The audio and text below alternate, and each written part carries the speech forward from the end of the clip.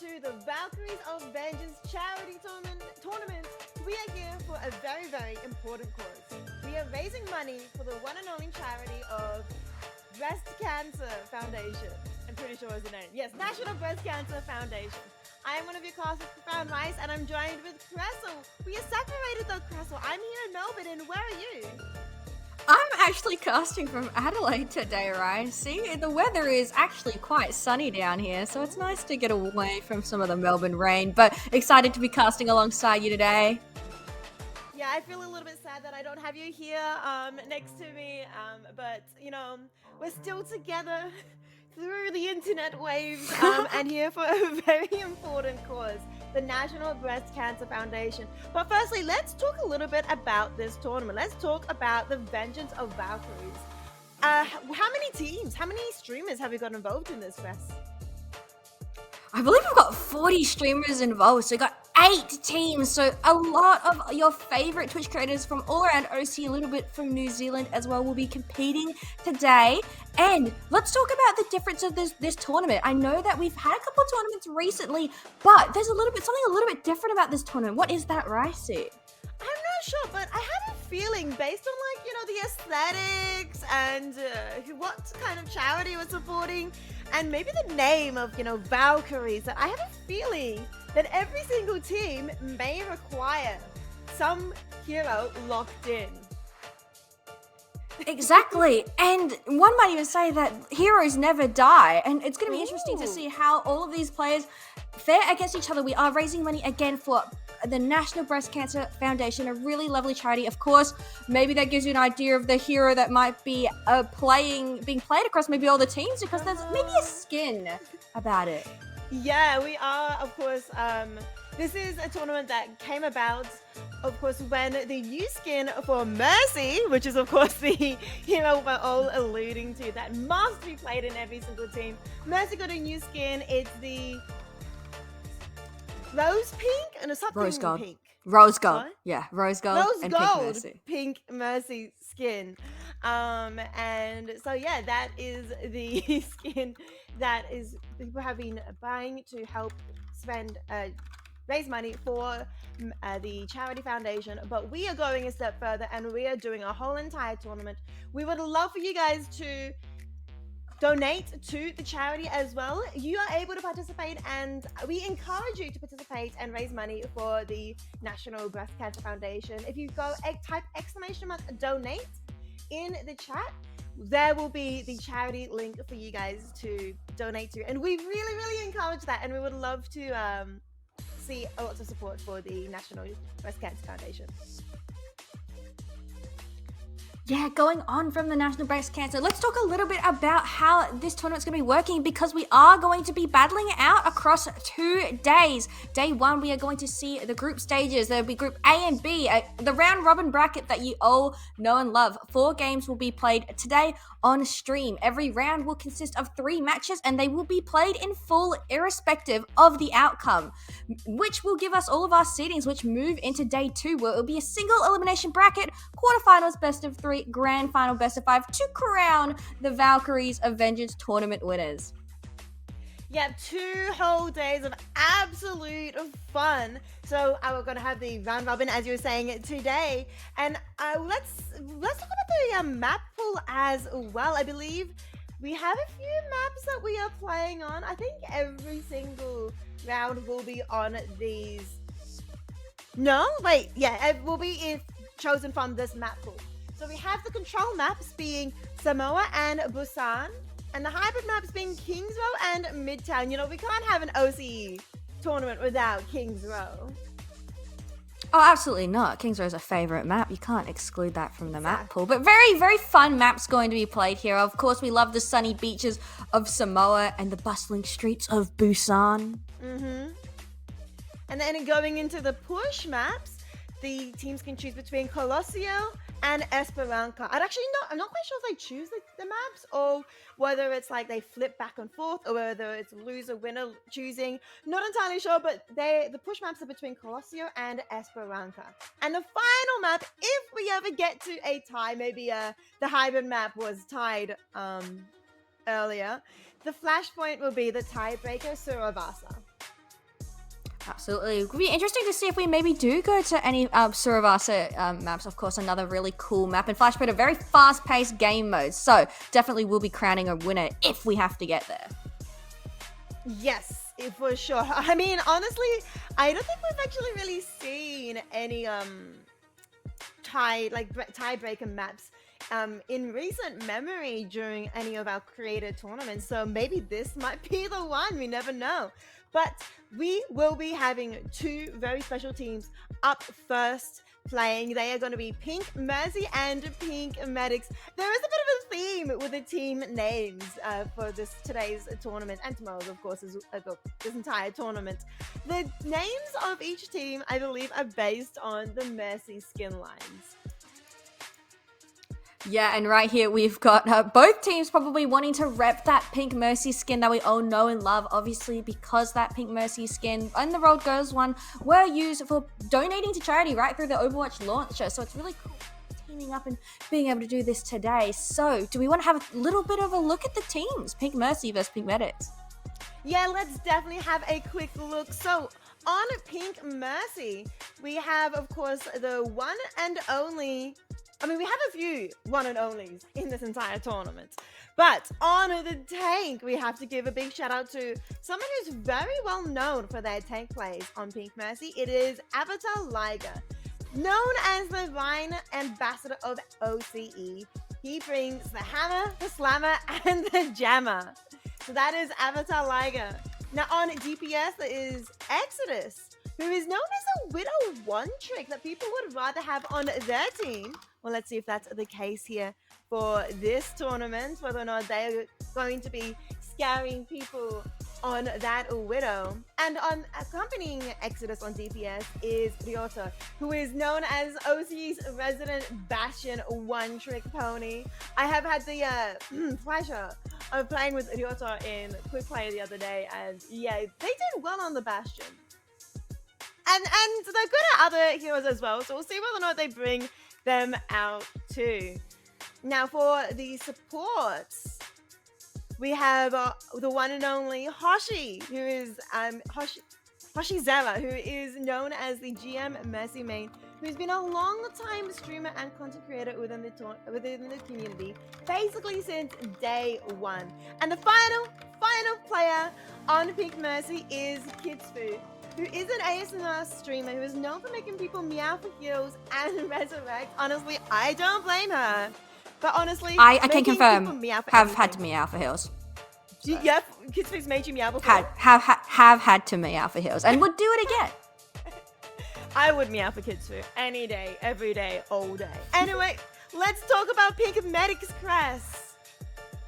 Yeah, absolutely. And moving on to the other side of Pink Medics, we have, firstly, on the tank, we have Lucy. Now, guys, you probably will have seen Lucy, who just recently competed on tank and did such a good job in a previous tournament we've had. And fun facts about Lucy is, streams Overwatch 2-3 times a week, lots of quick play, but has been getting on that competitive grind on the weekends. You know, you're warming up during the week and then you're getting on that competitive grind later. Fun fact, Lucy is also technically legally blind, so being able to play Overwatch, that's just really impressive because I can barely comprehend what's going on in Overwatch on my own, and being able to do that, it's just a nerf because Lucy is just too powerful without it. As well as, I don't know if you've seen, but Lucy's been doing so much for raising awareness for the National Breast Cancer Foundation. She has been putting out tweets pretty much every day this week with another fun fact about breast cancer and raising awareness, and I think had a really lovely story about a family member and their struggle with breast cancer as well. So please give it up for Lucy on the tank. As well as Lucy, we do actually have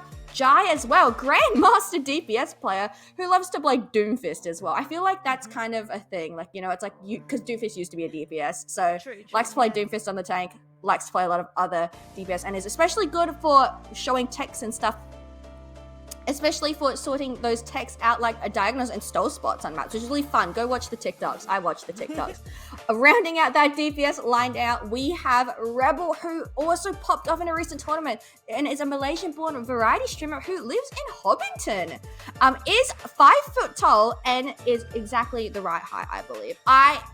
She is mostly known for being a gym rat, but also could do almost 100 kilograms of a deadlift. That is absolutely insane. I can barely pick up myself in the morning to get out of bed. So being able to grind to 100 kilograms. Exactly. And rounding out the team, we have a Loki, who is mostly known in the Overwatch community as somewhat of a Brigitte one-trick, but what some people don't know is that Loki has been playing Overwatch on console since December 2016, the inaugural year of Overwatch, until Season 9 of Overwatch 2.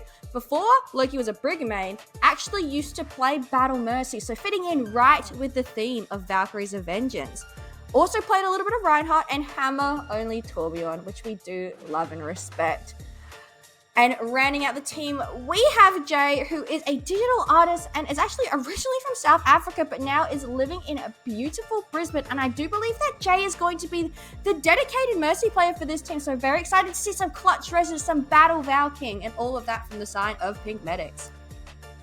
Yeah, very well-rounded teams. I mean, honestly, there are so many scary players on both of these teams. Like, I mean, Jai being a Grandmaster DPS sounds very scary, as well as, Exodus apparently being the scary Widow one trick.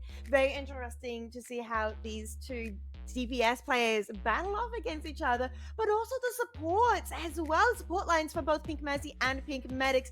These are some very long experienced support players coming out, who've been playing since 2016. Hoshizora since day one, and Loki, while may have been on the console queues, also playing since 2016. So very interesting to see how all this experience coming through.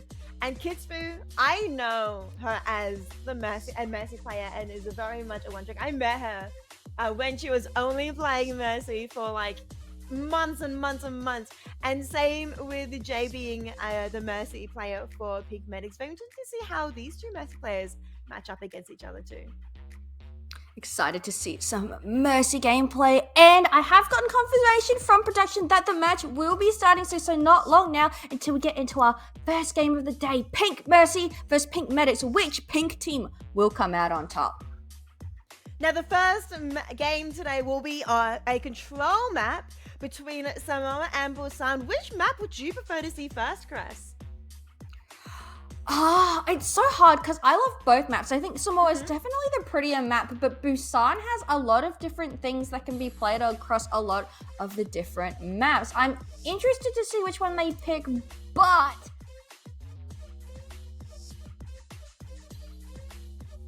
winter so far, so it might be nice to get to the beaches, do a little bit of a party, because we also do, again, have all of the lifeguard skins that have been coming out in Overwatch recently. We might be able to get, we do have a team called, I believe, Lifeguards later on that we'll be able to watch. So I hope that team will be running all Lifeguard skins, or at least as many as possible. Can we have a full team of Lifeguard skins? I think you can, because they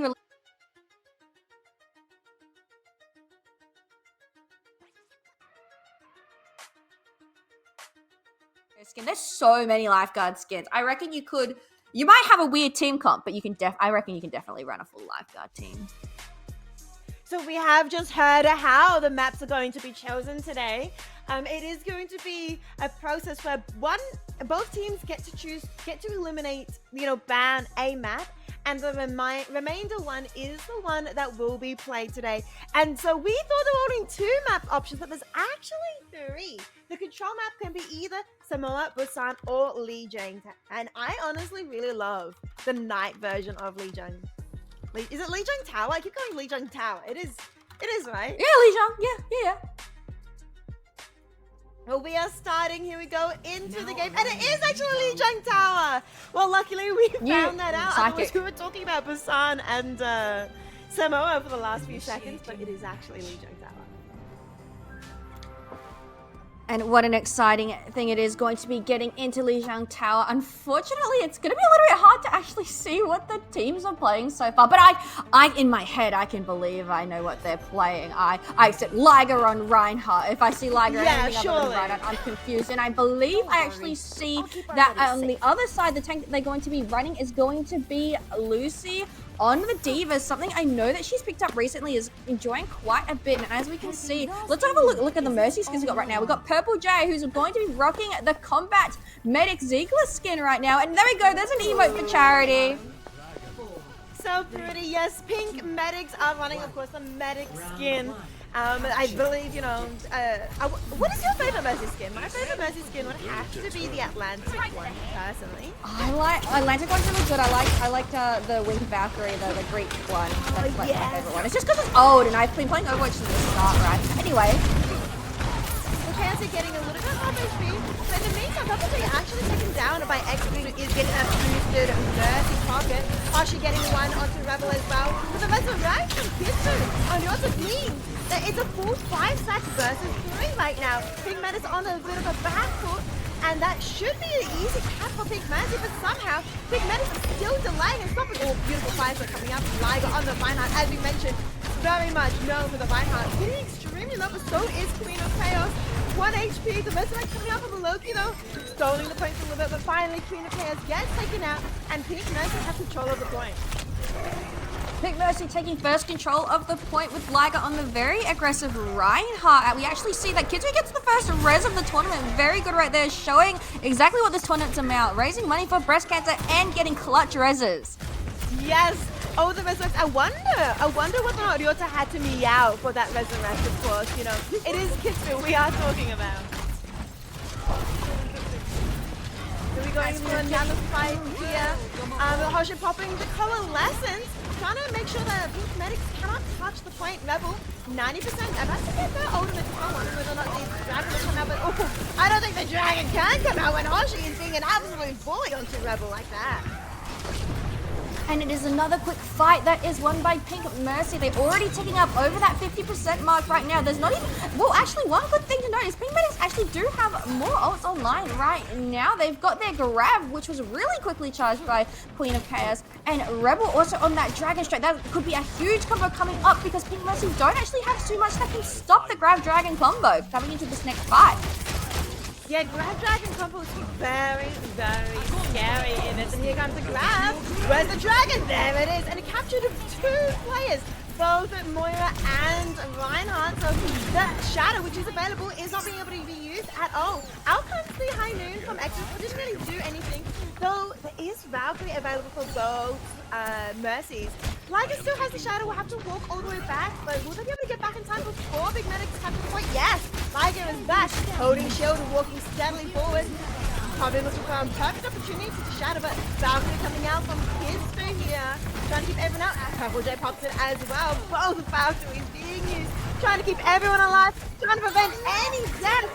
And of course, Mercy makes sure that heroes never die. And Liger though will be the first one to does use Shadow, but unfortunately doesn't manage to get anyone with it. And the point swings back to the Pink Medics.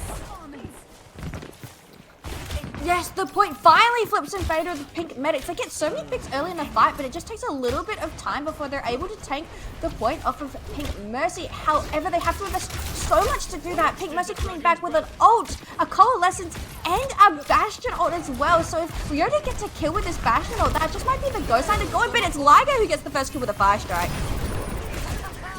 Yep, Liger getting one, and then Hoshi popping the Coalescence you mentioned earlier, getting another. Liger, ooh, pin! Hoshi getting a third. I think it's just a Hoshi Liger team right now going absolutely crazy. And we'll be able to bring the point back, and it's already at 99%. Can anyone from Pink Medics touch? No, they cannot, and so Pink Mercy will secure the first round in this map.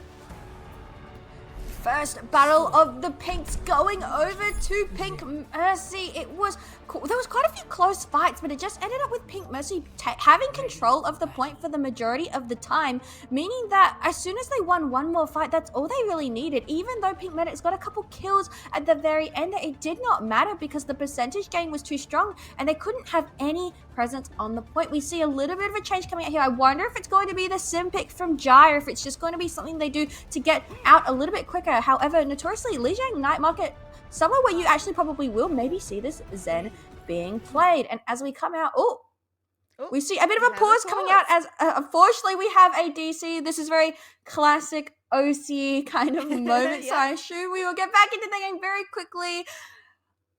What are we thinking so far, I see? Well, I'm thinking we are doing an absolute amazing job as a community. We have a goal of $1,500 for charity, and we're already at 840.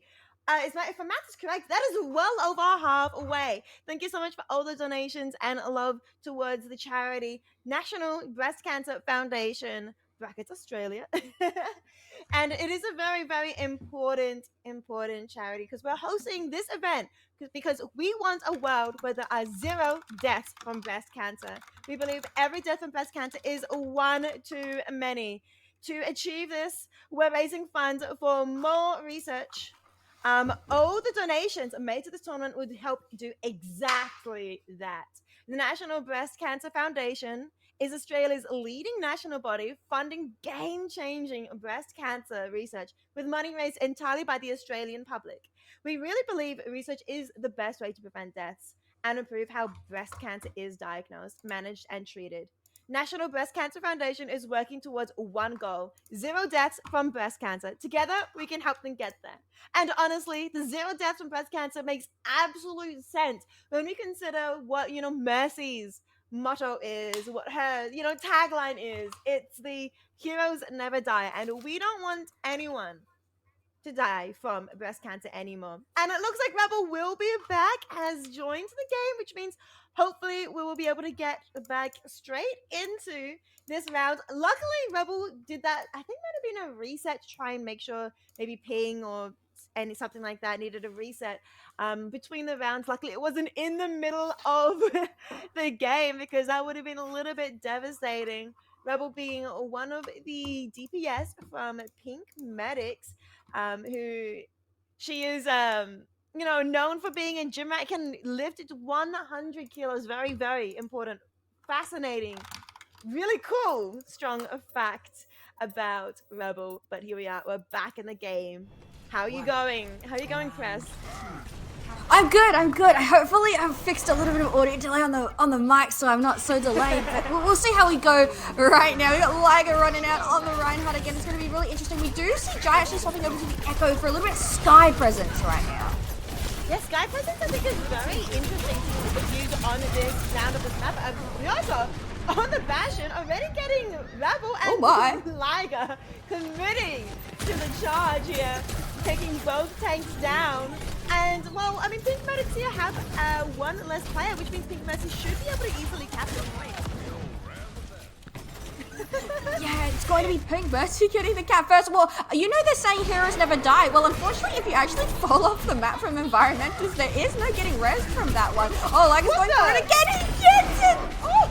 Liger is absolutely insane with those amazing charges, and it just means it's so hard for Pink Medics to walk through this choke point. They have to be very scared of this Reinhardt who will just easily charge you off the map. Surely he won't get another one. I feel like Liger's going for it, as many environmental kills as possible. Well, Queen of Chaos in the extreme low will be taken out by Exodus. I mean, that boosted Mercy pocket is very, very devastating on Exodus. Out comes the pocket from Giant Ninja, trying to copy the Cassidy, but without a Mercy pocket on their own, it's easily melted, and everyone is so low. The lamp from the Baptiste holds them on to dear life a little bit longer, but the High Noon secures the kill on Purple J, and without the Purple J, there is no res. Yeah, without Purple J, there is no res indeed, Ricey. And as we can see, it's getting a little bit dire, ticking up over 60%. For Pink Mercy, Pink Medics, you invest a lot of ults into that fight and don't get too much reward, whereas Pink Mercy still have both of their support ultimates up and ready to be used, but there's a little bit of a backtracking going on. Oh, he's been found out.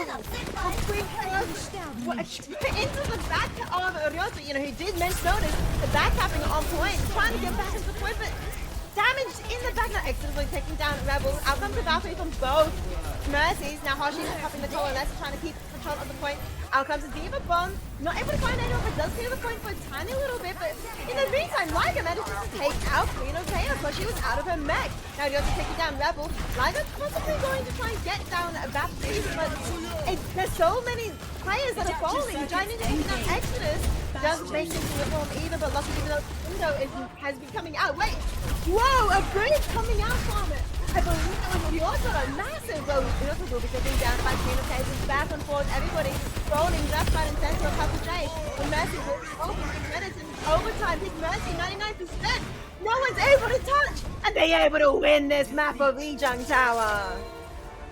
A dominant display of performance from Pink Mercy on Lijiang Tower. Just really strong combinations with like the Mercy just backing up the Bastion, but we actually see Hoshi get play of the game. Hey! We love it when a support gets play of the game. I remember this. Yeah, it's just coalescence. Going absolutely crazy here. And again, it felt like there was a little bit of back and forth, but it was mostly just Pink Mercy being able to capitalize a little bit more. It felt like for a lot of the time, Pink Medics were like they're throwing out their ults and they were just getting shut down. Like, it's so sad when you use your ultimate and then Liger just charges you off of a cliff and you lose it all. Yeah, no, like going absolute crazy with the Reinhardt charges.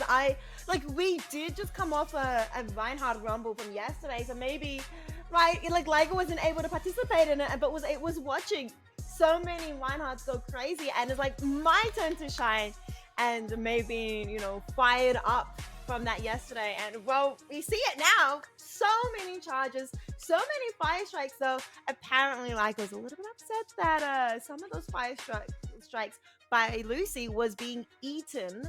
So a lot of them didn't land, as Lucy was having quite a full meal of the fire strikes. Got to eat a lot of fire strikes, but unfortunately you cannot defense matrix all of those charges. So I guess you take your wins with your losses, don't you? For sure. But congrats, for them winning the first map. Now we're heading into the second map, which will be a hybrid. The two teams have to choose between Kings Row, Midtown, and Eichenwald. Yeah, and when we look at this map choice. Yeah, I was gonna. We love Eichenwald. It's interesting because, again, whenever you talk about hybrid maps, you kind of assume that most people will kind of tend towards Kings Row because it is such a favorite. But I almost think that if you are a team like Pink Medics, the stuff you're going to ban is stuff like Kings Row. You do not want Liger running around on the Kings Row streets with not a lot of high ground that that people can play around to mitigate him. Whereas with Midtown and Eichenwald, you've got lots of high ground to play across those second points as well. If you're playing the D.Va, you'll be able to maybe avoid it a little bit better.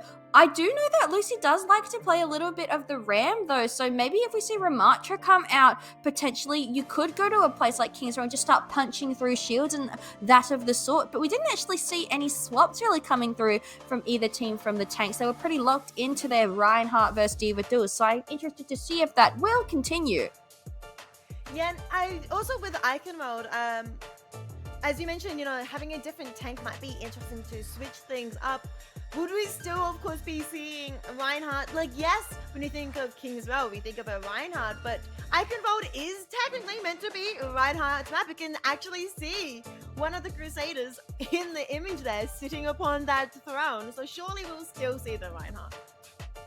Yeah, I feel like there's going to be quite a bit of efforts to try and convince Liger to not play Reinhardt, especially when we literally just had a Reinhardt tournament, and I think getting to flex that Rein Mythic that has just come out as well. Why wouldn't you play Reinhardt as much as you can? Well, I just saw the amount that we have raised so far, Chris. Can you see it as well? It's oh my goodness! 1,000. I know, $1,140.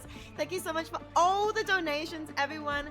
You guys are absolutely incredible, raising money for the one and only National Breast Cancer Foundation. We are striving towards 0 deaths from breast cancer, and your donations will help go towards the research to achieve that.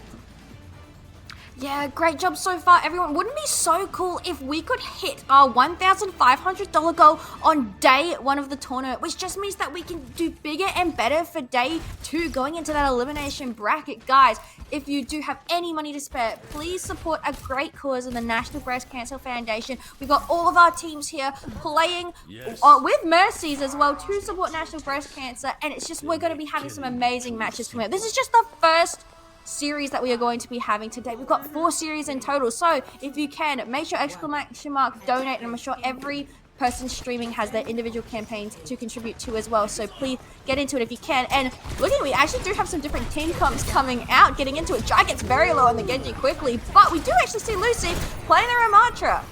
Yeah, you were mentioning Ramattra earlier, I'm pretty sure, so that's maybe she was listening to you. I was like, yes, I've got to do what Tress says here, but Ramattra's getting a little bit damaged. Doesn't get antis, which is pretty big, but Giant Ninja getting the pick onto Liger instead. And now, King Mercy are without their tank. But they are on attack, so they are able to just regroup and rethink the next push.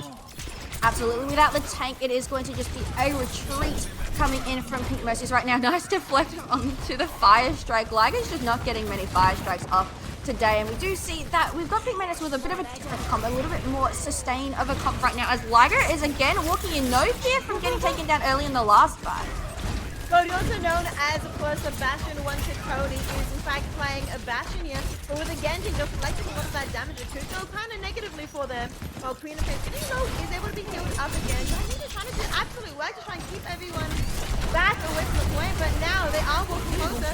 Out comes the damage from the Bastion, and the Dano onto Liger. The High Noon is the one that's playing the Life of Chaos, and Giant Ninja Valkyrie is being used by Purple J, but to no effect. Giant Ninja does get resurrected, and now it's only 3 people left on point, and the point is ticking up quite fast. And there we go, the payload has been unlocked. It was a pretty good hold from Pink Medics originally, but then you see that Hoshi built such a quick nano onto Liger, and they used that as distraction. I feel like everyone was just trying to kite from Liger, and then Exeter comes in with the 2 kills from the Dana, and that just opens the point right open for the Pink Mercy. Pink Medics having a bit of a swap right now. They've moved over to the Arista, which I do like because you can Javelin, Ryan, you can use your Fortify, eat. That way there's every opportunity to keep eating all of those fire strikes on the side of Liger. Poor Liger, never going to be able to get a 5-strike off, but interestingly, looks like we have the Blade available. Maybe they're trying to combo with the Kitsuna Rush, because Loki is about to get that as well. And also there is Dragon available. On the other hand, Pink Mercy only have the Valkyrie and maybe use Bastion ultimate, but Giant Ninja doesn't even need an ultimate to be able to deflect a kill onto Hoshizora. Liger though will take down Jai in revenge, but imagine dying to your own nade, Chris. Yeah, you don't actually see a lot of honor nades get deflected right there, so that's really interesting to see come out. Luke's getting really low, it just gets shattered. Liger's like, I will be moving this payload forward. I think just waited until Lucy had used all of the cooldowns, didn't have any golden left, so they're just walking forward right now. They're almost at the end of Street Spades as well. It might be one more contest coming out from Pink Medics, and they need to use some of these ults. They've had this Kitsune Rush and this Blade for a little bit, but they hadn't had the opportunity to use it. Might be an engage with the Dragon Strike right here to get them off at the point momentarily. Well, actually, it's going to be this combo with the Kitsune Rush and the Dragon. Interestingly, Blade is still not being used, but that is enough to stall the point for a little bit. That's what's going to pay. Maybe that's what they want to combo here. So here comes the Dragon Blade going after the Soldier, able to successfully now going after the Mercy, who is Valkyrie, but it's so hard to catch a flying Mercy. Another Mercy gonna win the Mercy! The favor. Kitsfu with the battle Valkyrie Mercy. You want regret. That is showing you how skilled some of these Mercy players are. It's a Dragon Blade and Genji versus a Valkyrie Mercy, and the Mercy comes out on top with those nice headshot kills. And Pink Medics do reclaim the point just before the end of B, but it took them so much to be able to defend this one, and now Pink Mercy coming back. They've got their Visor, they've got their Bastion as well. Liger is obviously going to have no fear charging in, and Exodus is on a good angle right now.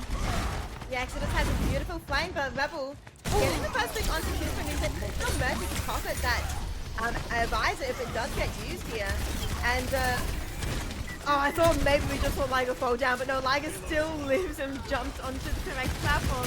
He's going quite aggressively. Liger actually pins Purple J, but will fall to Queen of Chaos.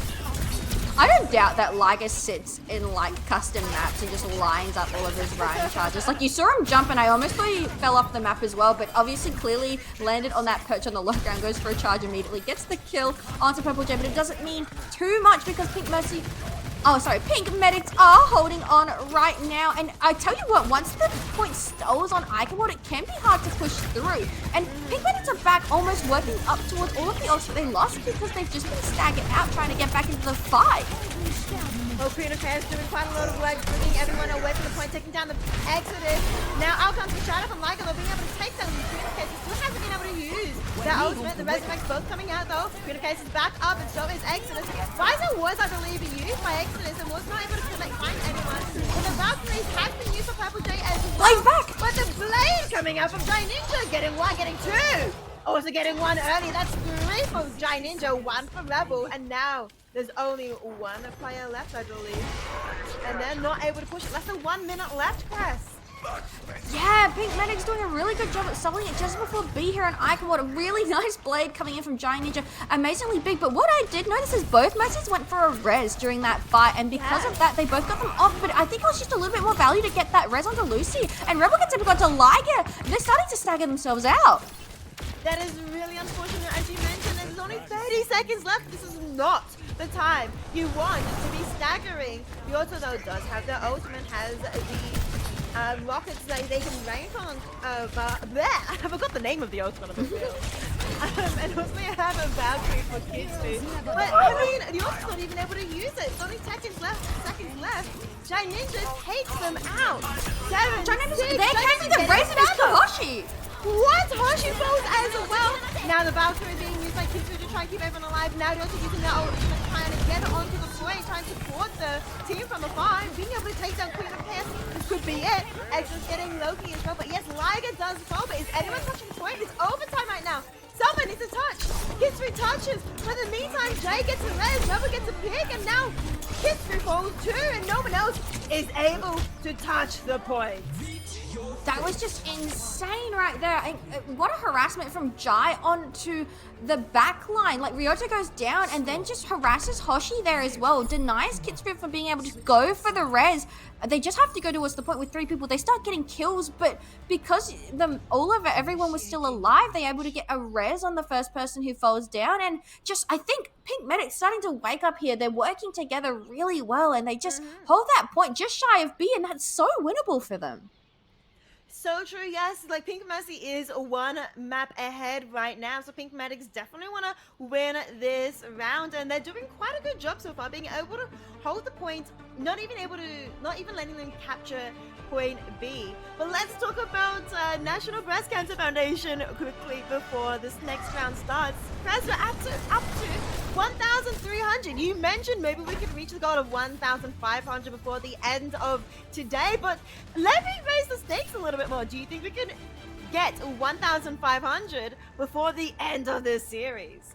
I almost believe that we can, Ricey. Everyone has done such a good job so far of coming out and raising money for the National Breast Cancer Foundation. Guys, this is Australia's leading national body funding game for game-changing breast cancer research, with money raised entirely by Australians. So please support all of your Aussie content creators right now and donate if you can. We are almost at our $1,500 goal, which was our goal for the weekend in the first series on day 1, which is absolutely insane. And every single dollar that you donate counts, and together we can get towards that goal of 0 deaths from breast cancer. Please help us get there. Let's get into the fight. Can Pink Medics get onto the board with a win on Icon World?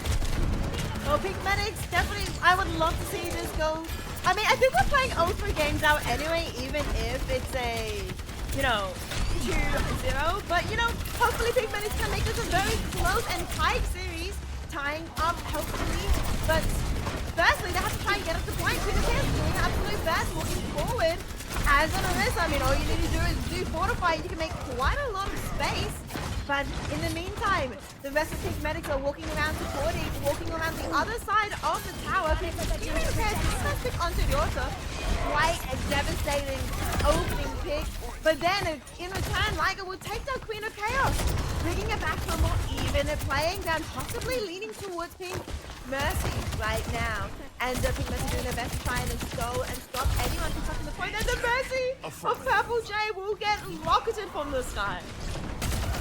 Yeah, and it sucks there because they do get the first pick, the Pink Medics, but they're unable to capitalize on the rest of it. Actually, there was a really nice nade from Hoshi, which onto both of the DPS of Pink Medics, which just made them have to retreat, and now they're just getting a little bit staggered out. They are going to have to regroup. However, there are going to be so many ults committed into this next fight. Both Valkyries are going to be online. DPS ults on 3 people on the team, and Liger very close to Shatter, but again, a well-timed golden from an Arissa can mitigate a lot of the Shatter damage. But however, Exodus takes out Purple Jay before the fight's even truly begun. Wow, that damage boosted Exodus. We've seen Exodus play the Cassidy now on the Soldier. Very, very scary. I mean, Soldier, they were on Soldier earlier as well. Exodus known as a Widow main, if I remember correctly. So that hit scan gameplay coming out quite easily here, but like trying to survive, but gets Nano. Out comes the play from Giant Ninja, taking the opportunity as well. Both Valkyrie is being popped, Nano out, so is the Visor as well. Visor doesn't find anyone. Though in the meantime, so many ultimates being used from Pink and Mercy. But in the meantime, Pink Medics still have 3 ultimates left. mean Shatter is still available for Liger, not being used just yet. Out comes the Dragon from Pigment trying to separate on the players, but the Shatter goes crazy, getting 3 members. Flashlight going down, shot going out, but only 1 member each rolling. Welcome DPS. Resurrect coming out onto Ninja. Pigmentics are up one. She's pretty much coming out too. And so much damage as Hoshi also falls down. Now Liger, where are your supports? Where are your backup? Doesn't matter, you don't need backup as Giant Ninja now falls, but Liger and Kitsfu will also fall. And the point A has been claimed by Pigmentics. Can we just tell Loki to take a bow right there? Because Liger got the Shatter, but I believe because the Suzu came out, I know that Suzu doesn't cleanse Shatter, but it still stops him from being charged. So, and as this all happens in the craziness of all of that fight, we have actually reached our donation goal already. $1,510 raised for the National Breast Cancer Foundation. Guys, take a big bow. Let's absolutely go. And we're only just beginning. There's so much Overwatch 2 to still be played. So true. Yes, we're not even finished with our first series. I mean, this is our second map, and you guys have already raised $1,500. Congratulations to all of you amazing people. And that is absolutely incredible. Breast cancer is we're striving towards a 0 death for breast cancer, but in the meantime, in game, Liger has actually fallen down to level, and Pigmentics are pushing forward. Now the auto also falls, and the payload hasn't been stopped by Pink Mercy just yet, though Exodus trying to hold on to their team, does take down Giant Ninja, the Resurrecto does eliminate all the work that they have done, and the point is just still moving. I mean, there's 2 minutes left, but they're moving so fast, guys. Absolutely, and Rebel's got this dragon that she can probably just chuck down the main choke and a lot of that. However, Jai does fall early in the game. They invest in Nana, but this might just be a fight. Medic just like, let's not invest too much into it because we can come out with more ultimates. Pink Mercy has used all of them right now. They do invest in Valkyrie, but that is okay. They do need to, I reckon, stop quickly because they've only got 1 minute and 50 seconds left, which means they probably only get 2 fights out of this. So they need to get out alive, but Pigmentics will have an ult advantage coming into the next fight. Pink Mercy have not a single person above 50% ult charge right now. You are completely right. Yes, Liger only at 45%, but Pigmentics have 2 ultimates and potentially a third, as Loki is already at 90% ultimate charge here. That does mean that Pigmentics here is possibly looking for securing this map, but Giant Ninja being able to take down Kitsfu so early. Yes, Giant Ninja was taken out too, but that is an easy res positioning for Purple J. And now Giant Ninja looking at Ryoto, who isn't outside of the top 4 now, but being able to get naded by Hoshi keeps them up for a little bit longer. So remember, 3 ultimates on the side of Pigmentics here. Rebel with the Dragon, and Kingdom Cares, Orisa ult, and Kitsfu Rush available. Here comes the first one, the Kitsfu Rush going out. I mean, Nano is so far away, still only, 10% away. Can anyone use anything to keep anyone alive? And out comes the Dragon Strike as well. Yeah, going 2, getting 3 members. And Big Mercy, no ultimates, no people alive, just Exodus from the back trying to be amazing, trying to do this miracle with a flank. But Pigmentics will claim Icon Mode. I was getting really nervous there because Pigmentics weren't pressing their ult buttons. I think they were just trying to get position. Really nice kill onto Kitsfu that Jai got early into that fight. Immediately goes down, but of course when you kill a Mercy, and your Mercy's still alive, you get that res, but oh my gosh, Hoshi was building that nano so quickly and I thought was going to get there, and if Hoshi built that nano to keep Liger alive, I think that could have been such a different story. An amazing dragon down the bridge, they couldn't stay there, and then we got Lucy getting the play of the game on the Orisa. What an amazing well, we've got a tied series and we've already reached our donation goal, Ricey. Yes, we reached our donation goal. That is absolutely amazing. $1,510 raised so far. Good job. Congrats to every single one of you guys for such a community effort from everyone. We are well on our way to trying to raise all this money for researching breast cancer to try and prevent any deaths from breast cancer. So thank you so much for all those amazing donations. But yeah, we have a tied series now, Crest. That's absolutely amazing. I mean, we were going to always play these 3 games out anyway, but now we have such a close series on our hands. And, you know, it's really interesting the different play styles that both of these teams have. We have, of course, the Liger play style, the Reinhardt, the very much centered around the Reinhardt. I mean, also the Bastion, and I think and the Bastion and the hit scan play. I mean, there's so many different elements from that team versus Pink Medics. No. Yes. Yes, they're the medics. Yes. With Lucy being the anchor of their team and their tank being able to play a lot more variety of tanks, bringing out the Diva, the Orisa, and the Ramatra. Yeah, I liked the new look from the Pink Medics, just getting onto, like, I think counters to Reinhardt, because you know that it's very likely that Liger is going to be running out on the Reinhardt. So playing those tank heroes like Ramatra and Orisa, it just mitigates a lot of the value that Liger's able to get. And he got significantly less charge kills off the map on World, especially because you only got to really play across the bridge to even have an attempt for getting those kills. And I just like how they swapped it out. I think Jai's swap onto the Genji was really good because it just meant that he could be more of a hassling role. He didn't end up having to do like a lot of DPS and a lot of that. He just had to harass that backline, and when Kitsfu dies early into the fight, you just lose that extra play, because there is so much value in being able to res someone back into the fight. And so even though Jai sometimes died going in for those engages, just getting res right back up by Jay, and I think that was really good. And it's a close series. I'm excited to see a series that the third map matters. Yeah, exactly. You know, the third map here does matter indeed. Runasapi is going to be the next one. It is our push map here, Runasapi, and well, it really comes down to this to see who will take this series. This is, of course, the group stage, and next tomorrow will be the playoffs to decide the seedings. But the group stage is very important. You want to have a high seeding so that you can go as far as possible in the playoffs tomorrow.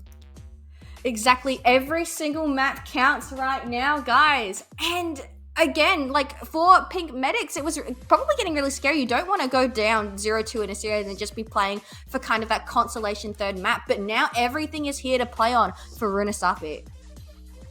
Runasapi is, of course, a push map, and we'll definitely be seeing Reinhardt and definitely be seeing Mercies as well. But what kind of tank would you be expecting here to verse against the probably Reinhardt, Mercy, Bastion, hit scan, and flex support combination? I expect it to be Orisa and Ramatra. I actually think Winston's really good on Runasapi, but I don't think that that's probably a hero that's so much in Lucy's repertoire.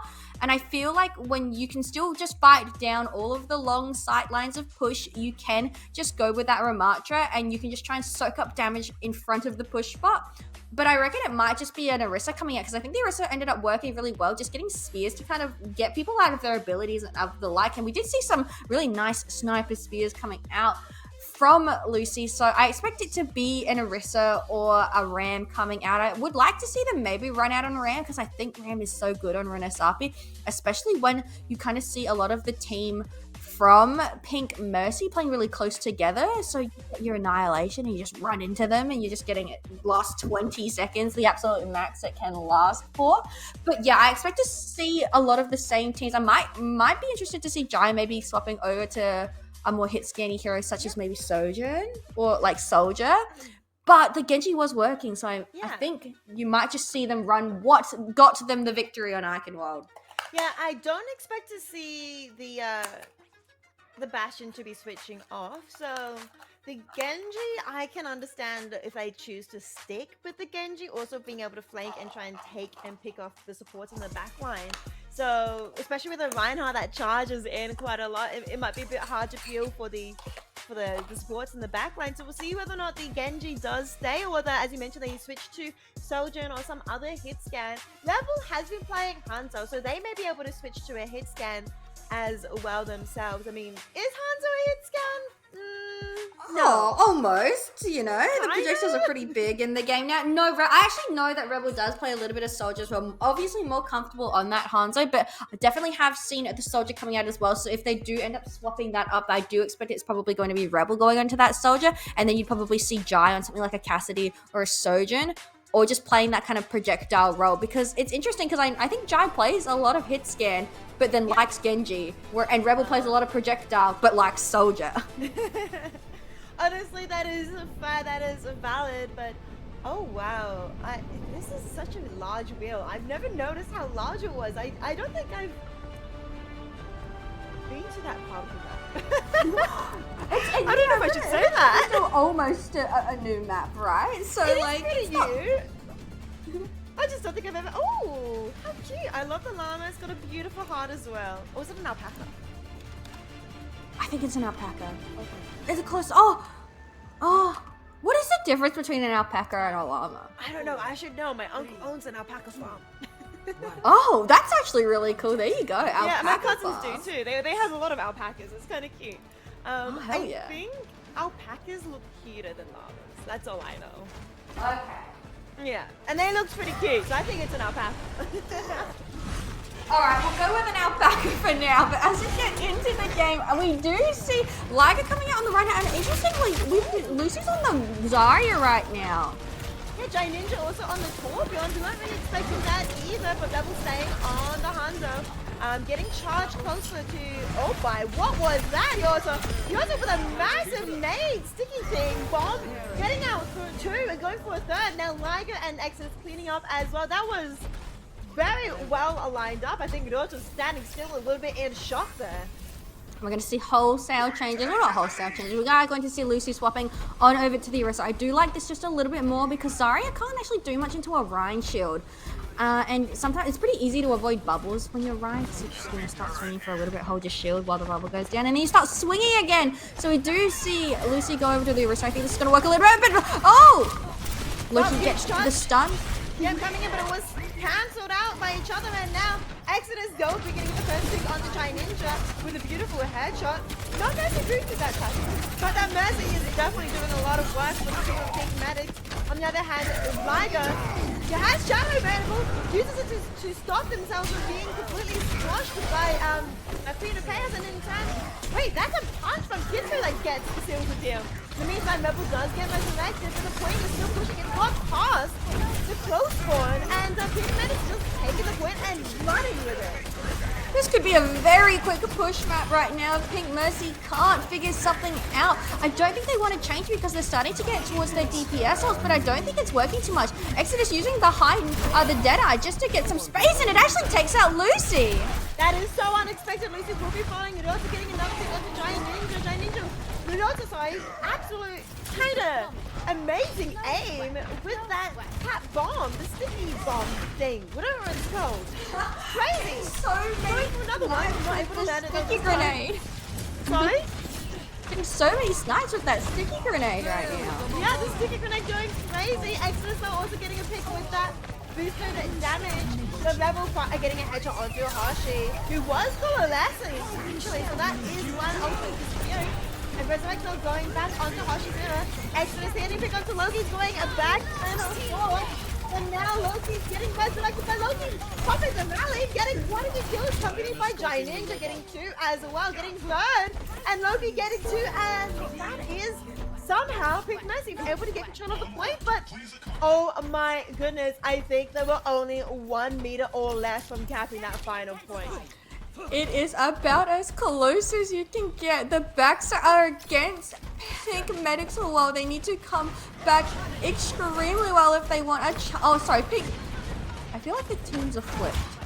Possibly, I have no idea. I think that, yeah, because I think Pink Mercy are winning. I think Pink Mercy are winning this right now. Yes, you're right. The teams are flipped. Pink Mercy is meant to be the one on the left. Okay, cool. I was just like, wait a minute. Okay, so Pink Medics need to come back, but they're starting to get picks right now, and they're winning at the center. But they're gonna have to win like another fight or two if they even want to get it towards their close ones. And Liger's running in. Rebel gets taken out, but Liger should eventually hopefully go down in a second here.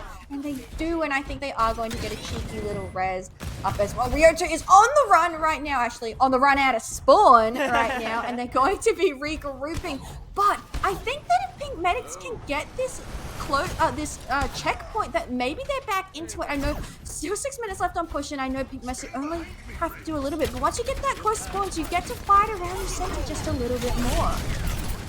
Yeah, 3 ultimates available for Pink Medic. No, Pink Mercy, they switched it around. Oh, good, thank you, Pink Mercy. And out comes the Crusaders, out comes, sorry, the slam, and also the combo though, with Ryota's ultimate as well, being able to secure the kill into Pink chaos. And at the point, the robot is just an attack in the hands of Pink Mercy.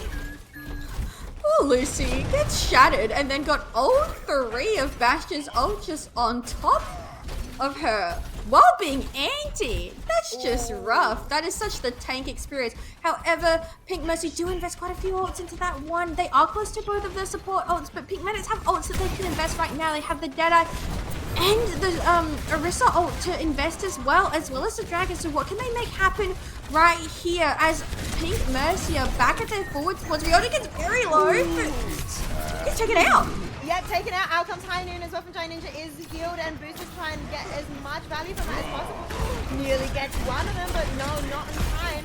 And now they're going hard onto Liger, who's half HP. I mean, Queen of Chaos does have the ultimate as well, possibly with the system. Now coming out first, Hoshi, Liger with a nano fire strike, picking out easily Loki GF, and Giant Ninja. Rise of Valkyrie being used by both Mercy.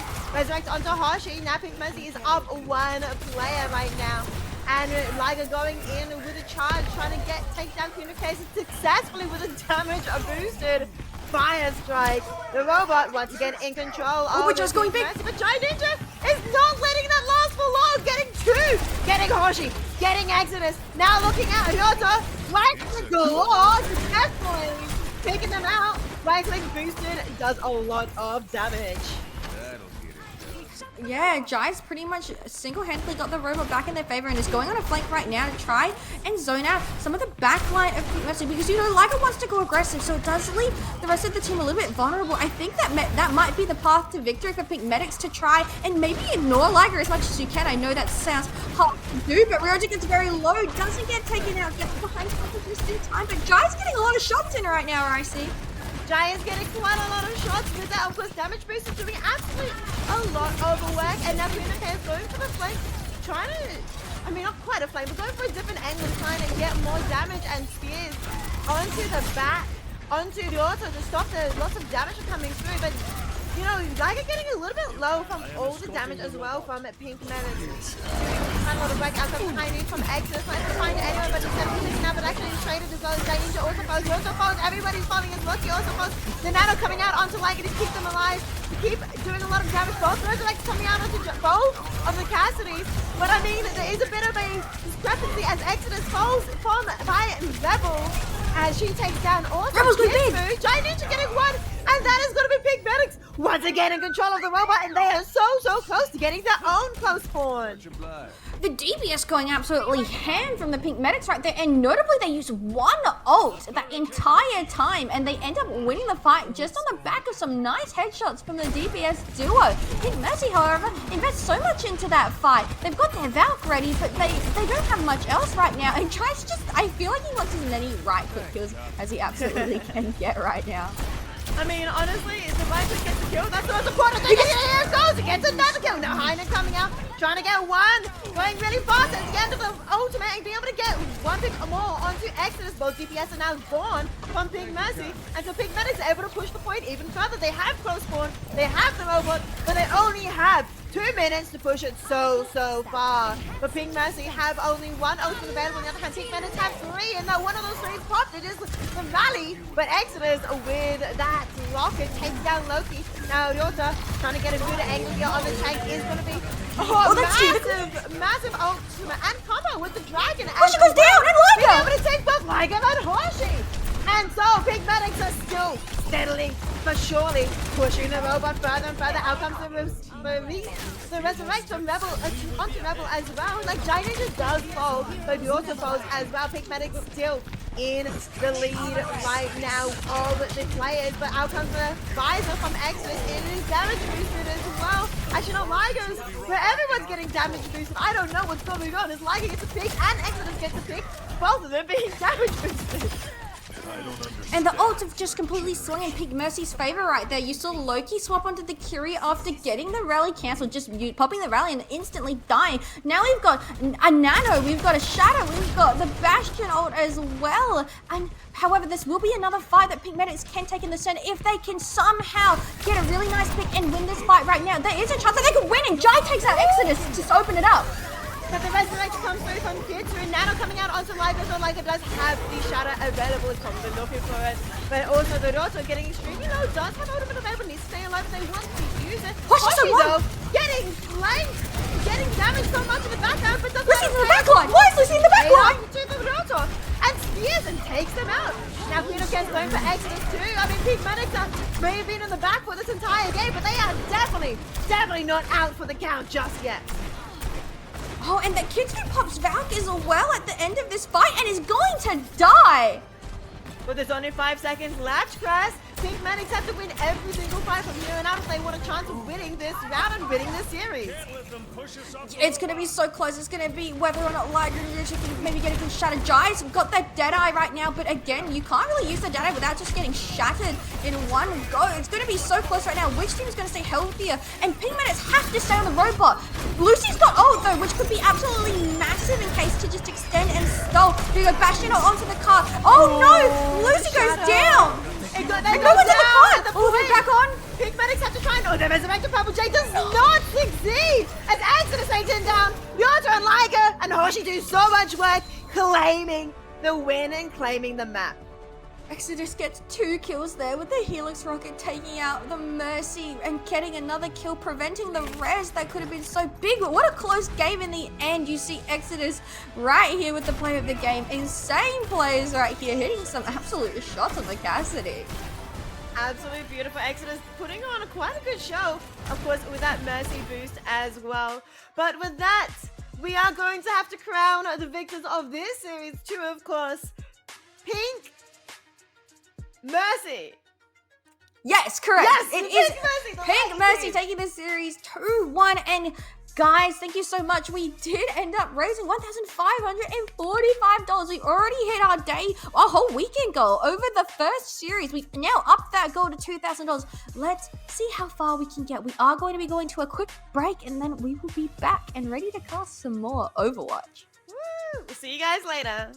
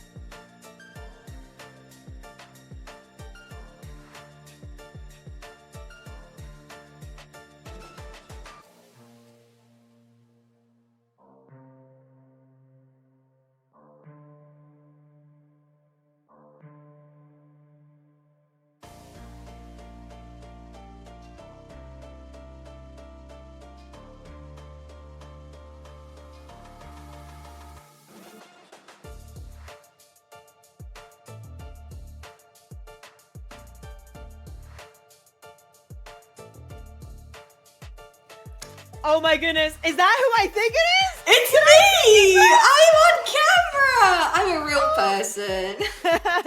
I haven't seen you in 2 days. Or maybe, I don't even know, is it 3 days? Like one day. It's too many. Too many days, but it's so lovely to see your beautiful face, and it's so good to be back here after the break here on the Valkyries of Vengeance, raising money for the National Breast Cancer Foundation.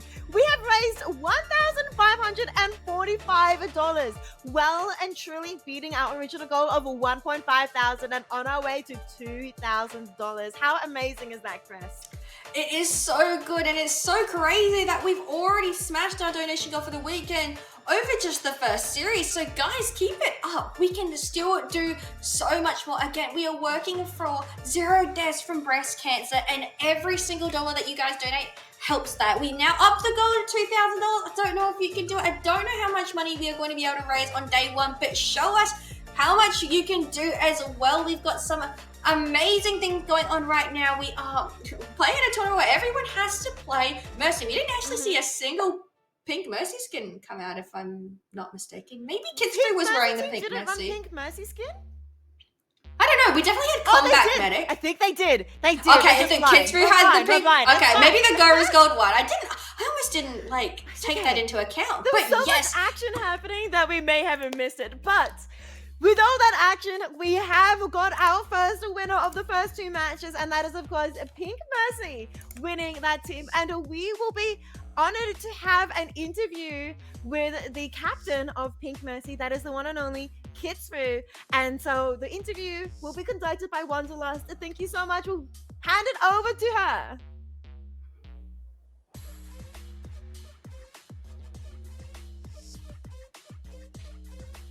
Hi. I am shaking and crying and having fun. That's how we're feeling. Oh, it was a very intense match, but it was very fun at the same time.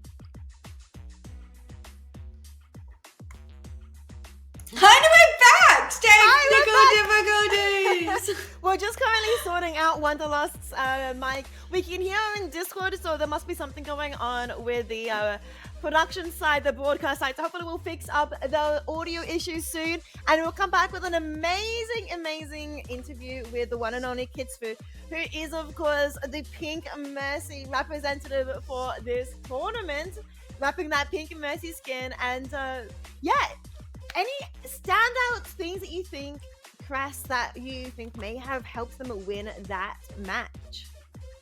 I think it was just, they were so cohesive. I think you come back from Icon World where you don't end up capping all the points and you may be feeling a bit shaky, but they came out guns blazing on that push map, pretty much pushing it to almost the end of Runasapi on their first push. And then it's the bit of the fight back from the Pink Medics, and you gotta give it to them for staying true to them. It was getting a little bit close at the end, but they knew they just had to win that one fight at the end right there, and everyone ended up clutching up. I want to give a big shout out to Exodus and I think Kitsfu, that duo of that soldier pocketed, soldier being pocketed by that Mercy, and it was just so much damage, and you could just see how well Exodus was tracking again on that Cassidy and on that soldier, and how many times it wasn't even the ultimate that ended up saving them. It was just raw tracking, aiming at the head, and it just, in that last fight, was definitely the reason they ended up coming out ahead there.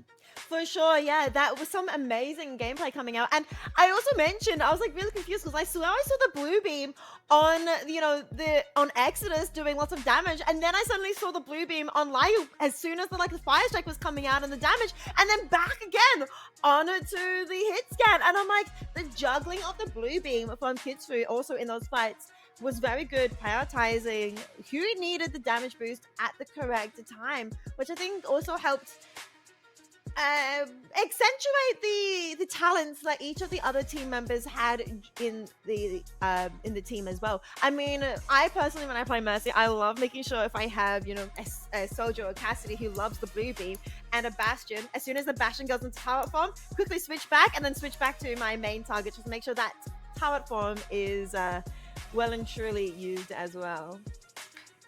Yes, and we are now, I believe, ready for the interview, so we will be going back to Wonder and Kitsfu, who are going to be conducting the post-game interview. Congratulations to the Team Pink Mercy taking the first win here on the stream. Make sure you guys keep donating down below. We've seen some amazing donations come through. We're getting towards that $2,000 goal. Okay, I am back. We're back. How do you feel about that game, Kits? It was very intense from a observer point of view. It was very intense from us as well. We were like all yelling at each other and like trying to win. It was very intense, but you know, it was fun. What do you think the game-winning play was? Oh, I don't know.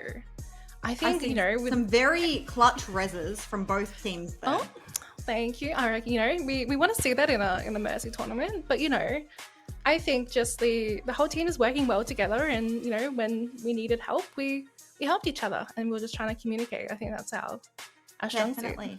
How confident are you and your team moving forward into this tournament? Very confident. Very confident. The most confident as I've ever been. You know, we're a strong team, but you know, I'm also very confident in the other teams. So I'm excited. Very excited. We hope to see you in the finals, Kits. I hope so, you know. Get those donos running and we'll see you in the finals. Thank you for your time. Thank you. Welcome. And we are back. What an amazing interview. What an amazing team, and what an amazing game they're coming out from the Pink and Mercy. We heard from, we heard from Kitsfu there about how she felt about winning, and as we heard from Wanderlust, hopefully we do see this amazing team in the finals. But we've got a lot of games to go through from today's bracket still, today's group stage still to go before we head into the finals tomorrow. So have to go through quite a few teams before hopefully making it to the finals. Absolutely, that was just the start. There is still 3 more rounds left to play for everyone so far. So just because you've taken the win right now, do not get complacent. You still have a lot of other Mercies to face, and I'm excited to see how they go, because that was a really good map, like a really good match just for the first part of the stream. Well, yeah, that was the first series. Really well done. And we raised over 1,500 in that first series alone, already reaching our goal. But don't stop here. We don't want to stop here. We want to keep going until breast cancer has 0 deaths. And to do that, we need to keep doing more research on breast cancer, preventative methods as well, to help make sure we achieve that goal. But we do, of course, have more matches to go, and we'll go to a short break here so we can start preparing for those matches. We'll see you guys soon.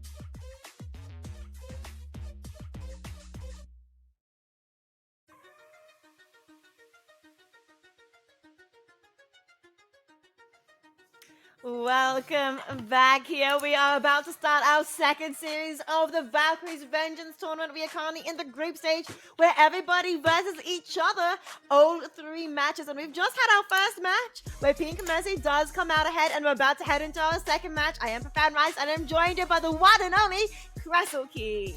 Yeah, guys, my name is Kresellekay, and I want to be the very best that I can be, and I didn't get to finish my icy poll, but that's okay. Because we have some exciting Overwatch coming up. Who's next?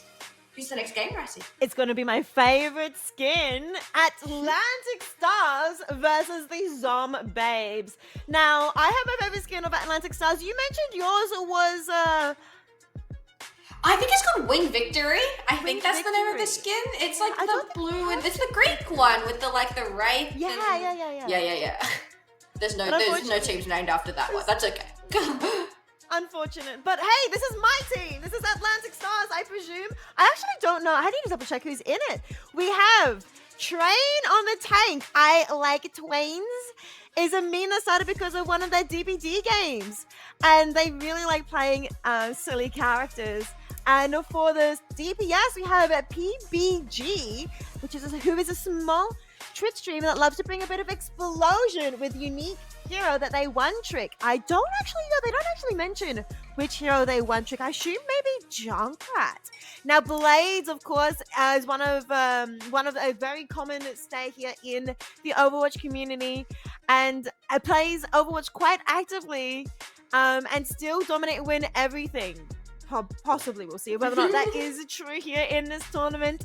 Jess is one of the supports, coming up as a filthy support main with over 1,260 hours in Overwatch. Let's see how those hours translate here. Hopefully, will help them gain some wins. And Nova, I believe, is the quote, brain dead Mercy one-trick pony of the team. Another short, beautiful streamer, 5'1" space VTuber who is easy to bully. So that is the Atlantic Stars team. Moving over to the other team that they will be versing today, it will be the Zom Babes, and the frontline former best venture player, quotation marks, is going to be on tank. It is going to be Gallus, who has actually played Overwatch on and off since 2016, has a very explosive personality on stream, and loves to put on a show.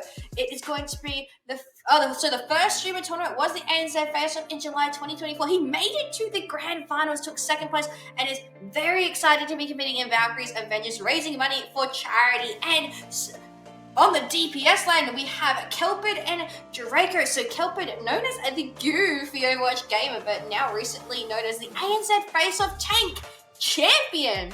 He loves bringing his positive energy and vibes to the games, and is really excited to be a part of another awesome OC event. This is again going to be really cool. Oh, we're not going to talk about. I'll quickly just say Eshri and Pi, love you both. Support on the support line, and Draco again as well. Big thumbs up. But we are seeing that our first map in the series is going to be Lijiang Tower. So going back to Lijiang. Yes, Lijiang Tower, we had that as the first map in our first series as well. Lijiang Tower has a lot of opportunities for these players to potentially play with some boops as well, with a lot of very pretty Lotus on the ground as well. We have 2 Barbers coming out. I mean, they should be having the Mercies as well, of course, accompanying those flowers, because it is a Mercy tournament. Not sure why they're hovering Lucio's at the moment. Maybe, are they allowed to do a little bit of a speed boost and then switch to Mercy? I'm not sure what the rules are for this tournament, but that is what they're both doing currently right now. Yeah, and we're seeing a little bit of some very different team comes from the first match coming out. We have, here we go. We have double Junker Queens. Oh, we got the tech. They're using, oh my god, both teams used Lucio to speed boost out and then swap to the Mercy. Is that technically not within the spirit of the game because they spent a second of the time not on Lucio? We're going to have to get a fact check on that one. But Kelpid already getting a kill, knocks Jess off of the map with the concussion blast. Yeah, no, I was wondering what they were doing with that Lucio, whether or not we'll have to double check the rules. But I mean, there is a Mercy, of course, in game. Both teams did it, so it is maybe fair. But the pharmacy that wins at the pharmacy battle is going to be Transcendent. But Kelpie does get resurrected. In the meantime, PG does get taken out as well. A little bit of a back and forth here.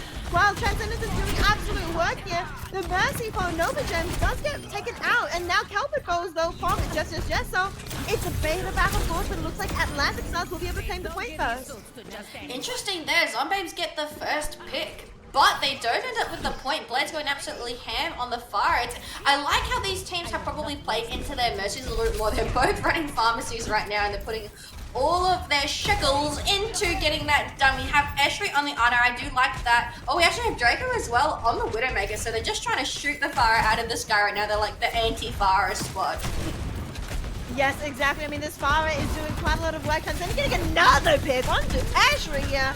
The Kelpie not able to take a pick of their own. Gets taken up by Runaway Train, who is on the Queen, the Jungle Queen. Transcendent getting a pick up on Draco, who is meant to be countering the Pharah, but no. The counter is the Transcendent Blades. We're seeing the swap back over to the Cassidy right now, and it's just a little bit hard. We do have Gallus working towards the... Actually, we have both Jungle Queens working towards the ults at a very similar pace right now. In fact, pretty much everyone is even on their ult charge. We actually see Eshri swapping over to the Kiri now, completely getting rid of that Ana. Maybe just trying to get in and out of fights a little bit quicker. Pi working towards that Valkyrie as well. Everyone's pretty even on their ult charge, except for the couple swaps we see come through. But Blades is getting so much damage just done in with those rockets right now. It's so hard for them to approach. Yeah, so much damage, and the ultimate both barrages are available, as you mentioned. I feel like Transcendent Blade is kind of looking for an opportunity going for the flank, potentially. Doing quite a lot of damage in the backline of Zombabes. But 4 ultimates, possibly 5 available soon for Atlantic Stars. I mean, PG Games has got another pick onto Phase Plank there, and is 96% on the way to the tire. And they've not used any ults so far, and they're at 90% of the point. I don't even know how many ults are actually going to end up being used before the game is over. There we go. Pi is going to be using that Valk early to get in, maybe to get a touching on the point, but she needs to be very careful because I know that Blades is lurking somewhere and he wants to use that. Oh no! Oh no! Well, there's all the ultimates being used now, but yeah, no one was able to touch from the side of Zombabes. That is 100% to 0 first round for Atlantic Stars, and that is quite a dominant performance. I think specifically as well from Transcendent Blades with the pharmacy there. Absolutely, Blades probably known very well for playing kind of those tank characters like Diva and Monkey, but right now putting an absolute clinic on that Pharah. You know, he came out confident from what he said in his little bio, but he must be feeling himself really well right now. And guys, I'm just looking at that donation as well. We are at 1.7k. We are getting pretty close to our 2,000 gold. Guys, if you haven't already, every single dollar counts. We are raising money for National Breast Cancer Foundation, specifically the Australian one, and we would absolutely love to smash our donation goal. So as we get into Control Center, unleash an exclamation mark donate towards the charity. We've got all of your favorite OCS streamers competing as we have Draco games swinging the axe at each other. They are indeed, but in the back line we have the Sombra falling to the pharmacy. The Resurrect coming through onto PG Games as well. The Atlantic Stars are so many players. Just does fall, but I mean, Blaze just getting another pick onto Pi, and Faceland getting one though onto PG Games. It's a little bit back and forth, but Atlantic Stars actually falling now one by one as Faceland getting 2 picks now. And Zombabes, for the first time in this series, in this game so far, is now in control of the point. Zombabes finally getting control of the point for the first time, like you said, Rarisi, and we do see a little bit of an interesting comp right now. We have a Sombra Tracer harassing in the backline kind of comp. I like that as well because maybe if you get hacked onto someone like Jess or Nova, you take them out of the fight and then there's just less supports to support, you know, Blades who's going ham and PBG Games. So we'll see what's able to be done, but like Blades is so scary on this fire, hitting all of these direct rockets, but they are slow to get to the point. Gal's getting really low. Getting very, very low, but they are able to keep facing up a little bit, but out comes the map. Getting to 2, maybe 3 players. It's a 4, actually. Beautiful. 4, you're saying. I saw all the antis come out, and I thought it almost got no one because it was on 1 health, but then then I believe he actually killed someone with the rampage, and then there was 4 other people, so he must have just absolutely clipped the diagonal perfectly. Must have been watching the Giant Ninja TikToks on that one. But absolutely insane, and I reckon we might see that, like, maybe as a player of the game replay, but getting so low and being able to stay alive right there. Over 50% of this capture point ticking up in favor of Zombabes, and they only had to invest that rampage. No, you're completely right. Yeah, that rampage was absolutely like dominating performance, being able to do so much in just one ultimate. And now they have so many more ultimates coming up soon. Those bombs, the tracer bombs sticking onto Transcendent Blade. Now Kelper getting a pick also onto the tank runaway train. And that's going to be 2 down, 78% onto the point. 80% now. I mean, Zombabes may be able to get this round, making it more even. Kelper getting another pick onto PG Games. Out comes the Transcendent Blades rocket, but it's only able to get just high. Now also comes the reckoning from the runaway train this time. Only able to get just the tank, but the tank is able to stay alive with the support of the team. And the resurrect coming out to Transcendent Blades may be able to make things more even as Kelper also falls too. Runaway train, PPG Games falls. And now the point flipped. The game is not over just yet. Absolutely, Atlantic Stars getting the flip in their favor, investing a couple of ults to do so. However, they still have their Junkrat tire and the Coalescence. Honestly, you get you use an aggressive tire here, maybe. You get 1 pick, and that's 1 fight, 1 again, and you start working up towards the rest of the ult. However, Kelpid on the other side does have that Sombra EMP, which could just be used to take. They only need to win 1 fight, right? I see. And Draco's coming up to Pulse mode as well. They have so many ults coming up. If they just get a really good Sombra EMP, they can just invest ults and they can win. Here we go. The EMP is coming out. It connects onto 2 people, both people with ults. Lots of abilities being used here, but it doesn't matter. Even though the EMP was used, BGB Games runaway train to take out Draco, and Face Tank now falls too. This is the fight that they were hoping to win, but yeah, unfortunately, just even though the was a fairly good EMP, it just wasn't enough. Yeah, and in fact, maybe you could say the EMP was bad because it meant that Jess and PVG Games didn't use their ults and they've still got it for the next fight. It's going to be interesting to see if maybe Draco can get a pulse bomb stick onto someone. Oh, Gallus going in, getting low, has the rampage. Will he use it? Low turn. Nice anti coming out. Yeah, anti coming out, getting quite a few, but then PG Games with the tire, getting 2.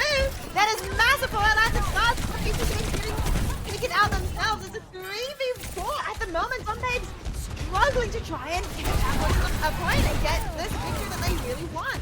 Now Atlantic Stars are currently on 80%, 79 to 80, and they are on their way to potentially winning this first match. Oh no, they're getting staggered out as well. I don't even know if they're going to be able to touch this one, right? See, they lose people very late into the fight. 90% digging up from Atlantic Star. There might have to be a bit of a rush touch. Maybe is the Tracer even behind? I don't think so. 95%, and no one's through the doorway yet. Draco goes down. Kelford is going to die there, and I think that's going to be it. Someone gets a touch. Someone is able to get a touch, but it's not going to be able to be for long. And there it is, 100%. It is going to be claimed by the Atlantic Stars. Wow, Zombabes almost get that second map, forcing it onto a 3rd round of Li Xiang. However, it's just not enough. Atlantic Stars get it all done. And hey, this is Gallus' play of the game where we think it gets almost no one with the ult. But let's actually see what happens here. It goes down to 30 HP. And just, oh my god, just flushes it right now. So they don't win the map, but ends up being such a nice Junker Queen ult. That was a massive Joker Queen ult, and it did so much work. And while we did see the Zombabes bring a really good fight there in that second point, and I honestly thought they could be able to take it to, the 3rd point, Atlantic Stars were able to regroup and do really well to try and get that point back, and had a very, very solid defense to keep it the entire time. Yeah, ended up holding that one really well. I think they just came together as a team quite well. And yeah, PPJ getting that pick onto both supports with the 1 tire pretty much sealed the deal right there. Like, such a good value Junkrat. Oh, was holding it for a while, but hey, if you're going to be able to pick off 2 supports like that, might as well hold it. No, exactly. That tire was massive as well. Lots of ultimates being used very optimally from the side of Atlantic Stars to be able to regain that point and stay in control. And they are, 1 map down. It is a map, 3 maps, and they have already won 1 and are in the lead in this series. They will be going now next into a hybrid map, choosing between Kings Row, Midtown, and Icon Road. Yeah, it'll be interesting, I think, again, to see what they end up picking. I almost think that it will be Kings Row or Midtown if they both want to be, if Gallus and Train want to both be playing this Junker Queen that we saw them both play on, I think, every single, map. They didn't swap off, both playing that Junker Queen mirror. It's interesting to see, but while we do get into what maps they're picking, we should talk about the sponsor of today's charity tournament. While we are raising money for the National Breast Cancer Foundation, we are lovingly supported by Quokka Mousepads. Darcy, do you want to tell us a little bit more about Quokka Mousepads? Of course, Quokka Mousepad is your ultimate destination for premium custom-designed mousepads and player mats, ideal for both gamers and office professionals. What sets Quokka Mousepads apart? The mouse pads are completely customizable. You have the freedom to select your preferred image and even adjust the thickness of the mouse pad from a selection of 19 different sizes. Level up your desk setup with Quokka mouse pads. So a big thank you to the one and only Quokka mouse pads for sponsoring this event and generously offering two $50 gift cards, one for the tournament's standout MVP player and another for one of you guys, one of the chat participants.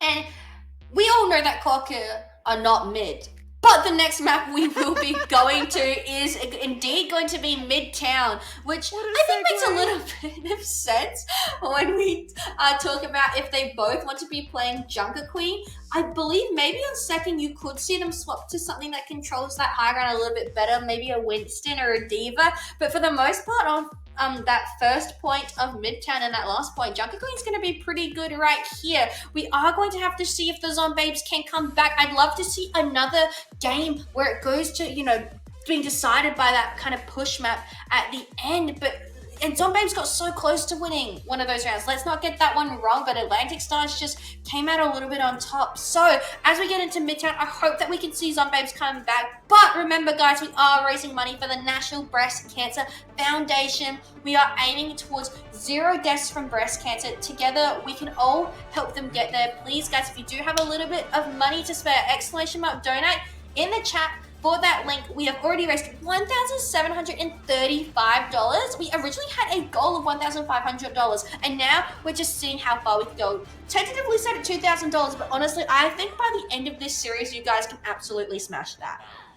I agreed, completely agreed. I mean, we're doing so well. We're already at $1,735. I mean, only $265 away. I think that's very, very possible. I think that's extremely gettable. That's only a couple people donating $10 or so. So please get in there if you have, any extra lunch money you didn't use this week on work. Or maybe you can go without a coffee for one day of work. We shall see. But we've got Pie and, Kelpin's sitting on this high ground up here, but oh no, because Pie's sitting up there, Draco ends up going down. Blade's getting the kill on the Widow very early into the fight, and I don't know if a res is going to be happening. Everyone is actually so low. Blade takes down Pie, and I guess this man had a right to be confident because he's killed 3 people already. Yeah, I mean, we've seen Atlantic Stars I think Zombabes here going double hit scan, and so to try and counter the Transcendent Blades, the pharmacy, and it's just not enough. Blade's going absolutely ham right there. Only has 50% of the ult charge, but just so much damage. I actually didn't even notice because I was looking at Blade so much that they've got a ram on the side of Atlantic Stars as well, but all the focus was just on Blades right there, showing that Actually getting extremely low, and Runaway Train will be able to take out easy target here, which does mean that Atlantic Stars are able to just keep pushing the point quite far. As that point continues to be pushed without even being stopped for a second right now. Hold on. We're a little bit out of sync. So,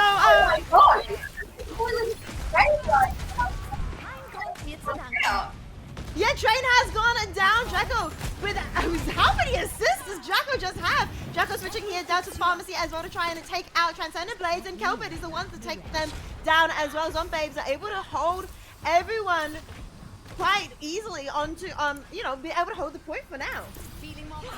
They end up holding the point now, but 4 minutes and 30 seconds is no slouch on the time back right now for Atlantic Stars. They're coming back. They're going to have ultimates to use, but in fact, so will Zombabes. I feel like this is going to be a fight where we might see both teams drop pretty close to all of their ultimates, and it's going to be on which team gets more value out of them. It's so hard though because like, Train can't get.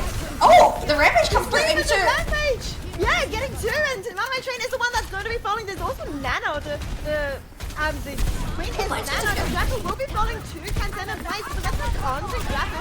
Maybe able to turn the fight around. Draco does have the Barrage available, and so does Transcendent Blades. Yeah, we see the Nano and the Rampage used on the side of Train and Esri, and they do get that one pick. It does get rezzed up, and I think it's just a reset. Atlantic Stars don't commit too much, but Blades goes down early in the fight. Draco's like, okay, fine, I'll fight you on fire.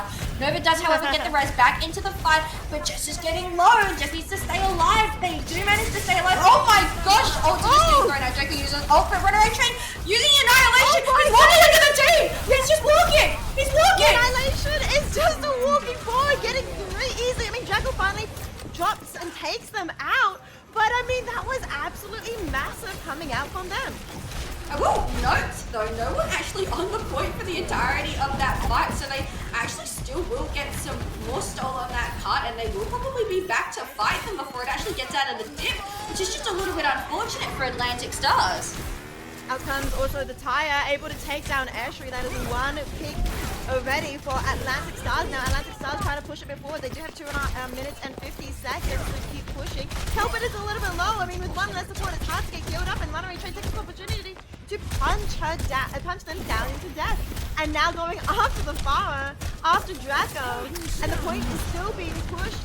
Out comes the Nano of the Valkyrie farmer of Novagemz, being able to kill the rest of the team, but Jess in the meantime has fallen. It's a lot of ultimates being used, as now Rampage is being just like easy target to try and Really nice them. Rampage. And that's a massive one, as you said. Two both being taken out, now easy target taking out the games as well. I mean, Zombabes, they'll be able to stop the Atlantic Stars once again. Yeah, absolutely. Draco gets the kill at the very end onto Nova, and that's definitely a reset coming in from Atlantic Stars. And their time bank that once was 4 minutes is whittling below 2 minutes now as well. Zombabes as well got so many ultimates to spare. We actually did see Train swap onto the Doomfist, but I don't know how much value it's unfortunately been getting, because now it just leaves the rest of the team a little bit more free as the Doom goes on these really aggressive dives right now. We're going to have to see if it works out for them, but Blades also holding onto this barrage for quite some time now. That is true. I mean, the barrage is available, but it's the only one available for Transcendent Blade.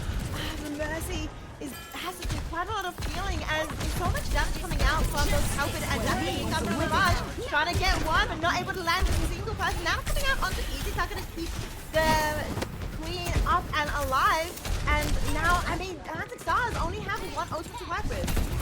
Yeah, they're just holding onto this coalescence right now, but however, Blades gets a kill, Train goes in, there you go, doesn't even need the ult, ends up getting the kills without the ultimate round. Pie's got that pistol out right now, but I don't know how well it is going to be, but no one's on the payload again. Guys, come on, Atlantic Stars, on the payload, thank you. They're on the payload and they're pushing it, and as in early, they managed to get so many members as well, and Zombabes to try and hold on for best they can. Mercy nearly getting quite low. Type of fight, both of the Mercies. Novagemz, both of them will be falling here on the point, but Esri getting a pick onto PB Games does make things a little bit better for the side of Zombabes. Now he's tagging in to Jess. Meteor Strike coming out from Runaway Trains, but there's no one else on the point on the side of Atlantic. Yeah, absolutely, just using that Meteor Strike to get out, which is pretty classic. Like, I think a lot of Dooms end up doing that these days.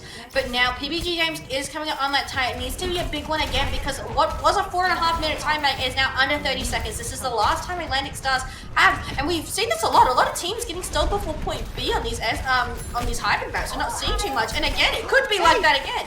Hang on, there's a pick already onto Transcendent Blades. Now Kelpid also falls, but is going to be resurrected by Pi, but Easy Target falls in Zombies, trying to hold down the point, but so many of them are being picked off right now, and Atlantic Stars able to move the point. It is overtime, 0 seconds left, and they are on the point, and it is moving very slowly, but Draco is really low.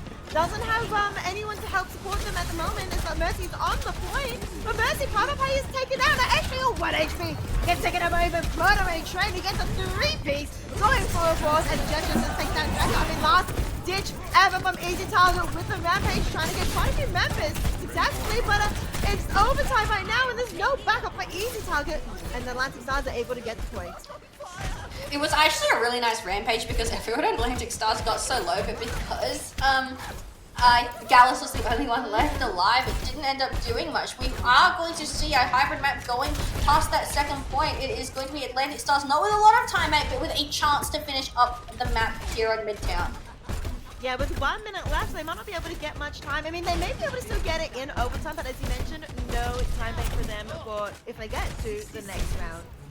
Absolutely, Blade's back with that barrage. We're going to see if maybe he can use it a little bit quicker than the last one right here. However, I feel like Ashtray's just done a really good job of like narrowing the target that gets kind of low with the barrage, and then Blade just dies instantly. There's been some amazing healing coming out from the side of Ashtray. Oh, doing so much to try and keep Gallus alive, but unfortunately I think the Nano ends up going on to Draco instead. Yeah, Nano's on to Draco, but Draco does have the barrage, probably looking for an angle to use it here, but Pi gets the resurrect onto Easy Target. Bringing back the tank, and now there's only 30 seconds left on the clock. Valkyries also used by Zombie here as well. But Palpate is the one to get the pick onto Transcendent Blades, which means that Atlantic Stars are down on the resurrect does come through. And now Draco getting a bit of a hide here, maybe looking for an angle, but no Mercy attached right now, and it's a half HP. But there we go, getting healed. But the Meteor Strike goes onto the tank, onto Easy Target, half HP, trying to survive, trying to keep living. Only ultimate available for Zombies is the play of here's the barrage. Draco getting taken out though. Taking out Transcendent Blades and using the barrage for themselves, taking up PvP games, Kelpid Bowls as well. Now Jazz Bowls is going back and forth, but Atlantic Stars are trying their best to keep pushing. They do still have a slight advantage of it now, but this corner's right there, and Draco has another double pick, getting 2 more. And it's overtime. Runaway Tracer is the last one left, and they will be taken out by Draco. And now the Tracer trying to do their best to touch, but not able to. That will be where Atlantic Stars last stand. It is a hold just before that final corner of Midtown, but if you are Atlantic Stars, you still feel like you can win this map because Midtown is notoriously a very hard map to push all the way to the end, and as you can see, that is about as far as the cart has traveled. Atlantic Stars probably going to want to be trying a full hold here, but again, you saw how much time they had going into point B and how they don't even finish the map right there. They're hoping that they can maybe replicate that, but Zombabe's got to be feeling good about being able to hold them. Yeah, Zombabe's really did a good job of holding them right there. I think it's possibly Zombabe's might be looking towards taking this win here. They are 1 map down, and Atlantic Stars has 1 map up, so they probably want to tie up the series for a chance of winning, the series. Yeah, Zombies really want to tie this one up, so of course they're going to try their best, and I feel like it was definitely a better performance from them.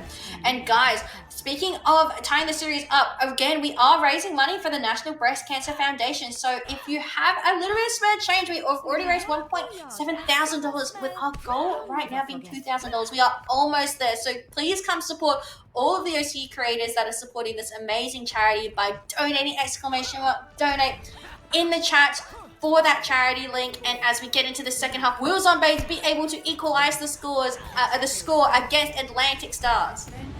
Well, we'll be seeing that right now as Zombies are rolling out from their spawn. Of course, there is going to be a pharmacy from Transcendent Blades. I mean, Draco also with a pharmacy as well. Looks like both teams are very comfortable running that, but COVID on the Ash and PvP Games on the Junker. Able to take the first pick of the Junker Queen, meaning Zombies aren't such a potential for the best score. Yeah, Gala's taken out at the start of the fight, which is really good. Wastes a little bit of time while they all have to regroup. PBG Games getting really low, needs to stay alive, otherwise all of that hard work of that pick is wasted because the defender's spawn is a little bit further away. But Gallus is rejoining the rest of his team, and they will be fighting again. And it's just really interesting team comps we see right now. Obviously, we see PBG loves his Junkrat, so it is a little bit harder to shoot fire out of the sky with that one, but can get so much damage in on the ground instead. Yeah, a lot of damage being claimed from the Valkyries, from the pharmacies indeed. But, you know, they are able to, so far, Atlantic Stars are able to hold it this point so far. It's already going down to the 245 here. And so Bombay is definitely heading towards possibly getting one of the ultimates. But I mean, they're able to take down the tank. Yes, they traded it for Calvin, but that is a massive pick. The resurrect onto Calvin does mean that they are one player up right now. And so Bombay, this opportunity, are trying to push through, making quite a lot of rounds and forcing the members of Atlantic Stars all the way back as Kelpie gets another double kill. Yeah, Kelpie getting that double kill to open up the point. I wonder if it is going to be a recontest coming through from Atlantic Stars, but PBG Games does get staggered there right now. So if it is a touch, it's going to be one. Oh, I think Trey's having a bit of a nap right now. But I don't know. Yeah, I don't actually think they're going to be able to touch this point. I think they're going to give that one up, and it's going to be Zombies taking the point with 4 minutes and 30 seconds. Again, a pretty comparable time bank to one that Atlantic Stars had. Yeah, they did have over 4 minutes, right? But they were able to, like, I think Zombies was able to whittle it down to overtime. And so maybe we'll see whether Atlantic Stars can do the same thing. Yeah, we'll see if Atlantic Stars can hold them here like they got hold, but I feel Zombie's got a little bit of momentum right now into this fight. We've got PBG Games coming in from above, but onto the cart and immediately taken out by Draco. Getting really low though and has to spray the ground as to live, and then almost missed the health back but ends up living. But Draco's going ham right now. Takes out Train. Draco's going ham, getting 2 picks, and using this opportunity, Zombies are able to keep pushing the cart quite well. As they are pushing this cart through, we can see Atlantic Stars do have a lot of, both teams have ultimates to work with. We've got both barrages up, but we've also got the Rampage ready to go on the side of Gallus. He can get a good one in right now. In fact, he's comboing the hell out of Train right now. He's so low, shouts come out, he's on fire. Oh my gosh. Massive damage being used, managed to get 3. I mean, there was a Susan used as well to try and so much damage, but 3 HP. I don't know if he's able to live. No, he will actually impose the resurrect does come through. Pie does live just barely, but the tire in the meantime is used as Kelvin does fall. Pie trying to get out and away, but will be taken up by PBG Games. It's a back and forth, but it looks like Zombies are able to stay on top. Draco doing so much work, of course, as the Farah raining damage from above. Just getting the string of Woody of a spice just barely. And now it's back again to a jump between jump. Little battle Rampage coming out. Right, Barrage coming out from Draco, being able to take down a runaway Train with assistance from easy target from Gallus. Gallus getting 2, the resident coming out onto runaway Train, onto Gallus to help keep pushing. This is a flawless, essentially, battle coming out from Zombies as they secure this point. I think the concussion blasted into a better position than he was probably currently in.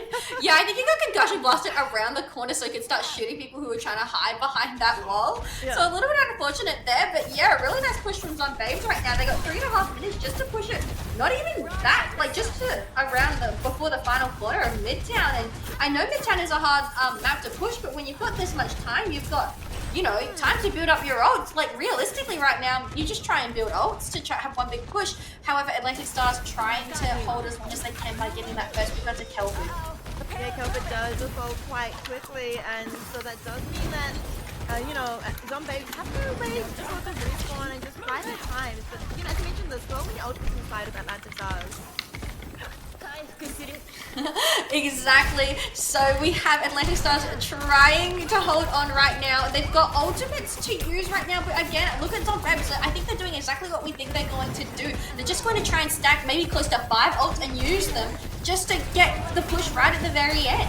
I mean, all they need to do is just go around the corner essentially. But now coming out already, Rampage going on to quite a few targets. This is just getting moving up. We're being taken out by easy target. By the Gallus. Draco getting one as well. Yes, Kelvin has fallen, but Kelvin doesn't have an ultimate. Draco does. Draco has that barrage, and the rest though does go on to Kelvin. The Valkyrie is being used, has been used by Novagemz, but the time, 2.5 minutes, and they're getting so close. Get complaining about Atlantic Stars charge. They do have 3-4 ultimate spells here. They're gonna have to use a lot of the outcomes. Kitsfu and Rush out comes the Rampage. There is Tyre in 10%, but are they able to get it in time? And they are able to just go the point for a little bit. There's only 1.65 meters left with 2 minutes left. Now there is one ultimate that is Mirage available for Draco, but Easy Target getting quite low. They may have to just wait a little bit longer. I think Zombabe's made such a good call though, because I don't think anyone died. I think they just like, Atlantic Stars used 3 ults right out of the gate and they just walked away. Now Zombabe's coming back with a little bit more of an even fight on that ult putting. Draco's got, you know, got both barriers coming with their barrages, so it's going to be who's getting big ones. Blade doesn't even get a chance to use it. PBJ, oh my god, he just gets... Oh my god, what's happening? Going on? There's the Resurrect on Transcendent Blades, even though they were taken out early, but Transcendent is using this Resurrect, goes to take 2 more off Zombie. Yes, Havoc has Valkyries, has Rez is the tank, but so many other members of the team have also fallen. They're going to keep going though, they're going to keep trying to keep going, and Gallus is able to take the pick of Monterey Train, but oh my goodness, now Gallus is trapped in a jump trap, and we're almost locked a little bit longer, but they're trying to export it. There is a few more meters left. Blades are so low. Oh, Mercy's on fire. Mercy is on fire, but is able to just lift just a little of the outcomes from Kelvin. Draco with the barrage, getting 1, getting 2, and getting the point. That is going to be Zombabe's taking the win on the back of some really good performances. I think team round. I really liked Gallus on the Junker Queen, but Kelvin hitting some absolutely lovely shots on that Ashe as well. And what a really nice bob, I think. I think the bob, you don't normally say that, but I'm complimenting the bob usage, okay? Like, yeah. I think all of the bobs are really good. Maybe assisted a little bit by a concussion blast, but I really liked that. As we actually see Runaway Train getting the play of the game there from that really big annihilation as well. But we're having such close games today, Ricey. We are. Like, in the first series as well, that was extremely close. This second series is also extremely, extremely close. But, you know, I wanted to say something a little bit, Sally. We were talking about, you know, complimenting the bob, but, you know, we are all about bobs here in the National Breast Cancer Foundation. And we had to raise a massive $1,735 towards National Breast Cancer Foundation. Every single one of these dollars goes towards an important cause, towards funding research to try and prevent breast cancer, heading towards a 0 death from breast cancer. So thank you so much for all the donations so far. $1,735, well on our way towards $2,000. Yes, we are getting so close, guys. Thank you so much for everyone who has donated so far, and let's keep up all of the good work. We are only in our second series of the day. We are actually going to a map 3, another map 3 that is going to matter as well. So exciting. Atlantic Stars versus Zombabe's, who is going to come out ahead of this series. And I feel like all of the games we've been watching so far have been so close. So I'm really excited to see how we go to push, because as another caster that you and I both know says, push is really what separates those good teams. If a team is able to win on push, you expect them to win at other game modes as well, because it's all about tracking ultimates. It's all about taking good fights, and it's about getting those close spawns as quickly as possible. Yeah, push really just comes down to just winning the fights. Of course, you have to use the landscape to try and make sure things, you know, as you would for any Overwatch map, but it really comes down to winning those fights properly and going for the momentum as well, and making sure you stay on top of things. We are apparently going to either be choosing between Colosseo, Esperanza, and Rune Sapi. Last time we got to see Rune Sapi. Would you like to see Rune Sapi again? Or I would, but I would also like to let the cat out that's making funny sounds. So give me 1 second. No worries. We'll let the cat out that's making funny sounds. I want to see this. We might be blessed with such a beautiful visitor here. I thought the cat was trying to get out of the room. This is Saffron. Hi, Saffron also likes raising money for breast cancer. Thank you, Saffron. Saffron is leaving now. Just wanted to see what was going on, I suppose. Right. Yeah, absolutely. Yeah, Saffron came in to say, please, ! Donate to donate to the National Breast Cancer Foundation. We are doing such a good job of raising money so far, and we did already smash our $1,500 goal. So we're just setting more challenges for you guys, much like the challenges our Overwatch teams are facing right now, because they want to be crowned the champions of the Valkyries of Vengeance tournament. They definitely do. And not only do they want to be crowned champions of the tournament, they also want, of course, the money raised for the charity that we are raising money for, the one and only National Breast Cancer Foundation, as well as potentially try their hands at winning the MVP prize, which is, of course, the $50 gift card to Quokka Mousepads. Big thank you to Quokka Mousepads for sponsoring this event and offering not just one card to the MVP, but also one card to one of you viewers as well, one of you chat participants. Quokka Mousepad is, of course, the ultimate destination for all your mousepads needs. You can customize your own mousepad and put whatever you'd like on it. Customize the stitching, the thickness, the size to suit your gaming needs. So big thank you to Quokka Mousepads.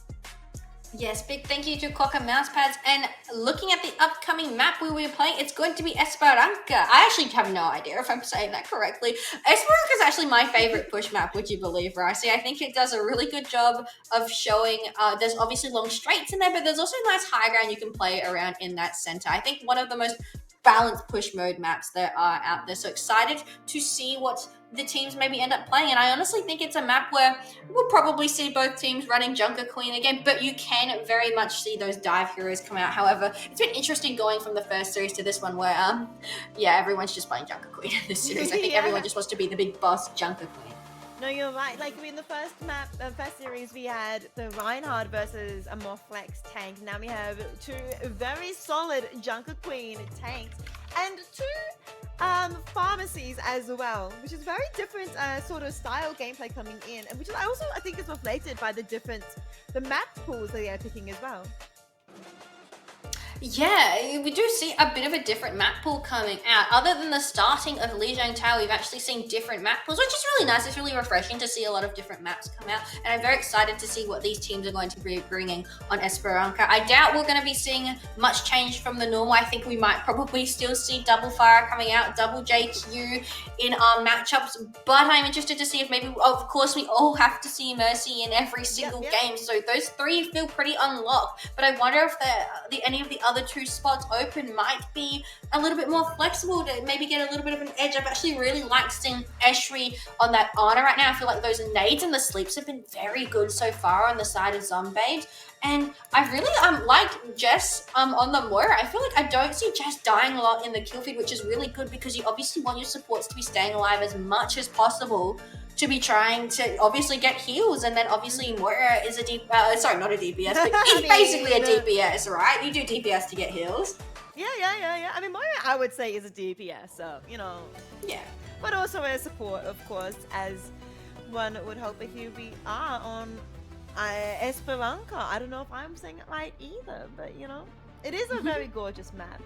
And as I think we were all expecting, of course, the two Junker Queens, the two Mercies, and I would still say they're going to run the Faras as well, but we'll see whether or not all will be revealed. There we go. Oh, that might not be a Junker Queen. Did someone on the side of Zombabes turn on streamer mode because the name, did Gal? No, is it? Yeah, Gallus has turned on streamer mode and name is now Winton in game. Yeah, I love that. Thank you, Gallus. No, that's why I'm very confused. Like, I know it's Gallus, but I keep reading the name. But he isn't playing Winton though. He is playing We are again seeing the Lucio speed boost out of spawn, and we still haven't gotten word from production how legal that is, the 0.1 seconds on Lucio, but that's okay. We'll let it fly. They're not the only one that's flying, as we do, of course, have the two pharmacies coming through in this game. And we're having Malva instead of the Junker Queen in this matchup. One interested to see whether or not the Malva is able to survive with, you know, having just basically essentially critical skills if they're going to be running the pharmacy. But no, Transcendent Blades will be falling immediately from the Kelpid. Nano boost, Mercy boosted. Now Winton getting a big onto PC games. Whoever does come through on the Transcendent Blades, but, you know, already losing one other CPS, making it a little bit more complicated for the Atlantis Falcons. Picking up by Kelpid as well. And now Runaway Train will fall. That will be the robot in control of the Zombabes. Yeah, Zombabes is going to be taking first control of the push spot right now, and it's just, I feel like it's the favor of the Fire. It was kind of swung in Draco's favor. It used to kind of be Blades probably getting the better of him, but right now I feel like it's just Draco on top, so it might have to be a switch thing. We actually see Train swap over to the Signal, which I was not expecting. Oh, but PBG Games get bit. Yep. Gallus just landing all the combos. Take the point is still moving. The robot is still being pushed. It's about to be able to get close spawning out. Atlantic Stars, if they want to prevent it, will have to try and touch through, but they have got one that's playing walking back. Out comes the Rampage though from Gallus, getting quite a few members. Runaway Train is going to be falling. So is Jess. Yes, Transcendent Blaze has the Mercy damage boost, but they're not able to get a pick.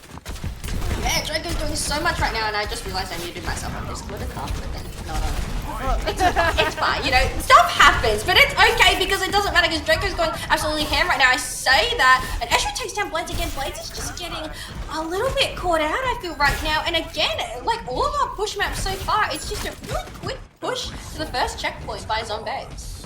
Very, very quick, and looks like Transcendent Blaze is gonna take this and switch off to a hit scan. Winston Gallus getting a pick onto PG Games, and Blaze is going to get the damage boost and Mercy. That's going to be enough to take out the far. Yes, it is. So Blaze getting one pick.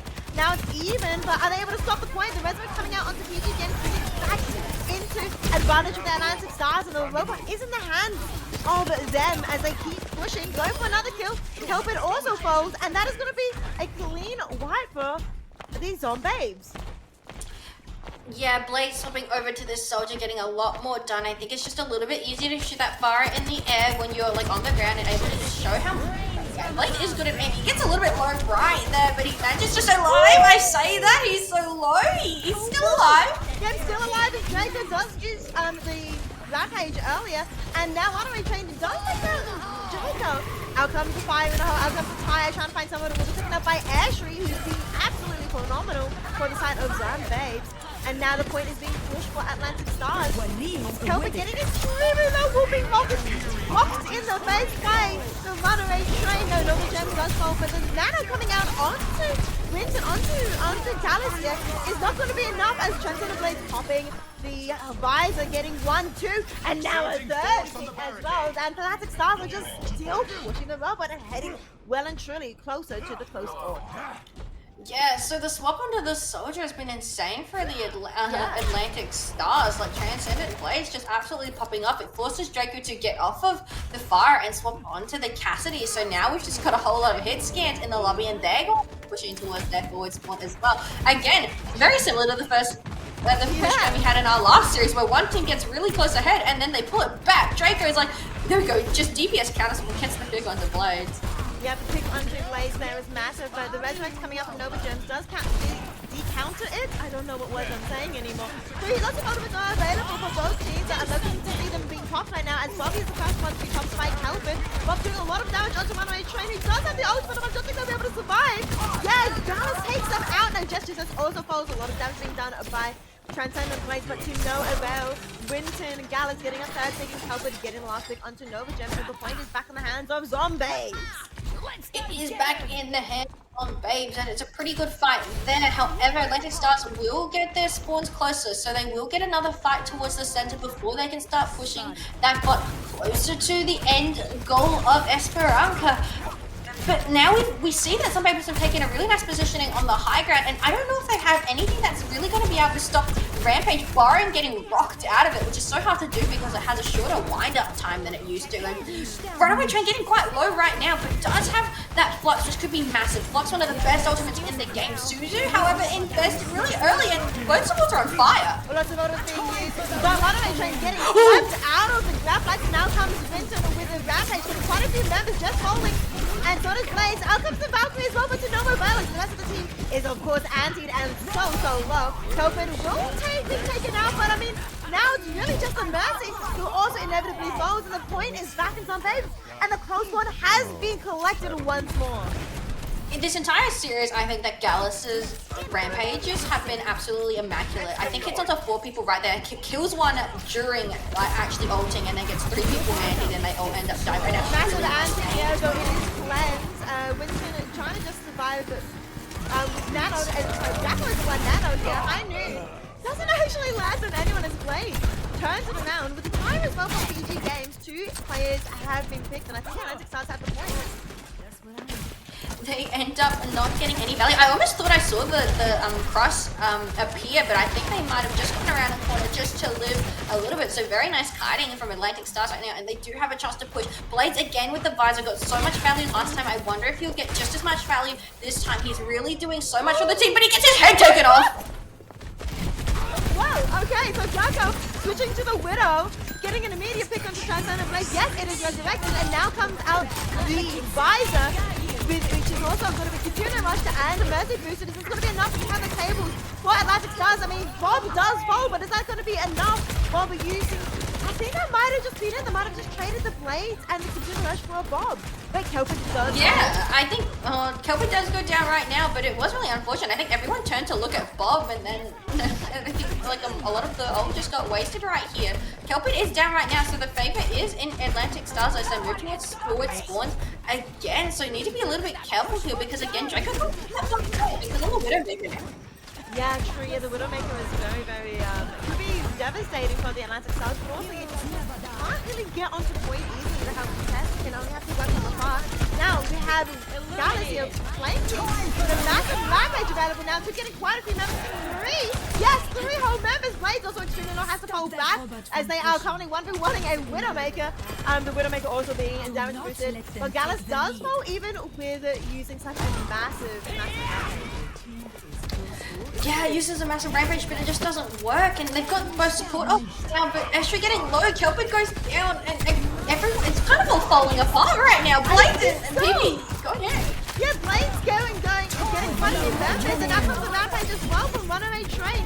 Yes, Nano is used, but I mean, I don't think it's going to be enough. As now Gallus takes down baby PB Games, but it gets immediately resurrected. And they overtake it. They have overtaken it. Atlantic Stars are currently the win with 1 minute and 45 seconds left. Yeah, this swap from Atlantic Stars to have Blades on the Soldier is just giving it another ult coming up. Gallus so low is going to be taken down. Just though is Anti trying to survive, and they are going to be able to completely finish the cap. Atlantic Stars are winning the second map for themselves, winning the series 2-1.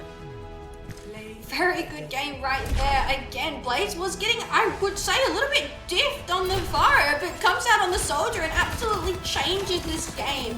Insane shots on that Soldier. Doesn't even need, I think, an ultimate to get the play of the game. Takes down the Mercy in a Valk as well. Really, really well done for Atlantic Stars. They almost felt like they were on the back foot. I know they took out the first map, but it almost felt like they were on the back burner and Zombies was just getting better and better. But there you go. They just absolutely turn it around on push, and they end up pushing it all the way to the end. We didn't even end up seeing the timer go down to 0. Very, very well done, Atlantic Stars.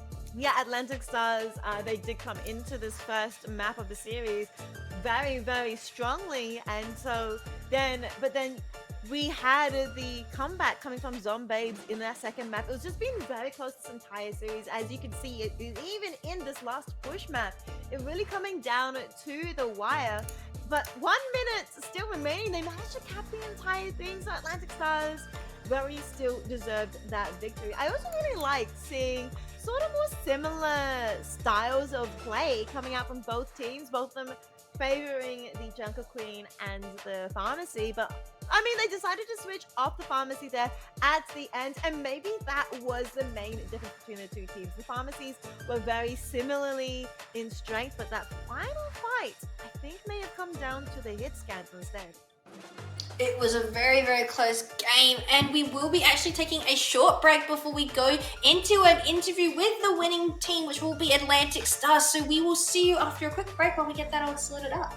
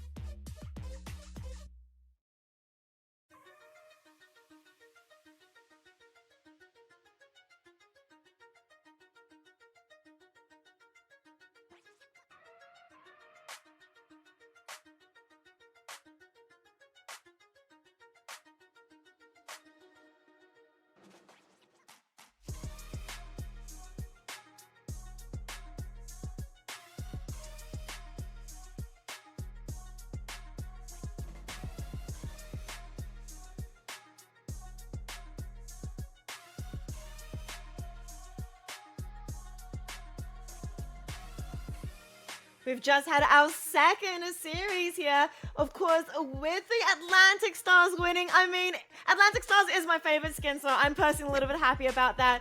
But we do have the interview coming up now with Novagemz, which is the Atlantic Stars Mercy and captain representative. Hope she's not held And captive. one of us will be conducting that interview, so we'll be heading over to them right now. Hello, Nova. That was Hi, a very Nova. close game just then. How do you feel Oh. about that game? I'm honestly shaking right now. I'm Very literally intense. freaking out. Very, very intense. Oh, There was definitely was- times where it looked very very, very close, but the comebacks you Oh. had were absolutely extraordinary. oh, thank you, thank you. What do you think your game-winning play was in that match? Oh, that one's really hard because there's a lot to think about.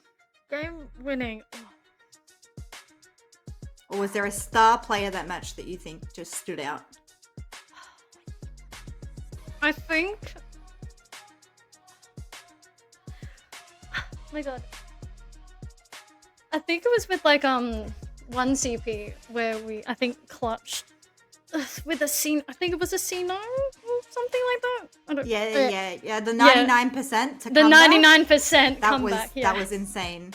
And then Yeah, he's it pretty was much done intense. that all over again on the push map as well. Absolutely yeah. correct. All those clutches.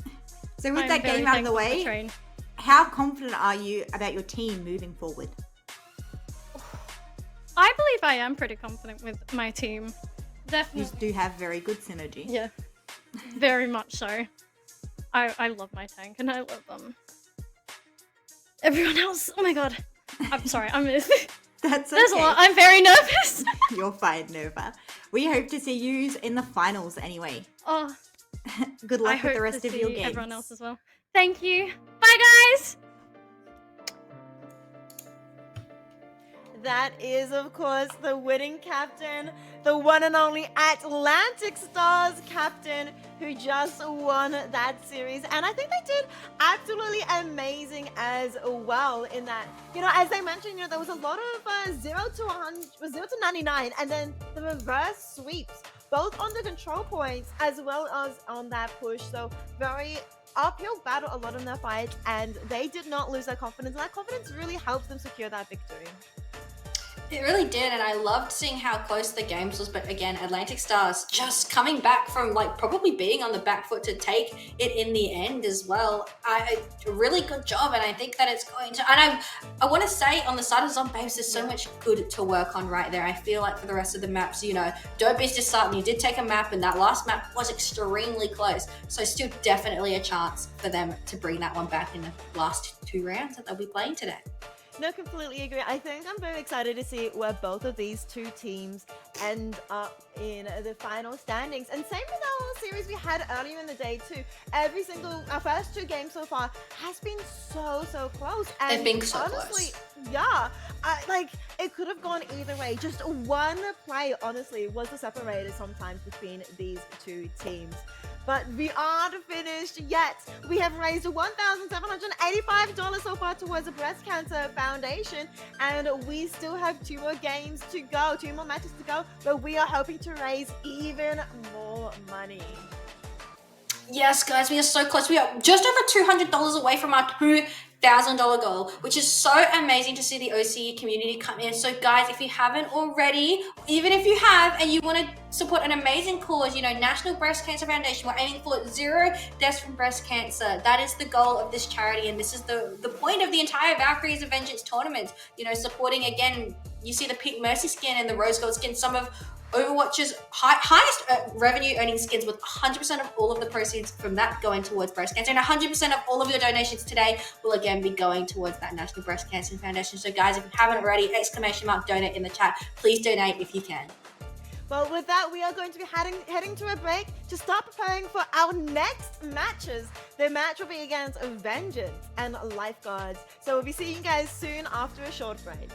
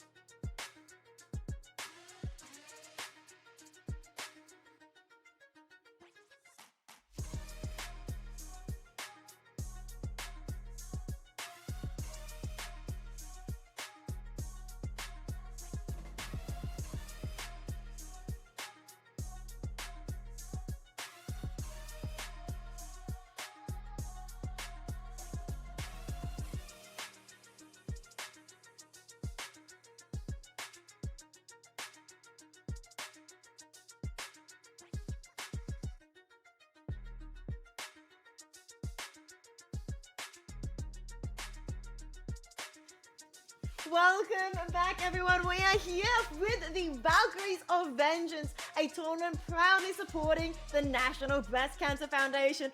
And oh my goodness, we are so close to reaching that 2,000 goal. At first glance, I thought it was $5 away.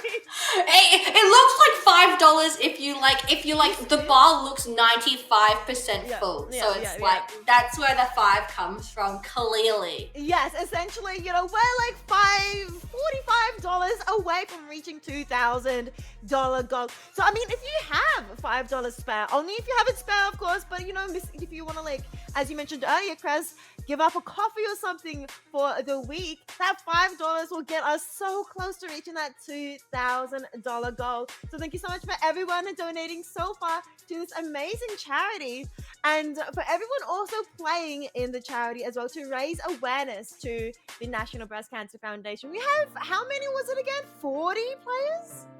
40 players across 8 teams competing today in order to raise money for the National Breast Cancer Foundation. Again, we are here on the mainstream on Wanderlust channel, but make sure to check out all of your favorite content creators. Give them all a follow for raising money towards this amazing cause that we've had so far today, guys. $45 from $2,000 raised on day 1.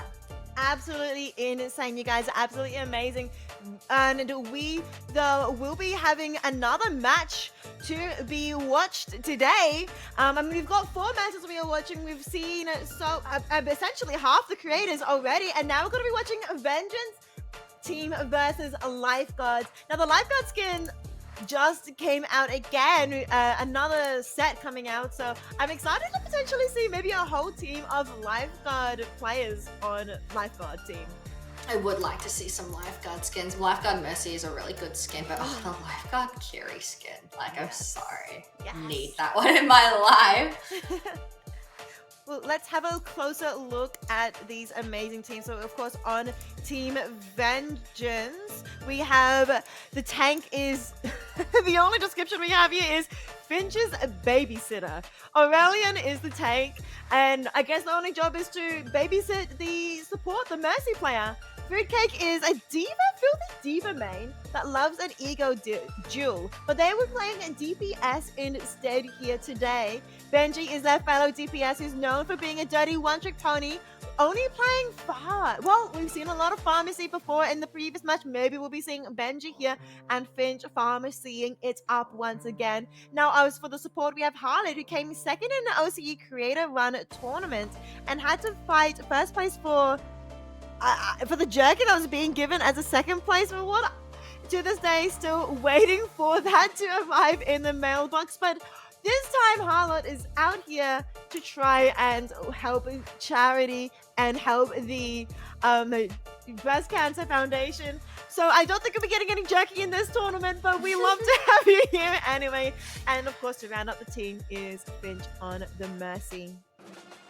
Honestly, maybe if they do well enough, jerky can be arranged for Harlot. He can finally get his jerky. If enough money is raised for the breast cancer, maybe we'll all pitch in and get Harlot the jerky that they so wanted. On the other side, however, we have been talking about them, of course, named after the skin line of Lifeguards. Rounding, firstly, as the tank on the team, we have Shin.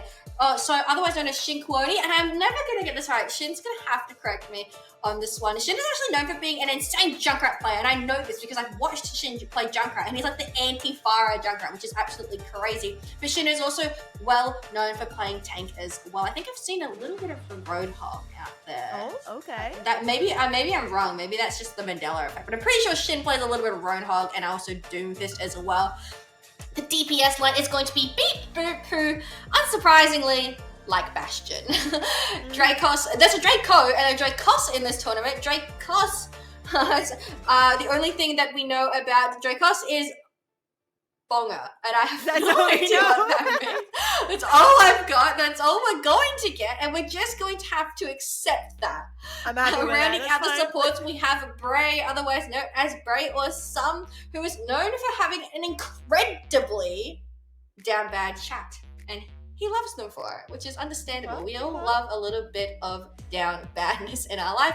Rounded out by the Mercy player of the tournament, it's going to be Miki. That's such a cute name, and Miki's description is autistic meerkat. This, you know, the cool sunglasses, little emoji, and then also I'm very stupid, which I don't believe. I'm sure you're very smart, Miki. And actually, we're going to see a new control map, which is going to be played first. But we reached our donation goal, Ricey. Wait, what? Oh my goodness, we hit the donation goal! I think we got 100 at once, maybe 250s, because we are at $2,055. We have reached the 2,000 goal. Thank you so much to everyone in chat. And to celebrate, we are heading to Busan. Now, it's always weird seeing this. It's always weird seeing the outside of Mecha Base because it just looks so silly. It's just like grey fog everywhere, and then inside the Mecha Base. Anyway, yes, I do love Mecha Base. And actually, why are we seeing tank mirrors? And why am I seeing double Roadhog on my screen? We are in fact seeing double Roadhog. Of course, we see the Mercy as well, but I think that. Oh, wait, Benji is going to be playing the Fire. I was wondering if the Pharmacy is coming up. But yeah, the Roadhog is interesting. Of course, we also have a John Crash from the Fruitcake. And, well, yeah, I think everybody's playing mostly Comfort. Yeah, I think a lot of Comfort picks coming out right here. It's going to be, I hope Benji can get a lot of the stuff done on the Fire, because double hits get coming out from Lifeguard as well as a Bap and a Roadhog. I would be scared to be in the air right now. Well, the first control is going to be Dre or some from the team of Lifeguards already playing that kill. The Resurrect though doesn't get off and will lose her life for that. In the meantime though, the other Aurelia will be falling for getting those 2 picks. But you know, the anti-nade, there isn't Anna. Raisum is going to be switching to Anna as well. I was thinking maybe Anna would probably be a really good pick against these Roadhogs. Oh my. Okay, Bastion. Welcome back.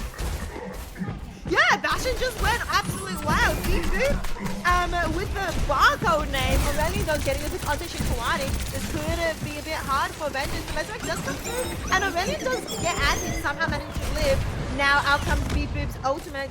Not able to land and get anyone though, but very much pushing the pressure back for the Vengeance, who aren't able to get anyone close to point.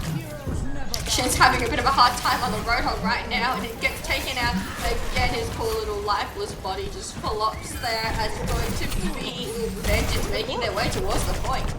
Massive hook coming through, but not able to secure the kill. I mean, there is also the Hog's ultimate is available as well. We're not sure going to be using here. Oh my god, these are such nice hooks! Into the trap as well is absolutely massive. 2 kills for the side of Vengeance, and Vengeance able to flip.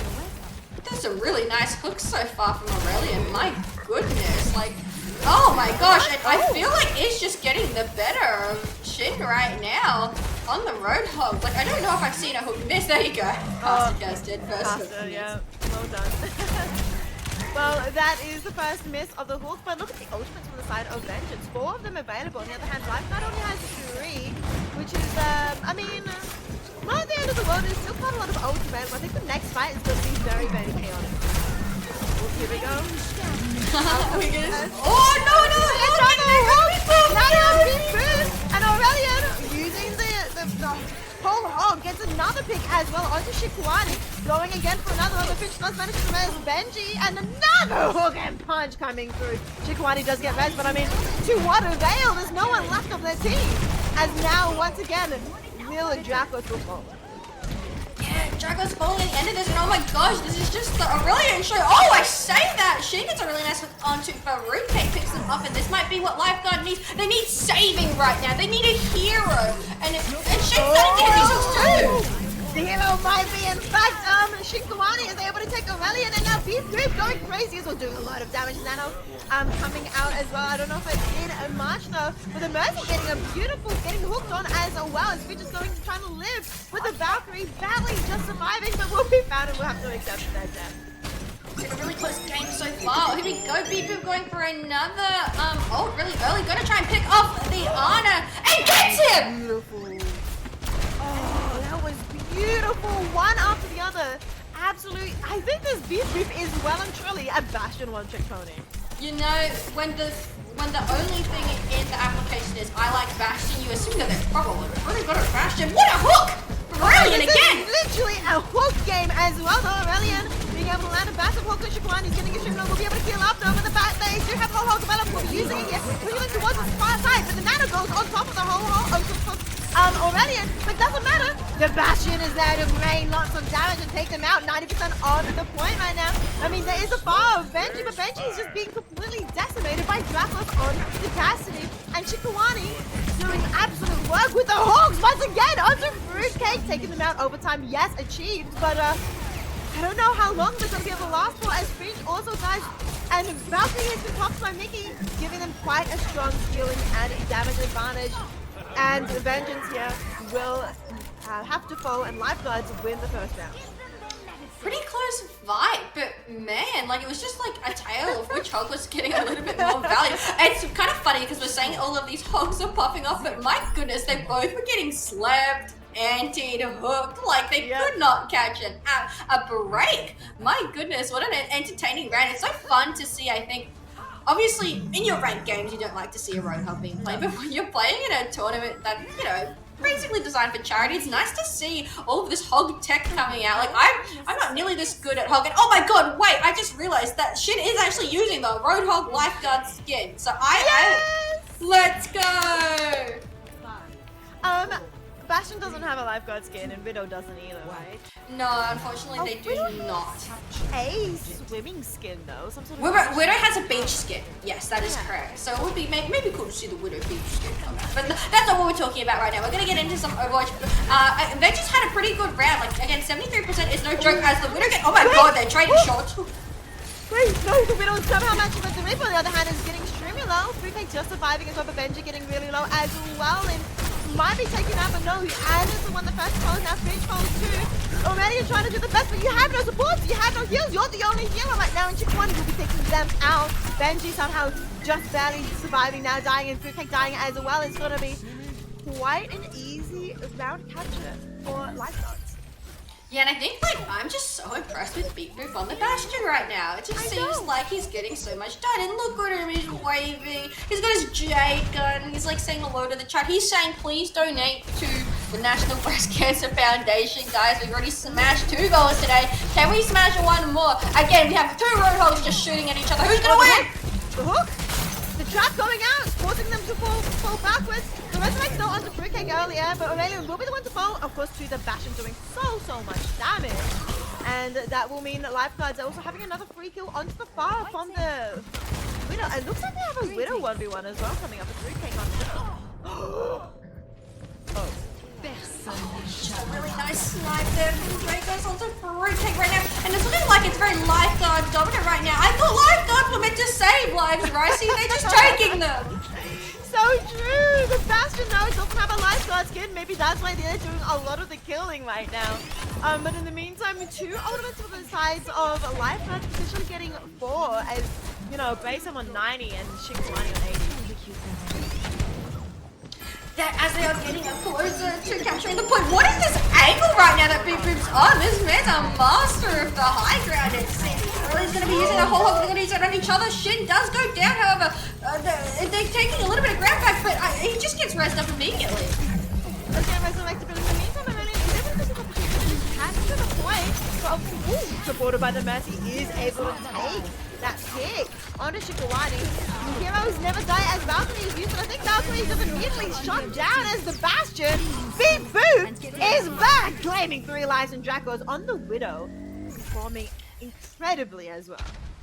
The capture by Vengeance isn't short-lived. It is back in control of the Lifeguards, and they are getting pretty close to taking Busan right now. What can Vengeance do right here? Well, Vengeance have a nano to play with, but are they able to touch in time? Aurelian able to get the first pick onto Brazen, presumably with a massive hook as well. The question mark coming through in chat. And they're able to touch point. Nano still available, but actually they don't fall to the Widow. Oh, they will be falling. No nano for the side of Vengeance as Draco gets another pick onto Fruitcake. Keep up in the meantime, also got a pick as well. And now Benji, last one left alive with the Mercy. Does a barrage available, but how are you going to barrage an entire stack of 5 people without dying yourself? There we go, barrage. Isolated with only 1 person, but I mean, Beep Boop Boop is still there. 99%, 100% Lifeguards claim Busan for their first map. Very clinical, which I think Harley just getting a little bit too confident there because you know when it's an Ana playing against a Widow, it's they hit one shot and you're dead, and you have to hit 4 shots and they're dead. So definitely a little bit there, but some really nice shots. And again, like playing the game by Beefy, you can tell that they are very well versed on this Bastion. Like look at this wave, and a little wave at the end there, just to say goodbye to Vengeance, because Bastion is now Vengeance. Yeah, Bastion being absolutely scary here on this Lifeguards team. But you know, we do have a bet, like 3 maps in total. You never know, Vengeance may come back with a strong Vengeance to try and take the second map. Now, the second map is going to be, of course, one of the hybrid maps, either Kings Row, Midtown, or Iconville. Which do you think would suit these teams best? I mean, they're both playing Roadhog, so, and there's a Bastion. If I'm being logical about it, they probably play Midtown. Okay. But we haven't seen Kings Row at all today, and that's just been so strange to not see Kings Row. So I'm almost expecting Kings Row to be the map picked. But if I'm going by the fact that they both want to keep playing Roadhog and they're playing Bastion, I'm probably saying that they go towards Midtown. Because we'll see, because it's a pick and ban, right? So maybe you know, they don't want to go towards Midtown because the Bastion might be really good there. I have absolutely no idea what map they go to. I want to see Kings Row, like personal bias. Like I'd like to see Kings Row. Yeah, I agree. But if they go Kings Row, do you think we'll be seeing a Reinhardt, or do you think they'll be sticking to? I think they'll be on Roadhog still. I knew Shin was a Roadhog player. I did not know that Aurelian played a lot of Roadhog, but I do think it is quite funny. And I feel like, you know, like when you find out that you mean the same thing, kind of like the last match, you kind of just want to play. Like you do just want to play that into that mirror. I know that we actually had Sigma come out towards the end of the last match, but for the most part, until you're actually getting diffed a lot, you do just end up trying to win. Yeah, it's about a matter of pride and everything coming in. You know, you see the other person having the same main as you. You want to be able to sort of like do your best to try and say, hi, I'm the better Roadhog. But, you know, it's not just about being the better Roadhog. It is also about battering breast cancer here in the Valkyries of Vengeance. We do want to raise money here to support the National Breast Cancer Foundation, to support the research that they do, and head towards the goal of 0 deaths from breast cancer. We currently have raised $2,000 and $2,055 and are on our way towards heading our 3rd and brand new goal of 2,500. You guys have been absolutely crazy being able to smash so many goals so far. But also I do want to give a quick shout out as well to the one and only Cocker Mousepads who have been sponsoring this tournament. Yes, big shout out to Cocker Mousepads. They are sponsoring this event and they're actually offering 2 $50 gift cards. One for the tournament's standout MVP player and another just for one of you chat participants. So make sure you are sticking around for that. Cocker Mousepad is your ultimate destination for premium custom designed mousepads and playmats. Ideal for both gamers and office professionals as well. And you might ask, what does set them apart? Well, these mousepads are actually just completely customizable from the size, your image, and even the thickness of the mousepad from a selection of just 19 different sizes, which is absolutely amazing. So make sure to level up your desk setup with the Cocker mousepads. Risey and I are privileged enough to own our own, and we absolutely love them. We do love it so much. Cocker Mousepad is an amazing company, but you know what else we love? I love... It's Kings Row! So we are going to be going into Kings Row here for the second map. I am very, very curious whether or not we are going to be getting the Reinhardt, the classic Reinhardt matchup here. But I mean, we both said it before. I think we'll be getting a Roadhog instead. Yeah, I hope we... listen, I've actually been really enjoying the Roadhog 1v1s, to be honest. So I kind of hope they keep playing it, but honestly, I feel like we might actually see some Reinhardt v Reinhardt come out. Well, we'll soon find out as we'll be heading into the game very soon. But I think also another thing we'll be seeing is, of course, the Widow. We saw the Widow coming out from Dracos, the real Dracos, and I think... I feel like I have a... inkling that it might come out again. And Widow was very classical this match. Yeah, the Widow was really nice, and it was Dracos was hitting some really nice shots as well. I was so impressed with the DPS from Lifeguards as well. As much as it was kind of like the Roadhog back and forth, I was so impressed with all the, like, Beeper just, where he was like Spider-Man. He ended up on such weird places. choices of the map with the Bastion. Like, I can't Yeah. do any techie jumps with the Bastion grenade. Like, I just damage myself and then I die. No, honestly, same. Bastion is not one of my fortes, and honestly, I usually pick Bastion if I need to like stall for, you know, like in defense or something. Yeah, I don't yeah, usually exactly. pick it for crazy mechanics like that, but Beep Beep going absolutely wild, showing us how Bastion, I guess, is meant to be played, not like by noobs like I. Yeah, exactly. Like, absolutely professional on this Bastion here, and it's exciting to be seeing Kingsborough again. We love this map, and you know we do also love donating and raising money for the National Breast Cancer Foundation. So guys, get your donations in. $2,055 already. We're only around halfway into the stream, just over. So if we can I think it would be absolutely amazing if we could smash that $2,500 barrier for the rest of the day. And it's all up to you guys in the chat for doing so much towards the charity. Thank you so much for everyone donating so far. And thank you to everyone who will donate in the future using !donate in the chat. Coming into this game, we don't actually have a Widow. We have an Ashe coming out from Real Dracos. They are starting on defense first. Of course, the Bastion is there. We are even seeing the double Roadhog. You know, you mentioned you're probably going to be seeing Reinhardt, but no, it is in fact the Roadhog coming out. Of course, we saw Mercy and the Ana, of course, to accompany or counter the Roadhog is pretty big as well. I mean, I'm pretty happy with these teams, the two competitions. It's they're interesting competitions for sure, and I feel like I'm like double sniper is really interesting to see on the side of Vengeance. And they are attacking first, so it might be a good swap if they don't get a pick early. Oh, quick hook, and there it goes, shit! And the trap Aurelian being able to take down Shikawani, setting dominance so quickly. Another hook and a sponge, taking down Dracos and probably taking the point easily from that fight. I mean, yeah, that's just pretty much almost the quickest cap you could see on Kingsborough right there, because that's just, I don't think they're gonna want to recontest that at all. Yeah, they won't be able to have time to recontest the beautiful hooks coming out from Aurelian. Yeah, I mean, and the anti-nade to back it up from your anti-nade was beautiful. Fish getting anti-nade already, getting criminal. This is by beep, beep, boop, boop. They want to get revenge, and now getting a pick onto the Ana as well. That's two, and now Finch hiding in the corner was spotted and hooked. Fruitcake though getting revenge on the Bastion is just not going to be enough. But I mean, the first point's already done, and they've got 5.5 minutes. Yeah, absolutely. It's going to be interesting to see if lifeguards want to hold really close or if they're going to back up through the choke, because, yeah, I just heard a sleep come out, and actually Benji's the one who's asleep. You don't want to be holding so aggressive and then end up dying. However, I say that in a boop goes and gets a kill with the sticky grenade onto Harlan, and she gets hooked in, but is there enough follow-up damage to take him down? He slept! Did they miss the ante? What is happening? This poor Roadhog, he ends up living.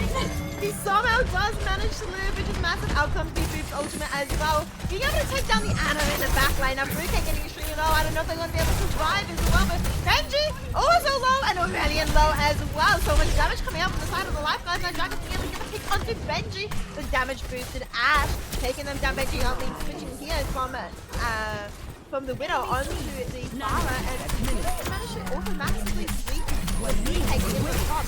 Now being taken out with Shikawani here has been nanoed. Got Nano Mercy. Also the whole hog. The Nano Mercy Valkyrie though is massive as well, but doesn't matter. Is just so formidable on that Bastion. For how quick they gave up first point, they are really giving them the absolute business going through this choke. Like lifeguards, more like gatekeepers. My goodness. I mean, there is the name guard in their name. Yeah, true. They're like literally guarding. Like they're not the water, because there's no beaches on things, bro. they're guarding that gate really well.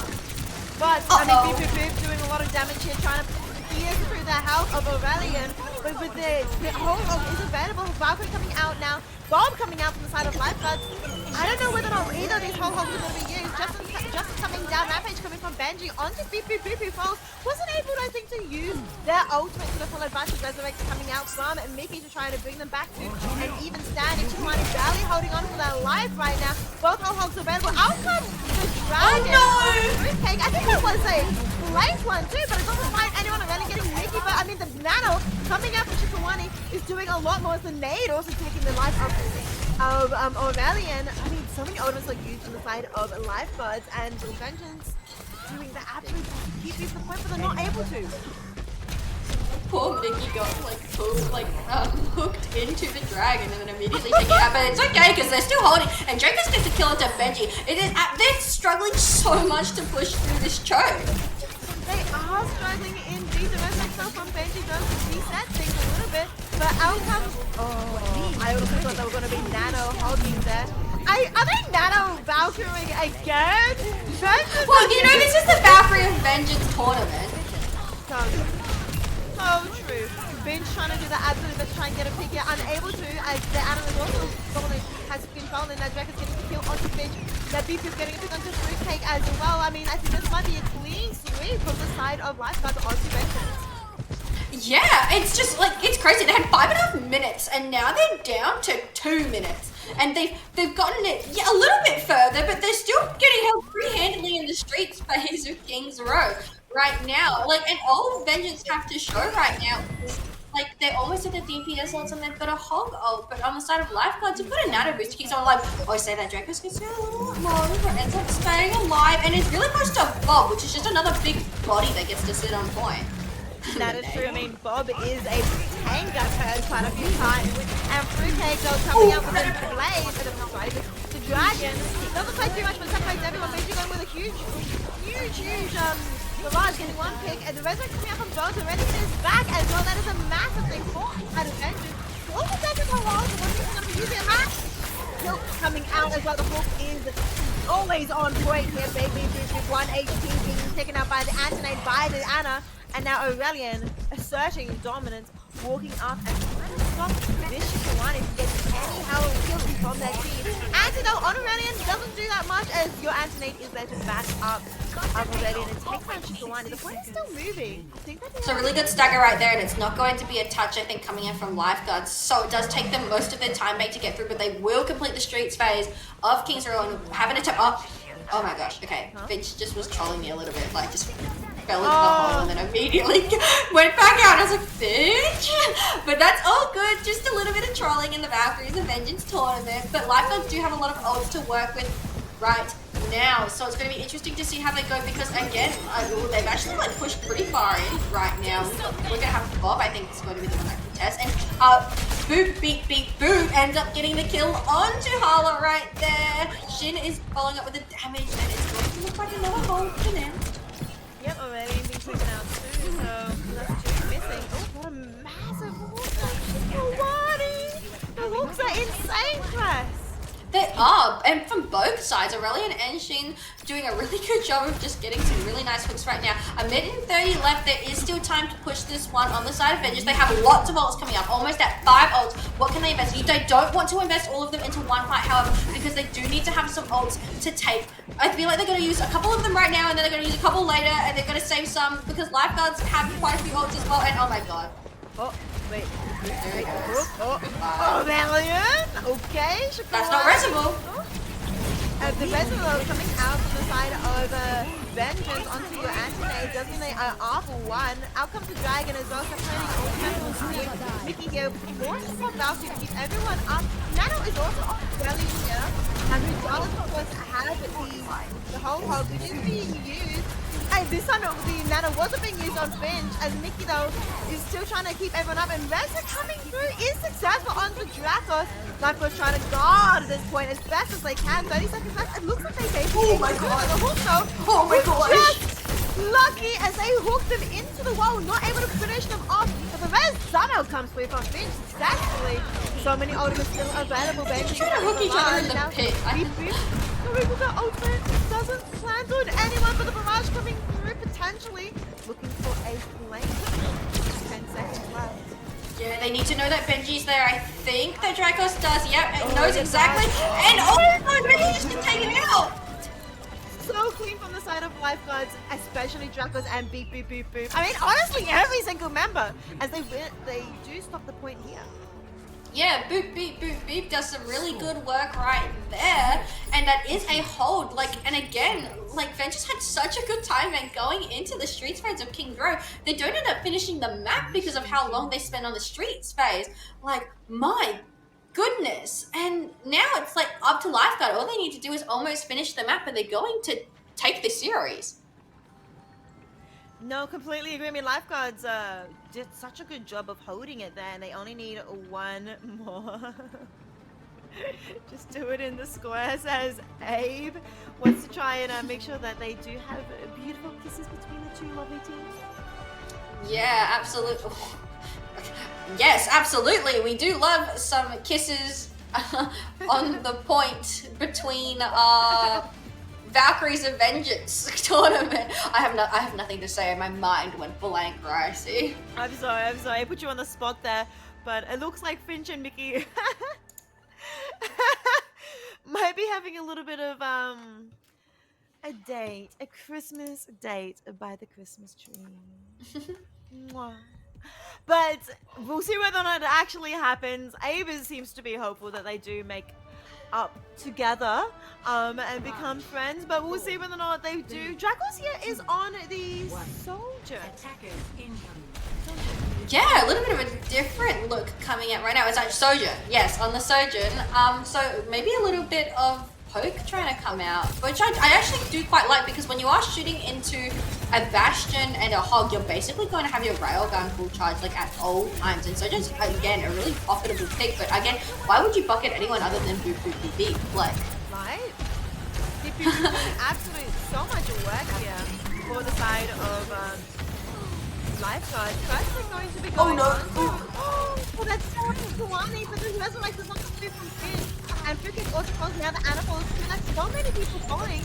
I mean, yes, there's one player left, but I don't think they can do anything. It's going to be a fast cap once again. and Lifeguard's trying to rival the capture time of Vengeance. I think they just ended up getting, I reckon they were pretty similar on the time it actually took them to cap. But what we're doing right here is Lifeguards have moved up. They do not want to be held at this choke. They're pushing up, trying to take space. There's discourse going on in the chat right now. They just want kisses, but they're just getting killed. I mean, they both start with K-I, but they're quite different indeed. So, unfortunate for the two Mercy separated star-crossed lovers here in this situation. The star-crossed lovers, they just want to kiss, but they must fight and hold on. Oh, They- they're going private. They're going to a private area of the map. Oh, they're going to the Christmas tree. Are you ready? Okay. And Is this the kisses? this is the kisses. Greetings. Oh! They just punched. There you go. There's passive coming through. Aww. It's love. That's all what we're here for. We're here to support the National Breast Cancer Foundation, to support, you know, all the research being done to help save lives. And these two Mercy players are out here wanting to make sure the heroes never die and that everybody stays alive. Now they must go back to their teams to keep everyone else alive from their team. And now coming out. I'm not sure who it landed on. It's Aurelian. There's quite a lot of damage, but Aurelian will be taken out by Beef Boop, who's doing so much work as well. But Beef Boop goes for another kill onto your anti-nade. The resurrect coming out from Mickey will bring Shikawani back, meaning Vengeance has so many players down, and looks like Lifeguards will be able to potentially keep pushing the point forward here. Yeah, while the Mercies were out kissing and having their little date, there was fights going on, and Boop Boop Boop Boop has just been going absolutely ham on this Bastion. They're going to be taking that second point, and they have 5 minutes to cap not even the full length of King's Row. Well, yeah, 5 minutes is such a long time, and as you mentioned, they don't even need to fully cap. Draco's getting first pick here onto 3K. Lifeguards looking to secure their victory here, getting 2 maps in a row will mean they will definitely secure the series for themselves. But we do play all 3 games, even if they go 2-0. But look, what is that? Hoping to the land! It did land! Oh, Ramian getting the pick onto Shikawani, and Abrasive also falls to Vengeance is here. Vengeance is staying! Vengeance getting one more hook will be falling to Dracos. Are they able to stop the point here for a little bit longer? Lots of Vince being able to use the Valkyrie here. And lots of ultimates still available for both sides for the next fight. Yeah, lots of ults coming out, right? And, well, not a lot of ults. Ults will be ready and online for the next fight. Lifeguard's gonna have 4 ults for the next fight. They just really need to push it almost to the end. But again, once it, like, the cart gets around this corner, or I guess the sleigh, I suppose, it does get a little bit harder to push. So, and both Roadhogs are still just trying to hook each other into the pit. So, I assume that game will keep happening. Because she gets nanoed, but it's so low up, and, well, it doesn't end up, and there you go, in the pit. Oh, here we go, Overclock coming out from the Sojourn. What can they get done? Draco's going in, can't actually see anyone right now. They all appear to be hiding. Benji with the barrage. Maybe wants to go for a cheeky one, but can't, and is just trying to get out right now. But that card is getting close to the end. Card is getting close, and the barrage is definitely being used very soon. I don't think the Overclock got any use from Draco, but there's also the Bastion from Beep Beep Boop going. I mean, Beep Beep Boop also going to pick on Aurelian. I think. Oh, we get 2 people. Able to cap it. So close. 2 picks. 3 picks. I mean, Barrage coming up, but there's nothing else left. Is they the last one left, and they'll be taken out, and that will be Lifeguards claiming the second round and claiming the series win. Absolutely, this is the first time we actually haven't seen the series go to 3 months, where we're actually just going to be playing out that last map just to see how they go for ranking. Here we go, it's Beep Beep Beep Beep with the play of the game, absolutely slaying on that Bastion. It's been an absolute pleasure. Gets the kill and immediately goes into ult form, and bam, bam, bam, immediately 2 kills and finishing off, and that's actually how they win the map. And I think also getting a pick onto the far as well. I think that was a 4-piece from them. I think they participated in all 5 kills though, but 4 last hits is absolutely insane. Beep Beep going absolutely crazy here on the Bastion. I never thought I'd ever say that. I mean, Bastion doesn't really seem like a carry as much usually. I mean, I don't know how meta they are either, but it doesn't matter about the meta, doesn't matter about the carry potential. Beep Boop really shone through for the team of Lifeguards. Pretty sure there is no Lifeguard skin though for Bastion.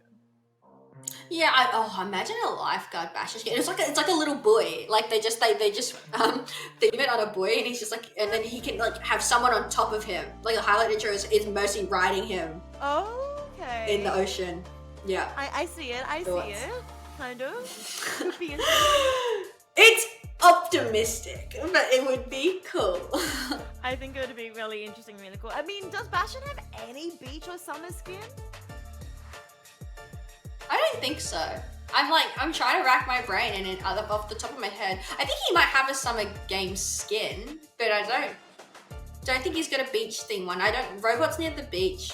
I don't know. I don't know. I know he has like a lot of Christmas. He's sandcastle. Yes. He has a sandcastle skin. He has a sandcastle. Put the sandcastle skin on, Biku. I know. Please. Someone give this man the sandcastle skin. I'm double checking. I'm scrolling. Yeah, that I think is the only summer skin that they have is the sandcastle, which would fit in the Lifeguard. No, that'd be really cool. And now that we're going to stop talking about the Lifeguards, they do take that. We are going to go into a 3rd round, but again, while we are having a quick break, while all of the players get ready for that last round, because every map still counts, we are going to talk about that. We are raising money for the National Breast Cancer Foundation.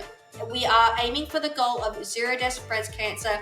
This stream is proudly, supporting that charity, and we are so excited. We've already raised $2,060 so far. We are only $440 away from $2,500. That is not that far away, and we still got quite a few games to play. So if anyone wants to donate, the ! donate into the chat. We'll give you a link to donate. Make sure every team has a Tiltify link set up as well. So if you go into individual chats and you want to support your favorite streamer and contribute to their little campaign, it all kind of culminates in this campaign here. So that's very lovely. Yeah, definitely check out O2. I mean, we have 40 content creators participating in this tournament. This is, of course, the main broadcast, but every single streamer as well is also broadcasting their own point of view. But we are not finished yet with this series. There's a love story between Finch and Mickey. We have one more game to go, and that game will be on the push map of Colosseo. We have had every single push map and every single hybrid map in this tournament so far. We've had 3 series and they've all picked something different. Yeah, which I think is really good. Yes, we haven't seen Samoa yet, so Next series, guys. Sure. Pick Samoa. But moving on to Colosseo, interesting map. They obviously took away the glass.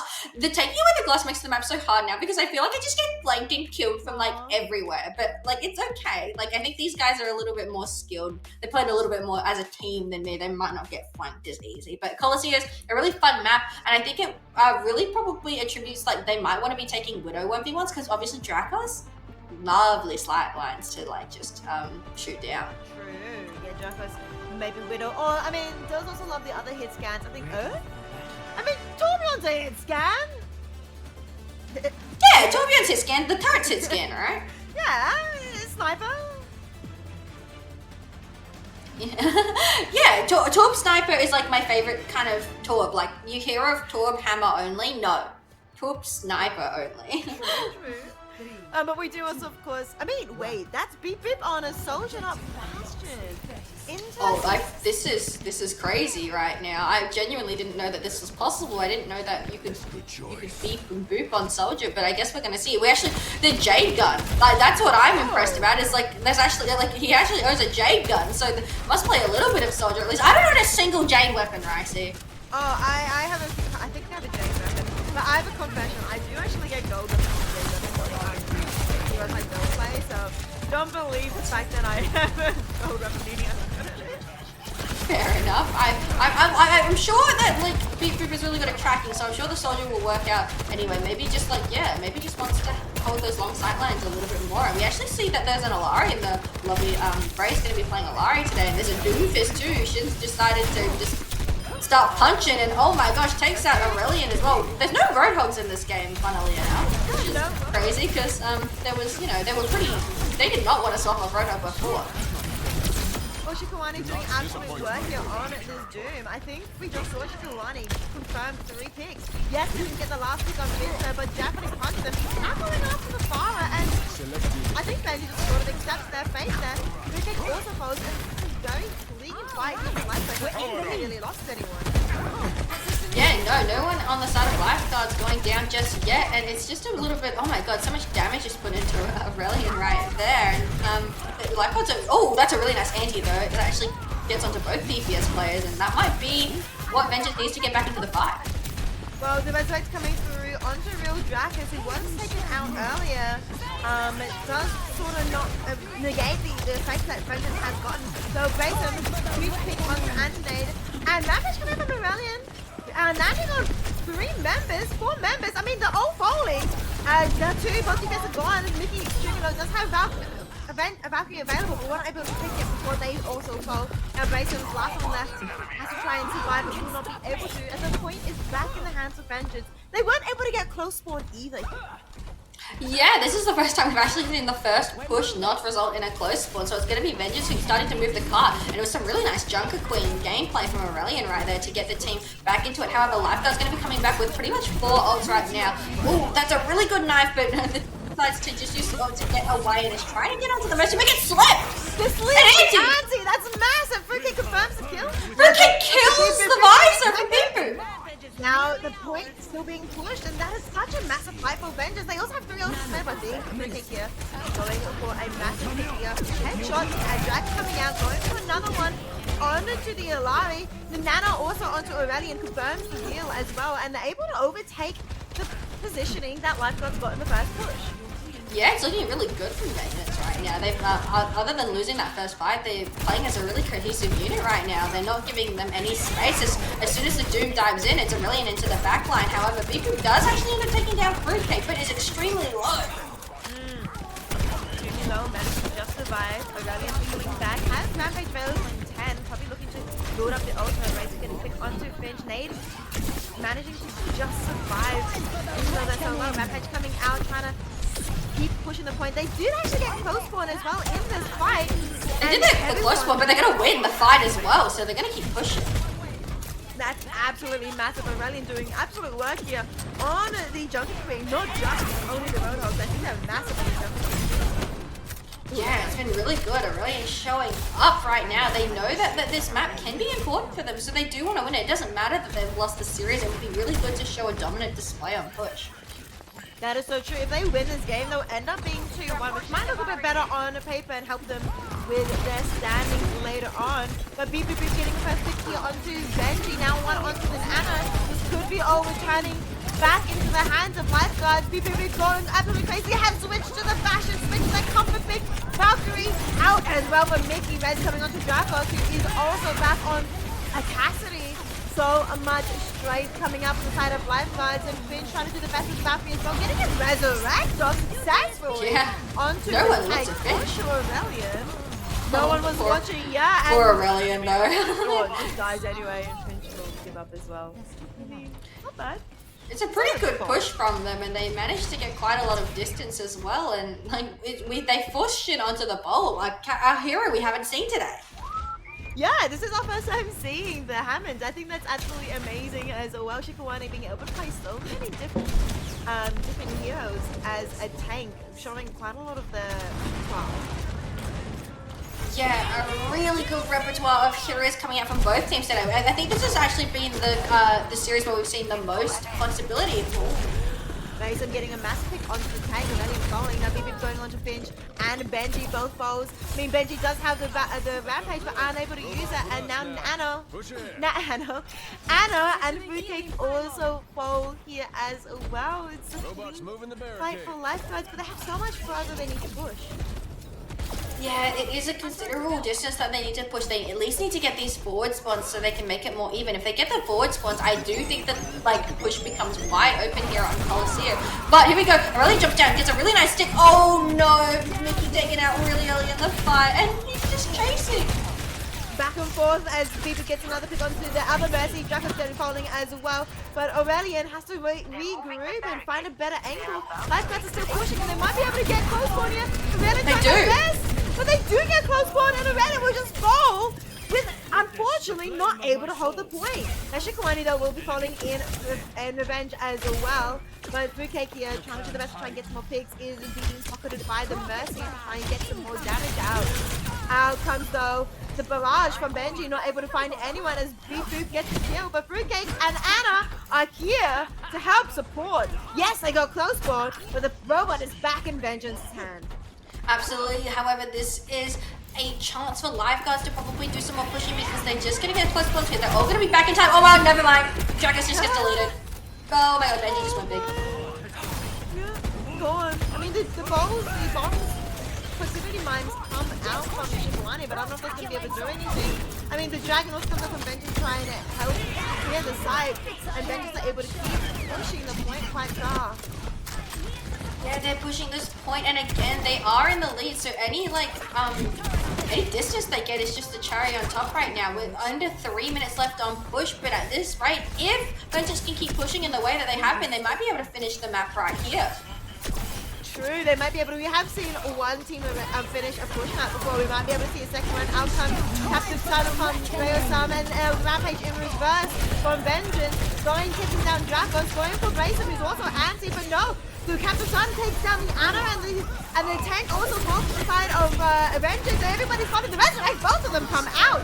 But so much abilities coming out. Draco goes using the Deadeye, getting the Benji. The back and forth. I mean, I don't even know who's left. I think it's just the two tanks, and there's Mercy as well. The knife coming out. Not Really still pushing the point and has the Mercy left, and the Junker Queen is split. This is not good. Yeah, still able to keep pushing. But now I think Vengeance have to fall back a little bit as all the respawns that are closest to the lifeguard respawns right now, and have to be very respectful as they all come back with a lot of damage. Finch getting quite bullied quite far. BBB will be taken out though. The meantime, Vengeance is back with their team. Mickey getting a massive resurrect onto BBB. And the point I think is still in the hands of lifeguards. Real Draco's getting the pick onto Aurelian, and I think they may be doomed in this tiny little room. Yeah, they all just got corralled into the little room right there. I don't think they're actually all going to spawn in time to find in the center. I say that, but they've stopped moving the bot for a little bit, so it's going to be very close.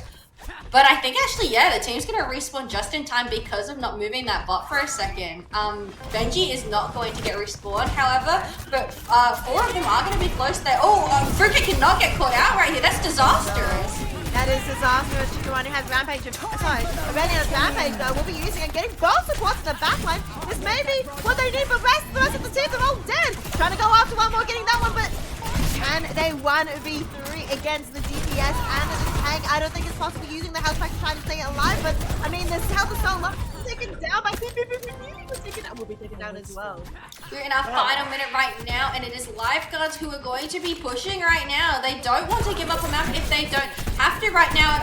And is that... oh, Holland's almost out. He's getting out. Is he going to get through the window? He does, but Draco takes down Fruitcake. Yeah, Draco does take Fruitcake somewhere else on the map. But is that... Oh, Vengeance will be taken down as well. Lifeguards in control are able to keep pushing. This is such a close map. Draco's getting extremely low. Taken out. The rest are still onto Fruitcake. Hopefully, he turns the favor to Beep gets one pick. Out comes the window from Draco, which might be massive rampage as well. Beep going crazy. Yeah, they're starting to push this button. They might just get the lead right here. Veggie goes for a Hail Mary barrage, but it's not going to do anything. 9 seconds left. The Dragon's coming through to like try and split them. Fruit does get a pick onto Bray or something, but they need to touch the point because of 2 seconds left, and they might take the lead. It's overtime. They haven't taken the lead just yet. It is overtime. Out comes the Blossom as well. Being able to take down the Fruitcake. It could go either way. Dracos will be following though, and now Aurelian trying to do the best to try to damage the other tank. Doing a really good job, but really takes them out. Wait, this might be Vengeance winning the map. They take control. Lifeguards were only less than a meter away from winning, but Vengeance comes back and wins the final map in this series. They touched in time, but they do touch in time, and they just get back, and they get the kills. Congratulations to Vengeance. They end up getting one little bit back, and oh my gosh, Aurelian on this jungle queen was absolutely a treat to watch. Absolutely agree. I mean, we loved watching that, both their Roadhogs, but I mean, the jungle queens are also absolutely insane already, and they're putting on a masterclass on the ultimate usage and everything. Gorgeous gameplay coming up with these tanks. Really wonderful map to see, and it was good to see Vengeance get back into the game a little bit. In fact, we've almost had all of our scores being 2-1 so far. Like, yes, this series was decided, but every single score so far has been a 2-1. These have been such close games that we've been seeing on stream. It's been an absolute pleasure to see. No, completely agree. I mean, 2-1s, they have been really close. I think this, even though it was still a 2-1, which means it's very close still, but this was the, I guess, least close game, even though it came down to 30 centimeters. Yeah, that's what I'm at saying. The end, which means like this tournament is so close and been so fun to watch so far. But we do have, I think, only one more series left for today. But before we do that, of course, we do need to go to a short break and prepare the winner's interview for you guys. So we'll head see you guys shortly. A short break and we'll be back.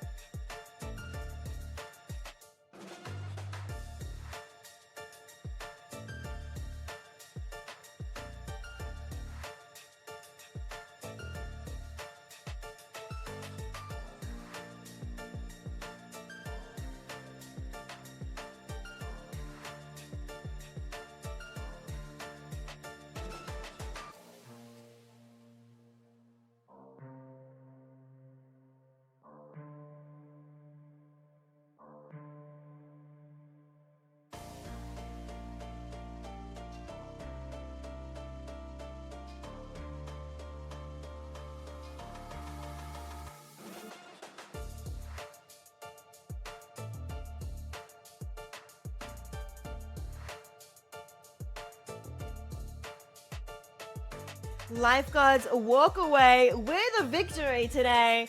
Though, despite this, Vengeance came for revenge, claiming that final map, coming down to just like 30 centimeters. The Lifeguards walk away with that victory, and they will be having a wonderful interview with the one and only Mickey, one of the the Mercy captain for the side of Lifeguard. We have the wonderful Wanderlust conducting the interview, so we'll be handing it over straight to her. Well, welcome in, Nikki. That was an amazing game. How do you feel about that game? Pretty good. I mean, it was lots of fun and it was great going against the other team. They all seem amazing. But I'm proud of what our team has done. I definitely enjoyed the Mercy Kisses. Yes. It's already on Twitter, by the way. Oh my god. And what was your game-winning play that round? Game-winning play. You know what?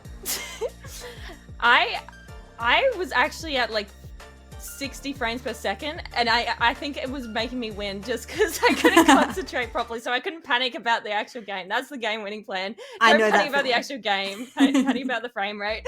I know that feeling way too far. And how confident are you and your team moving forward into the bracket? I think we're pretty confident. We're pretty chill. We got the chill vibes going along. So You definitely have the vibes. yeah, Shin's very loud and excited, so he keeps us all in a good place. And Bray's insane. I don't know. We all have really good vibes, so we're excited for it. That's good to hear. Well, I hope we see you in the finals, and good luck with the rest of your games. Thank you, Wanda. Thank you for doing this.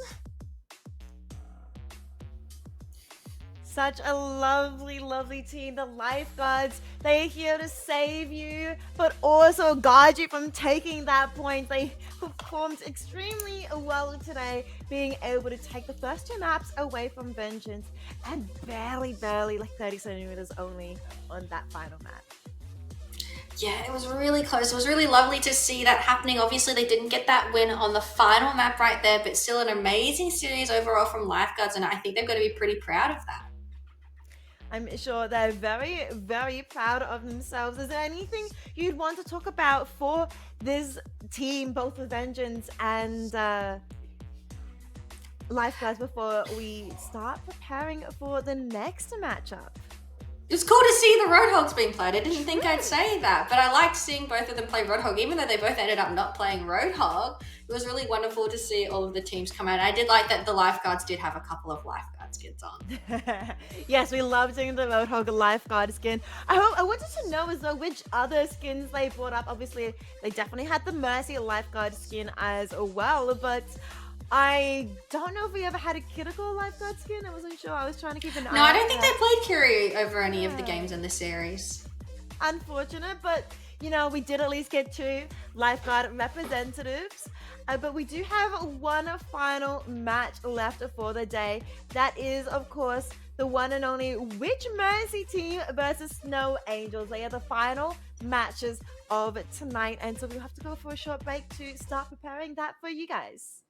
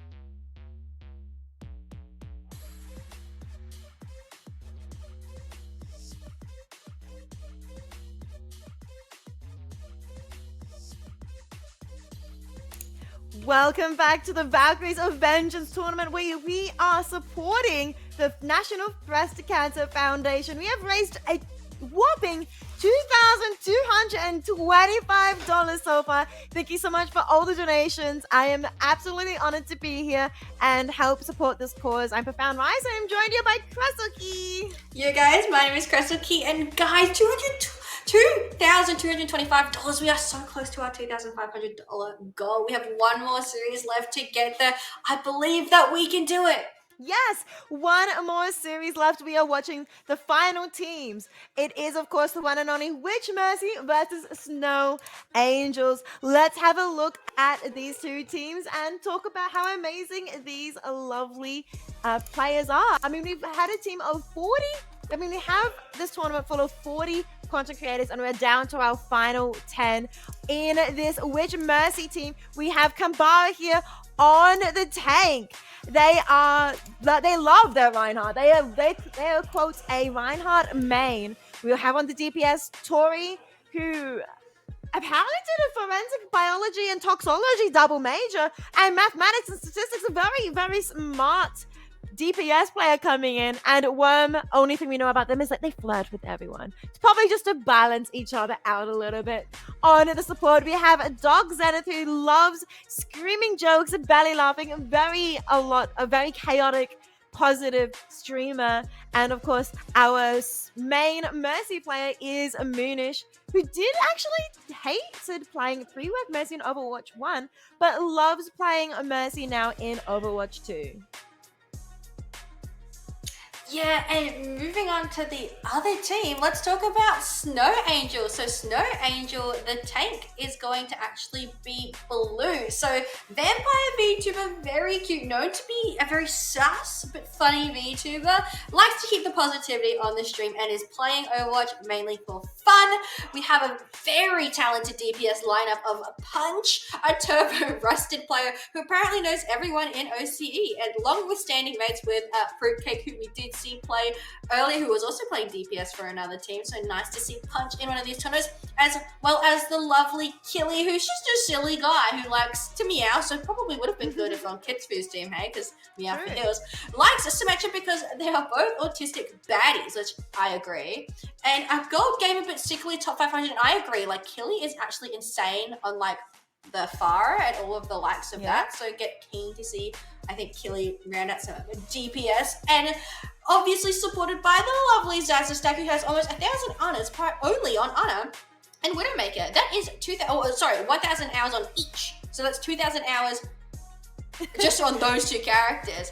And Zaza's also only started playing Overwatch using Season 12 of Overwatch 1 and has missed a lot of the OG good times. Oh no, but I'm sure a lot of the times have been better because Zaza is on the team. And the Mercy of this team is indeed Teacup, British born, but actually lives in New Zealand at the moment. Likes to play multiple instruments, can confirm is very good at the ukulele. Avid Baker posts, I'm pretty sure posts bread every week on Twitter. Please go look at the bread. 3D modeler, and likes to walk bees and tea. I thought you said likes to walk bees, and I was like, yeah, wait, how no, do you walk bees? Maybe, like, I reckon, Maybe. I expect that it's, well, I think they have a winter theme, but I expect Teacup may be running the Bee Mercy skin.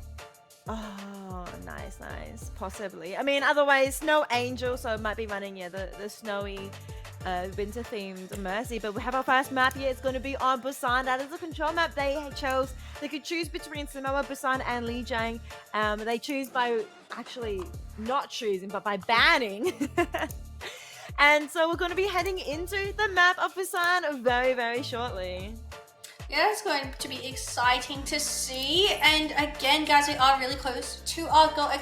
Donate if you are watching right now. We are raising money for the National Breast Cancer Foundation, and they are Australia's leading national body that fund game-changing breast cancer research, with all of the money that we're raising today going to them, which is a really great cause. We are aiming for 0 deaths from breast cancer for the future, and together we can actually make a difference. So please, guys, if you have a spare couple of buckaroos, please donate to the cause. You're so close to hitting our $2,500 goal. Wait to get out there. So close. Only 275 left before we reach that 2,500 goals. So close. And let's have a look at the compositions. It looks like we have 2 Reinhardts.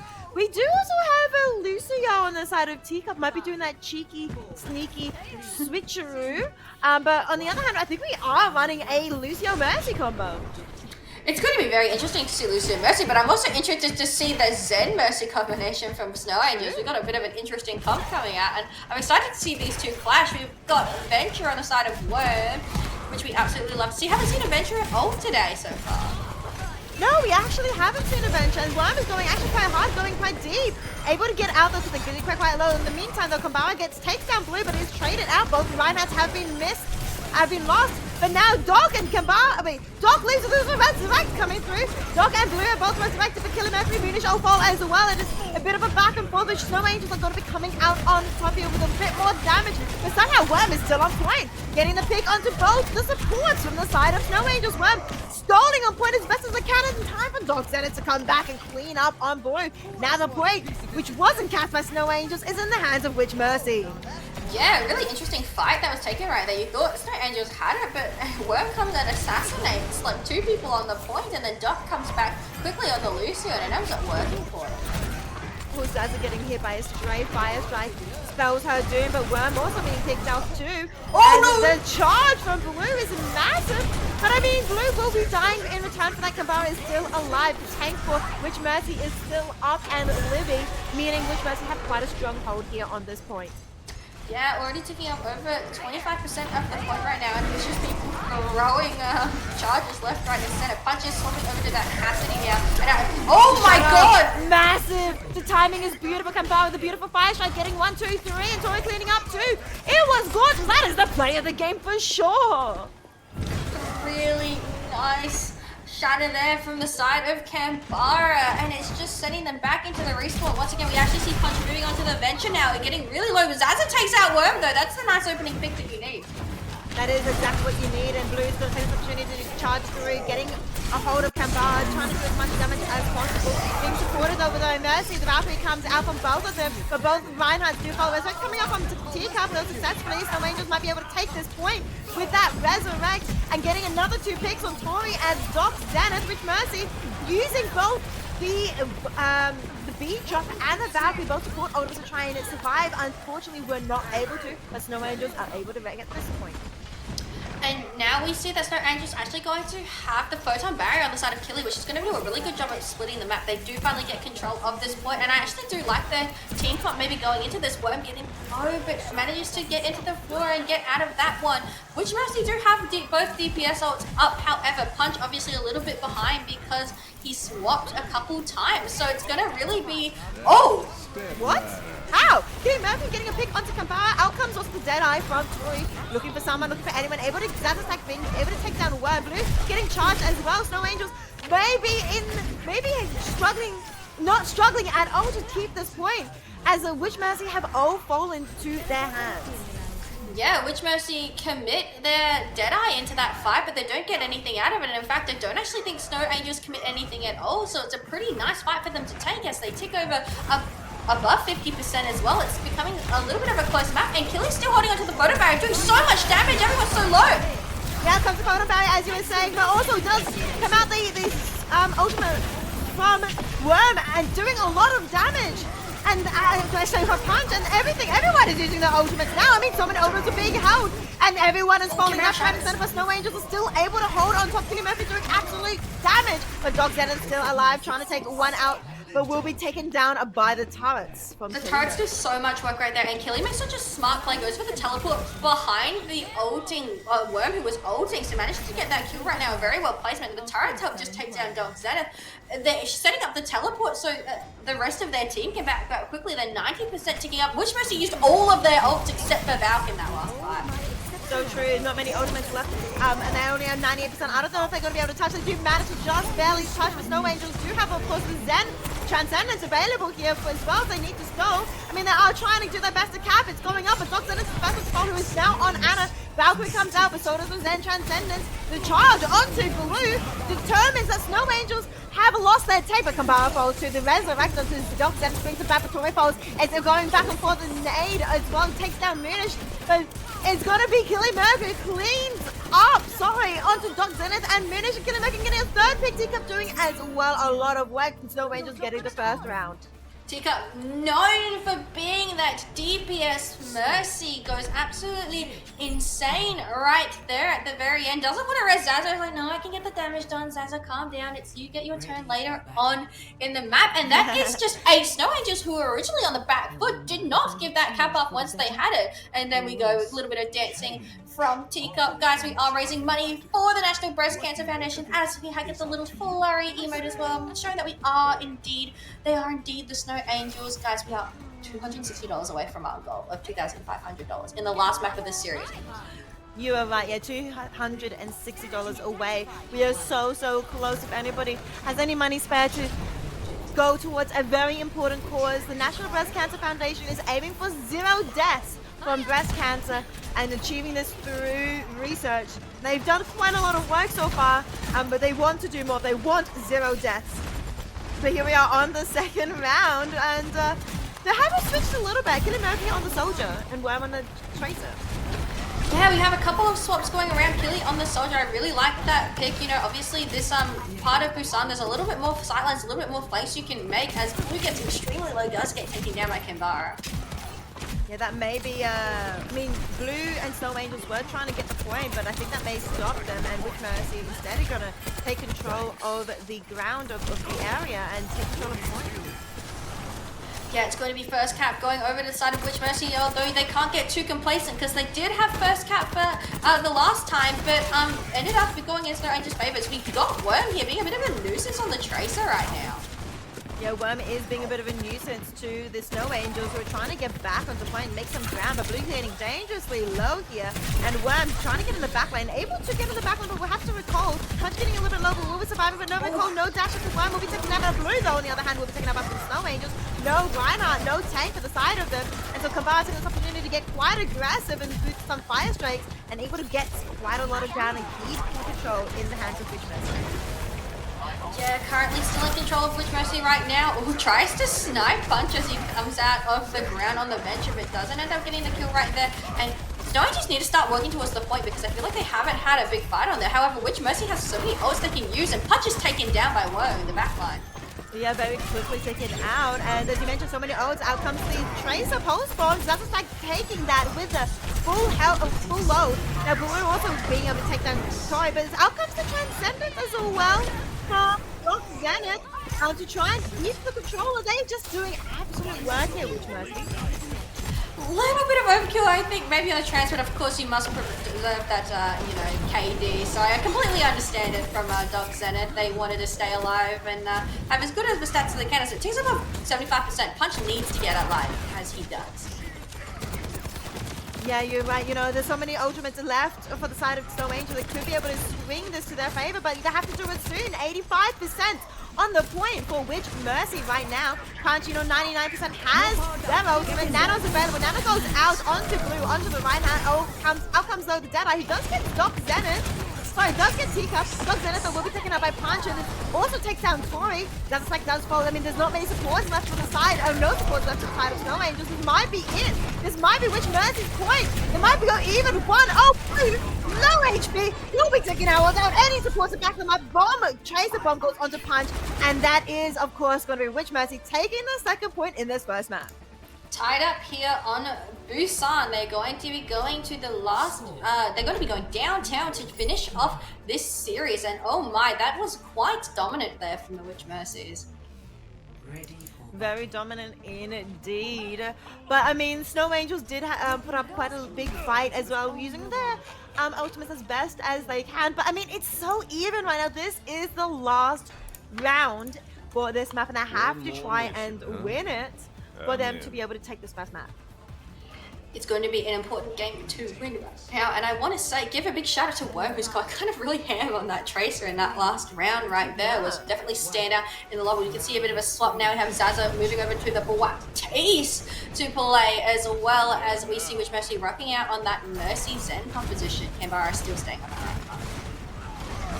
Yep, the Reinhardt, both of them still coming out. I mean, you can see the Widow as well. I'm very love to see a Widow pick coming up, but we're getting a bit half HP here. Instead, I mean, Killer Mercy probably doing a good job keeping that Widow in check, but Punch also doing the job as well, being able to sneak through and take Wyrm out quite quickly. Now it's a 4v5, Kambara getting a little bit low. Has only, a Mercy and Zen to kill them up, taken out by Killer Mercury. Now Punch going crazy on point to stand Doc, looking for a second, and now Moonish also falls. And the point is going into the hands of Snow Angels. Punch just jumps into the team and starts shooting at them, and I don't think they realized until they were too close to dead because of the pressure from the rest of the team. Punch wants more. It's going to take out Wyrm again, possibly telling Wyrm, get off Widow, please swap, because I am going to assassinate you with my 2 shotguns. I mean, with the damage boosted Mercy, I think as well. I mean, Teacup pocketing Reaper as they are bullying Wyrm. Wyrm switching possibly to the Echo here. Yeah, the Echo swap coming out from Wyrm. Wyrm's playing a lot of heroes right now. Both Rhymes end up charging each other right now. But Kambara is going to go down as well as Doc. Yeah, I mean, 2 players are missing from Witch Mercy. You would think, Witch Mercy has more damage with the Zen, but I think Zaza's like doing quite a lot of work here on the Baptiste as well, putting out a lot of damage. I mean, and of course we can't look away from Punch as well with that Reaper in your face, doing so much damage. Exactly, and we've got the amplification matrix coming up here too. Watching Zaz's really nice tracking, although Punch, like Icarus, flies too close to the sun right now and does get taken down. And now you've got Wyrm firing in from above, takes out Killy before they can even really notice. I don't think they notice that Wyrm is just sitting on top of him right now. The lamp comes out to try and save Zaza's like, but to no avail. They will fall to Tori. Teacup using Valkyrie to try and stall for his on the top. Point is currently at 68% here. Out comes the Echo, Poppy as well, and the Transcendence from Doc Zenith to try and secure the point as the last 3 remaining members of Snow Angels. I honestly don't think you're too mad right there if you're the Snow Angels, because you've just had them commit 2 ults into a fight they were probably going to win in the end. Right now they only have their Valkyrie and their Shatter in order to save the point, while Snow Angels is going to be coming up on both DPS ults and their Shatter as well. Kambara will have it as well, so it's going to be maybe who gets the better Earth Shatter. Well, you see Killy here already going for the flank, probably going to wait until the Rhines are swinging at each other and go for a Deadeye and hopefully get a pick. Yeah, no, completely agree. I mean, Snow Angel's probably pretty happy here, looking, as you can see, for that Deadeye that you were mentioning. But instead, Doc Zenith somehow sniping Killer Murphy out, but the Shadow is huge, and the punch Blossom is huger! And the charge from Blue pushing off Kambara from the point. That is absolutely clean, and they still have Deadeye. Yeah, they managed to keep their Deadeyes. As it's getting towards Amplification Matrix again, like, that's a good trade right there. Like, of Witch Mercy still only have the 2 ults that they held before, being the Shatter and the Valkyrie. And Snow Angels are in a really demanding position to win this. They've only let the other team cap 36%. They're about to tick up to the end. Killy probably just uses Deadeye to zope, and Punch has already taken out Moonish before the Val can be used. Yeah, as you said, Deadeye probably deserve it. We'll be taking out Doc Zenith. They do manage to touch the point. I mean, Kambara getting the Blue with a Shadow, but I mean, it's just Blue and Tori on point. Very low. Moonish popping the Valkyrie right now to try and get to the point as quickly as they can, but I don't know how quickly they can get there. Teacup though will be falling, and there is 1 player left, but yes, unfortunately, cannot touch in time. But Snow Angels will be winning the first map in such a close fashion. So Angels do win that map, pretty dominant on downtown, but all of the rest of it pretty close. Like, obviously, I think either team just being kind of dominant on the different maps, as you see right here. We see Kambara does get that Shatter play as we assumed he would. Really nice double, slams through, gets the 5-shot kill on 2, and it's just absolutely clean up. But unfortunately, even though he gets play of the game, the win does not go to them. The win goes to the Snow Angels, who take map number 1 and are setting themselves up really nicely for this last series that we're watching on stream here today. Yeah, no, they did absolutely amazing. I think both teams did absolutely amazing. I mean, as we said, It was so close, going the full distance, all 3 zones points for this map here, and it was absolutely amazing to watch the Reinhardts battle it out. But you know what else is amazing to watch, Kressel? We are currently sitting at 2,300. So We just got close, another guys. $50 dono, 60 to the charity of the National Breast Cancer Foundation. We're so close to 2,500. Guys, we're only $200 away from hitting quite a bit higher than our actual goal even was. So thank you guys so much to everyone who's donated so far. We've had such a successful campaign so far, but I know that we can do better. !donate in the chat if you want to get the link for the National Breast Cancer Foundation. We are raising money. We are trying to make it so that we can improve the ways that how breast cancer is diagnosed, like, just diagnosing it easier, and also just helping to manage and treat it once that people are diagnosed. They are working towards one goal, which is 0 deaths from breast cancer. Together, we can help them get there. And guys, we are so close to hitting $2,500 raised on just day 1 of the tournament. So please get your last minute donations in. We still have 2 more maps left to be played, so plenty of time. Yes, 2 more maps, and the next map is going to be a hybrid map. We have seen every single one of these hybrid maps from the map pool being played. The 3 maps they can choose from is Kings Row, Midtown, and Eichenwald. Well, we have 2 Reinhardt mains. I have a feeling they may do a, gentleman's handshake or gentleman's agreement or whatever it's called, and go for the Kings Row. Oh no, it's actually the I was going to say, is it Eichenwald? Eichenwald. Yeah, I was going to say, it's probably Eichenwald, isn't it? Just because it's that's Ryan's map. I know, people love Kings Row, but for some reason, all of the Ryan mains like to play Eichenwald too. I mean, it is his map. It is where he belongs. That is Reinhardt's home.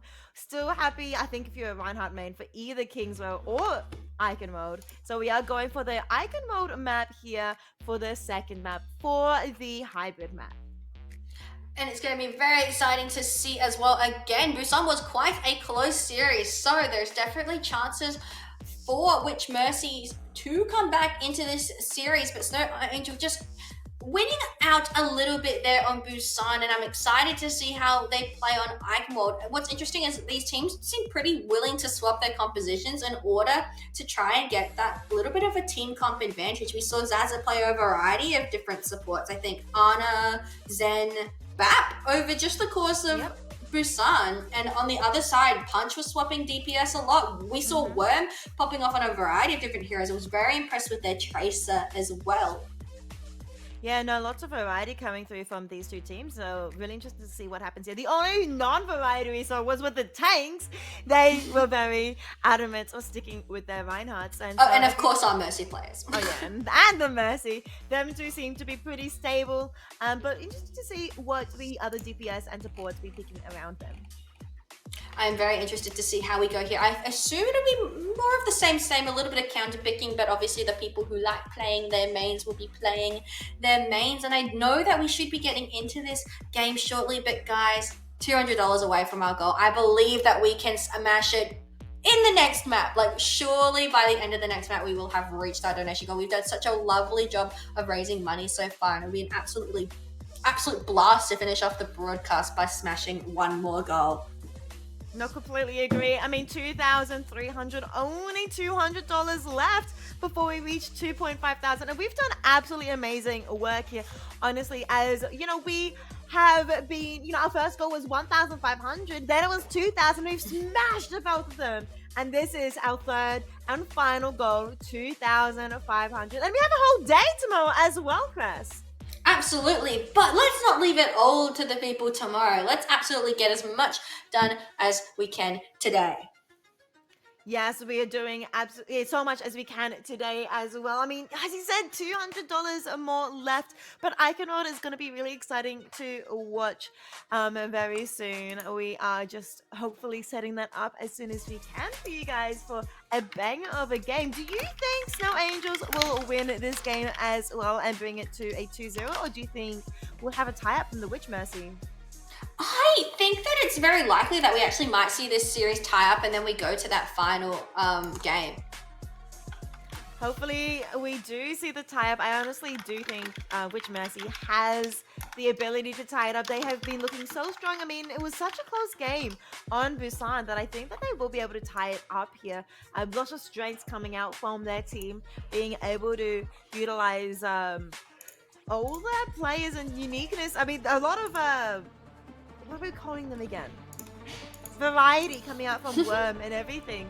And from Doc Zenith as well. So really excited to see what they bring here into this game. Maybe a live waiver from the Snow Angels from Zaza's deck.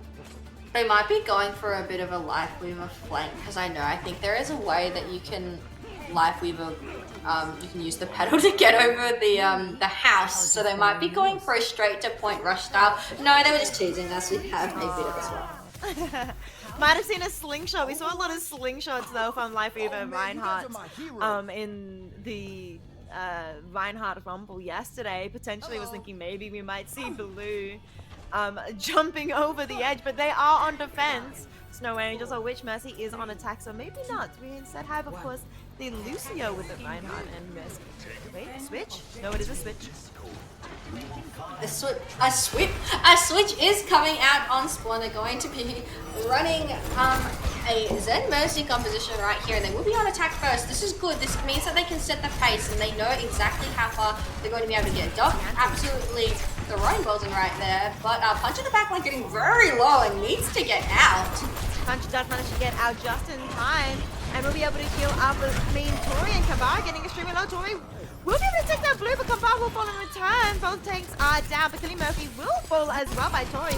He's doing absolutely amazing work on the Cassidy for Witch Mercy. Witch Mercy is getting so many picks. Yes, the Resurrect also coming out from Kabar, and so Witch Mercy will be able to easily cap at least the first tick. Yeah, it's looking like they're gonna cap the first tick, and Wyrm needs to get out alive. He's going so low and he's low, but it doesn't matter because they do end up getting the point. They do end up getting the point, and so Wyrm will be doing a very close respawn here. Our Snow Angels have to try and stop this point. Looking at the ultimate charges though, I think it's fairly even so far. No one's outlandishly too high except for Tori, who's really doing quite a lot of work here on this Cassidy. Yeah, the Cassidy is doing so much right now, which is absolutely crazy. As we've got Killy on the high ground playing the Ashe as well. This might be a little bit more suited to their team comp right now on the side of Snow Angels if they can hold the high ground in the castle. We see Blues looking up, however, trades are happening. Yeah, trades are happening. Mercy does fall, but the Resurrect onto Wyrm means that the trade is nullified. Kabar does fall as well, though, bringing it back to another bit of a trade. Witch Mercy is now on the back foot with one less tank.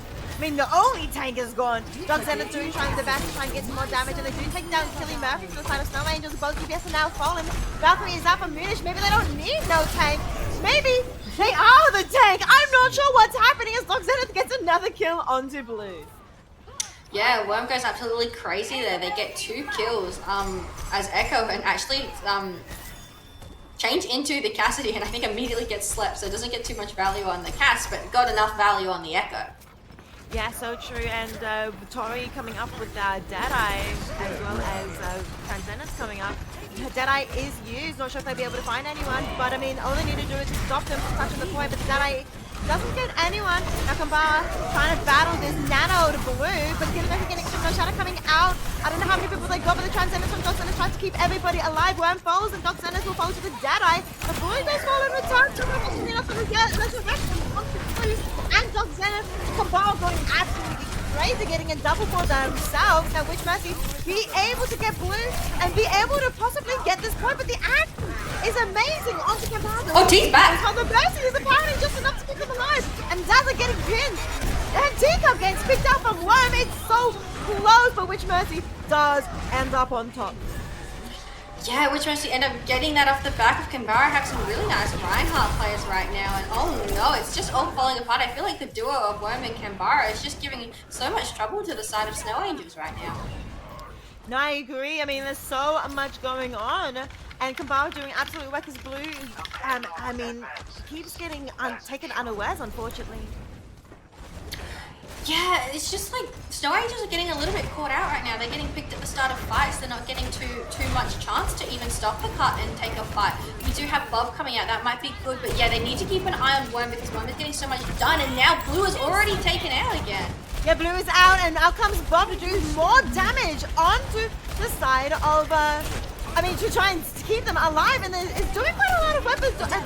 Bob does get taken up by Doc, and now out comes a Wyrm copying the Reaper, trying to do as much mayhem in the backline as possible. Already so close to the Blossom, about to be using it, but the shadow is available for Kambara, and it's such a massive combination as Wyrm gets double kill as well, which Mercy with so much time bank. Already 3 minutes 40, so close on his 0.1. That's 1 centimeter away from capping. Wyrm getting another double kill, claiming a 3 minute and 39 lead. That is a massive time bank for Eichenwald, and damn, Witch Mercy putting on a performance after not winning the last map, but man, it was just so clean from them and Snow Angels are going to have a good attack if they want any chance of matching that time bank. No, you're so right. They're going to have to work really hard. 3 minutes and 39 seconds is such a huge time bank for Witch Mercy here. So Snow Angels on the attack have to try their best. I wonder will they switch anything up and play something different to try and copy or like do the exact same thing that Witch Mercy has. Yeah, it was just Wyrm getting so much done, I think, on that Echo, and currently going to be playing Ashe at the start here, which maybe might give Snow Angels some opportunity, but I don't doubt that if Wyrm is struggling, they might just swap back over to the Echo and continue to dominate. Well, they are currently theoretically running a double hit scan, and Punch is going to be running a pharmacy into that. I mean, Wyrm and Tori are both very scary hit scans, so I don't know how much Punch will be able to stay alive, but I still believe. Wait, Punch is playing. Oh no, they're going to be playing Echo instead, which may have a bit more survivability.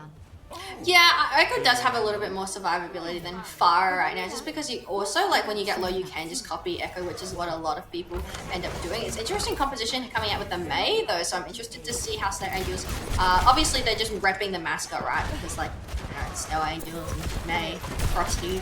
True, yeah, maybe that could be it. And Punch going a little bit blue as well with the skin, a very snowy look as well, but Wyrm getting extremely low will be able to not survive as Punch burns them down. And now they are one player left. Snow Angels are trying to actually Wish will be able to get that resurrect off. A sneaky one, but Wyrm instead takes revenge for themselves and takes down Punch. And it's going to be 1 less player as Blue also goes to the Kambara and have to regroup here. Yeah, their first push is denied as well, and they are going to have to take a bit of a reset. Notably, Kambara is over halfway to his ultimate, while Blue is sitting on 17%, not being able to swing that hammer very much. True, yeah, Kambara is so high with the ultimate.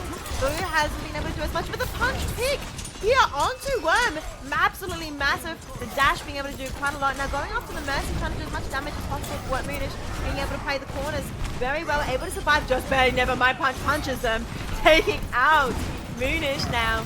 And now Silver just takes this opportunity, goes straight onto point. Another swing and a whack onto Tori. Blue takes them down. Doc also falls. It's going to be a clean cap here for Snow Angels. And it's not the fastest take of Eichenwald. Obviously wasn't as fast as Witch Mercy, but it's still a really nice take, and they're going to have enough time to start making it through street phase. And again, like, they did get stalled a little bit, Witch Mercy, so there is always the potential that if Snow Angels have a really good run for the rest of the map, they could beat the time bank. I really like this swap of Punch onto the Genji. I think it's there to get some quick picks onto Tori and Wyrm, and then just to camp the res, because if you're Moonish, you do not want to go for those. Again, here we go, on top of Zed, he gets kicked, he's so low, oh my gosh, he does get a kill as his dog. It was so close, Punch living on like 2 HP, but does get taken out eventually by Wyrm. The resurrect also from Moonish onto Dog Zenith does bring them back up, and so Snow Angels do actually lose out on that fight though. They do end up losing out on the fight, and they do commit their Valkyrie as well. They do need to keep Teacup alive. Him getting picked would not be very good at the moment, but they are coming back, and they are going to have both of their DPS slots. They have the Blade and the Blizzard up, as well as Amplification matches. But two people stunned on the floor by Kambara. Yeah, massive shadow coming out from Kambara, being able to take down Punch. Killing Mercury just barely surviving. Does have the Blizzard available, and the Ice Cold stays alive. The resurrect from Punch as well. Maybe this could be it. This is the combo. Out comes the Blizzard. Out comes the Magnification Matrix as well. And that's a beautiful right click as well. Transcendence from Doc to try and keep everyone alive. There's so much being used from both sides. Blade coming out from Punch. Unfortunately, he's nullified by the Bob from Wyrm, but the Bob goes crazy, getting another peek as well into that stack. And the Deadeye coming out. There's like 3 ultimates on the side of Witch Mercy and 3 ultimates on the side of Snow Angel. Ults come out, but it's Snow Angels that get stopped in their tracks. They haven't made much progress on this point as it's gotten through. It's still stuck at the arch of the Iconward Gate of Street Phase, and it's going to get harder and harder for them to keep pushing because you've got Wyrm who's patrolling the high ground with Moonish, and they just have to walk into open line of sight half the time. They really do come by regular. Getting the first pick onto Teacup may change things. I mean, not change things, as well as one getting a pick on the Killer Mercury. Snow Angels losing 2. Now about to lose the 3rd. Looking for a 4th. Yep. And Blue also falls as well. That is a clean team kill for Witch Mercy. This is only 2 minutes taken off of the time bank that they had, and it's starting to diminish, and they're still stuck through this gate. They're gonna have to win probably 2 to 3 fights on this street phase if they want to be able to take it. But yeah, they're just getting picked because Wyrm is just sitting on that high ground. Nice and pretty. Well, they are switching here to asymmetric Killing Mercury. Killing Mercury is, of course, their confidence on that mission. Out comes the Shadow. Will be solo shadowing Kambala, pushing him into the heal zone. But the pin does do quite a lot of damage. The Shadow's available for Kambala in return. And Blue does not block it. Is still trying to be healed, but Killing Mercury will be falling. And Teacup with an attempted res falls to his other falls as well. So Angels are just falling apart right now. Yeah, Blue goes for the solo shadow, which isn't the worst play, but there was absolutely no follow-up, and then Kambara ends up staying alive, getting out, getting his own shadow. It's like, well, I'm just going to shadow more people, because, and that is the mind game when you do play Reinhardt v Reinhardt. It's like, can you block the shadow, and how do you use your shadows? We actually see a swap for the first time of all today. We actually see a Winston. Yeah, we've been seeing this Reinhardt v Reinhardt for a while now, but Blue deciding that Winston needing to get that Wyrm off the high ground. You mentioned Smoke, Wyrm is such scary up here. Out comes Bob to try and do some more damage, and Wyrm is still staying alive. Bob going all the way down to the ground, trying to get one more pick, but not able to get a pick. But that is still Bob being used and able to stall for a little bit longer. Exactly, what's still going on? Oh my gosh, so low killing ends up dying to the dynamite, and they just can't get through the gate. Okay, Punch finally taking down a Wyrm, but in the meantime, losing the entire team. Wyrm is last one left, getting fire strike to death. Yeah, Wyrm will just get resurrected.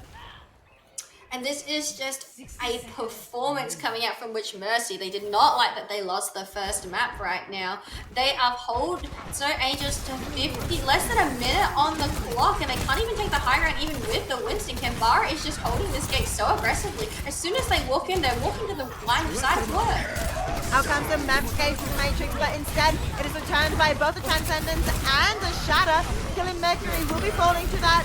But so will Stack, and now Kambara trying to get the blue tank. Punch, yes, gets Tori, but I mean, the rest of the team is also gone. Bob coming out as well to try and do as much as they can, but Punch, Bob and Punch will both fall as well. 20 seconds left. Snow Angels, even if you get to the old play to the point, I don't know if they'll have any time bank. Even if they cap all the way through, it's going to be so hard for them to even cap and like start moving this payload. If they do get it to second point, they'll get a minute and a half, which is definitely not going to be a comparable time break. But at this point, they need to stay in the series.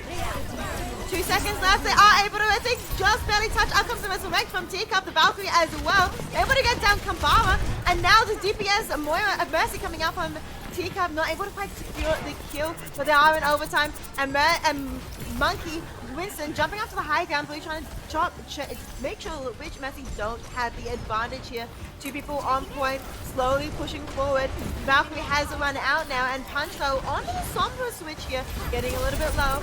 Still 2 people on point, but Killing Mercury's going to be picked off by Wyrm, who has the high ground. He also does have Bob, but so is the ultimate farm at Blue, who stays alive to try and push everyone off the point, try and keep the point moving. Zen is extremely low, but so is Blue. Blue is the one that will be falling, and that is going to be Witch Mercy winning the Icon World map. And it was such a dominant display from Witch Mercy and Icon where they barely gave Snow Angels anything other than that first point, which, yeah, Snow Angels did take pretty quickly. It was completely Witch Mercy, and I think it is on the back of Kambara and as you can see right here, Wyrm just sitting on this high ground, pretty, hitting absolute shots, double headshot right there, and just, oh, really nice usage of the dynamite and everything, and just didn't, yeah. It was just so hard for them to push through that gate. Yeah, absolutely amazing work coming out from Witch Mercy here, tying up the series now 1-0 between Snow Angel and Witch Mercy.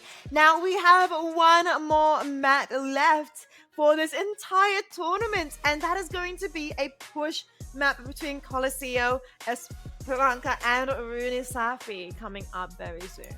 Yeah, it's going to be very interesting to see what is picked in the end, because like this is the final map that we're going to be playing in. It's for like, you know, the winner of this next map is going to be the winner of this series. Yeah, and I mean, this map is this entire tournament has been really close. We've had every single series on stream so far be a 2-1 record. Nobody has ever gone 3-0, which is absolutely amazing to see everybody working very hard to do the absolute best. Tomorrow will be the playoffs, and will be super exciting to watch that. But yeah, last map of the day will be pushed, but I believe we do have to say goodbye to somebody before we get to that sorry.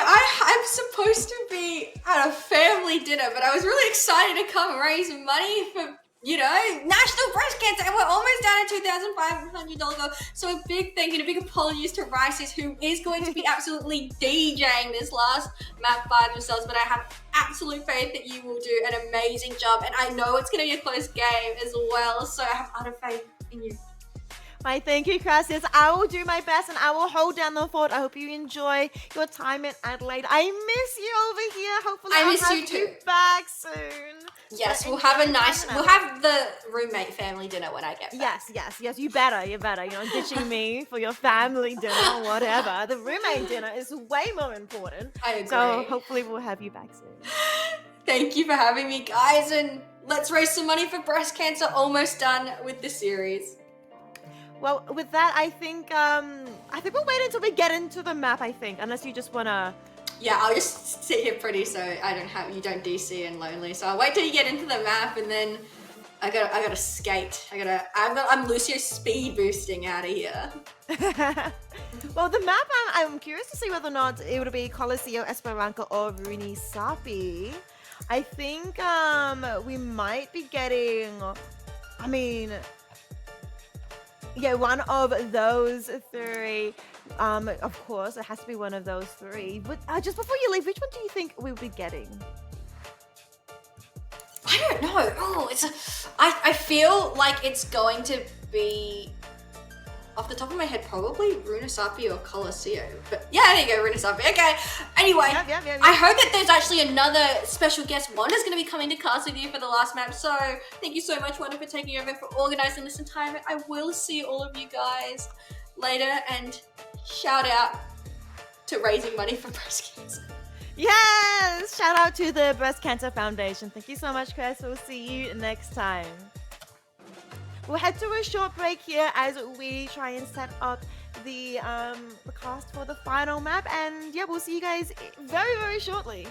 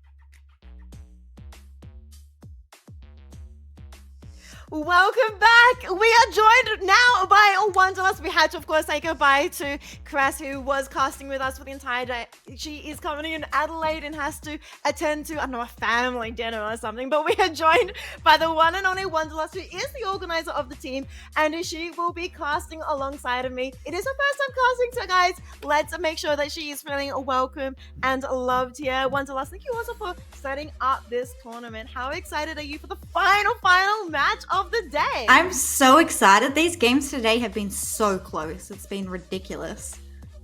They have indeed been really close. Every single game so far has been a 2-1 scoreline.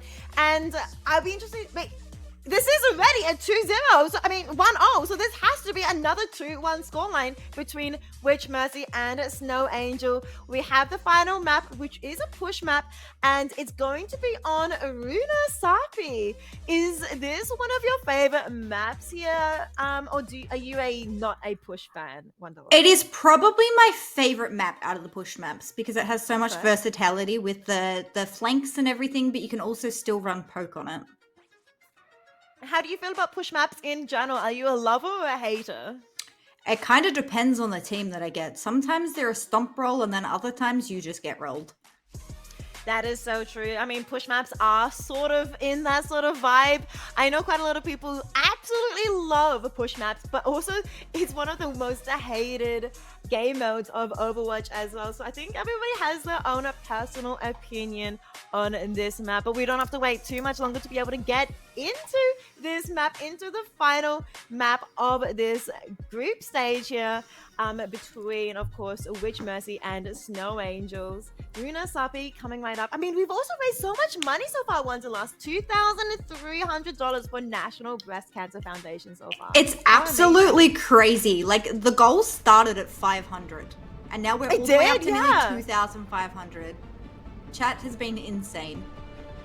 Been absolutely incredible to see everyone pop off so far here for this National Breast Cancer Foundation charity tournament, the Valkyries of Vengeance. Here we are, final game, final map of the day. We are looking at a beautiful llama, so cute. But how do you feel about these team compositions? We're getting that Reinhardt out once again, Wanderlust. Is there anything else that stands out to you here? I definitely think it's interesting that even though we're running Mercy comps, we're running the Rein, because a lot of people thought we were going to be hard focused into poke, but that's not the case. No, that is a good point. You know, Reinhardt, if I see a Reinhardt, I generally do avoid playing the Mercy, even though I am a Mercy main myself. I'll usually opt for the Ana instead. But these two teams are going absolutely more crazy, running a Zen Mercy and a Lucio Mercy combo with a Reinhardt. They really are not focusing on healing the Reinhardt, but instead on the damage. And there is so much damage already going out from Tori onto Punch, and Zephyr Attack also falls as well. Kresellekay trying the best to survive, but unfortunately unable to, as Wyrm takes them out too. Now Blue, Teacup, the last two left alive. Blue is unfortunately unable to get out, and now Teacup, the last little player, has to try and get back to their team. Yeah, that match just had way too much damage output. I think that's the whole premise of the comp, just run in, do as much damage as you can. So true. I mean, you have a Tracer and a, oh my goodness, the Punch though on the Reaper is able to take down a Wyrm quite quickly. Now Witch Mercy still able to push the point a little bit further. The Punch here going to be finding in their face a Reinhardt, has to back away, respects the Reinhardt play, but he's able to push back, and I think Snow Angel able to take control of the point for a tiny little longer, but I mean, I think the full team of Witch Mercy is going to be able to meet them here, and they're going to go back and forth, battling around the corner. The Mercy trying to do the best to keep the Reinhardt up, and the Tracer is around the corner too, has 90% on the ult, looking probably for a Tracer bomb, very simple. So does Kambara, 90% wanting that Shadow. Blue is only at 60%, has Shadow available, is baiting the shield, is looking for it, but also is really low HP, so don't want to fall down. The Shadow comes out, so does the Pulse Bomb too, and the High Noon. Everything is being used by Witch Mercy, and they're able to claim this victory, only losing Kambara, who gets resurrected. Yeah, that Shatter came in clutch there. I think just having the aggression to push in and put in so much damage just means they get their ult charge a lot quicker. So true. I mean, looking at the ultimates, there is some ultimates available for Snow Angels and Witch Mercy. Yes, it should be interesting here. They have Shatter coming up, so if Blue can land a huge Shatter, they might be able to turn this around. Yeah, I mean, there's Shadow. There's also, of course, Amplification Matrix, which is being used right now. I mean, Valkyrie is available too. Wondering if they're going to be using that soon. But, I mean, there's also Blossom available as well for Punch. So many things are available in the hands of Snow Angel as well. I mean, the Shadow is now, but Philly Murphy doesn't even need to use the Deadeye, getting the pick onto Dr. Zen. Who does also, of course, have that the ultimate available for them. Blue being able to take down Kambara, meaning that the Snow Angels are back in control of the point. It's just kind of a very clean, simple fight from the Snow Angels here to try and get control. I mean, did they also get the close spawn? I think they did earlier, but it's now. Yes. I definitely think they used their ult management very well there. They didn't just dump 5 ults, so they're in a good spot for next fight as well. True. Yeah, lots of ultimates on the side of Snow Angel for this next fight. So they'll be able to surely win this one coming up. Yeah, I think all that they've got to beat the revolt here. Oh, we got to pause. Blue has left the game, unfortunately, which is also a little bit unfortunate because even when Blue comes back, I don't think they'll have their ultimate charge when they come back. I don't know. Yeah, that usually depends on the code, so I'm not sure. I'm not sure if they'll be able to bring it back or not. I mean, Valkyrie is also just used as well. So we'll see what will be able to happen to try and resolve this situation. Snow Angels here have control of the robots. But Witch Mercy is ahead by currently 25 meters, which is quite a lot of distance. But, I mean, Snow Angels... Blue, I find that hilarious. So Blue getting a kill just as they DC'd onto Dog Zenith. So intentional. They got that kill before they DC'd. Yeah, definitely. That's going to set them up really strong for the next fight, even with Blue probably coming in late to this fight because they just killed off their beat, which is probably the only thing they had to sustain next fight with their ultimates that Snow Angels have coming up. I'm giving bad information, sneaky information to Snow Angel saying that they don't have a recall. I think Wyrm might also be in a little bit of a tough situation as well, judging by what they are saying in the chat right now. But yeah, it's going to be unfortunate. Blue does rejoin, but I don't know if they'll be rejoining where they are. They're probably going to be joining back in spawn, and hopefully they might still have the ultimate charge, but I mean, even then have to walk all the way back in the middle of a fight. They all look like they're ready and we might be able to get straight back into this game. But it's going to be interesting to see how Snow Angels can come back from this unfortunate DC. Oh, Wyrm does manage to survive. Does throw out the post bomb. But Tori, on the other hand, gets taken out by a massive death boss upon a punch. Getting 3 picks. They don't need no Blue. They don't need no Shadow. They don't need no tank. They're able to keep pushing it, and they may even be able to get close spawn here.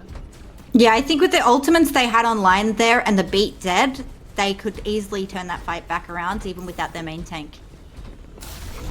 That is so true, and they definitely did that indeed, and they now have close spawn here. We have Deadeye coming up from Tori, so hopefully that can turn the fight around for them. Hopefully, but this, as you mentioned earlier, the beat is available and has been used, and as you mentioned, it could have turned the fight around, and it does turn the fight around with Wyrm using that beat to take do so much damage to the backline. Snow Angels fall apart here, and Witch Mercy are now in control and taking it back to their side, but they do, of course, have a close spawn. Snow Angels will be able to meet them here as every single one, maybe Punch? I think Punch did not get the close spawn. Oh no, that's unfortunate. But we have window coming up from Zaza, so we might be able to pop off with the window here. Yeah, maybe able to combo with the Deadeye as well from Philly Mercury. Could be a big fight coming through, but the Valkyrie is the first one to be popped by Moonish. Punch also being able to take down a Wyrm though. The Deadeye coming out, Shadow coming out, so much is coming out. Even though they lost one, they are able to trade it back. The Kabara will be falling in the meantime. And what is going on? There is a Valkyrie Moonish going DPS, Battle Mercy, able to take down Teacup. The Blue was resurrected in the mayhem. And I mean, close spawn has been achieved by Witch Mercy here, so they're able to get back probably pretty quickly and potentially be able to keep pushing it. There's only Blue here, and Moonish just still is Battle Mercying. We love the pistol out of Moon. That's what we're all here for with the Mercy composition, so we love to see it.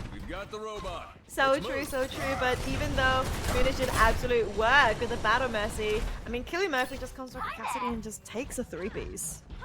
Yeah, that was a very big play from Killy right there. Definitely guaranteed that fight for their team. Now they're meeting again in the middle. Close spawn has been deactivated, but they're all here and all ready to fight. Out comes double ultimates, Window and Shadow from Blue and Zaza, doing so much damage onto Counter, who does barely survive.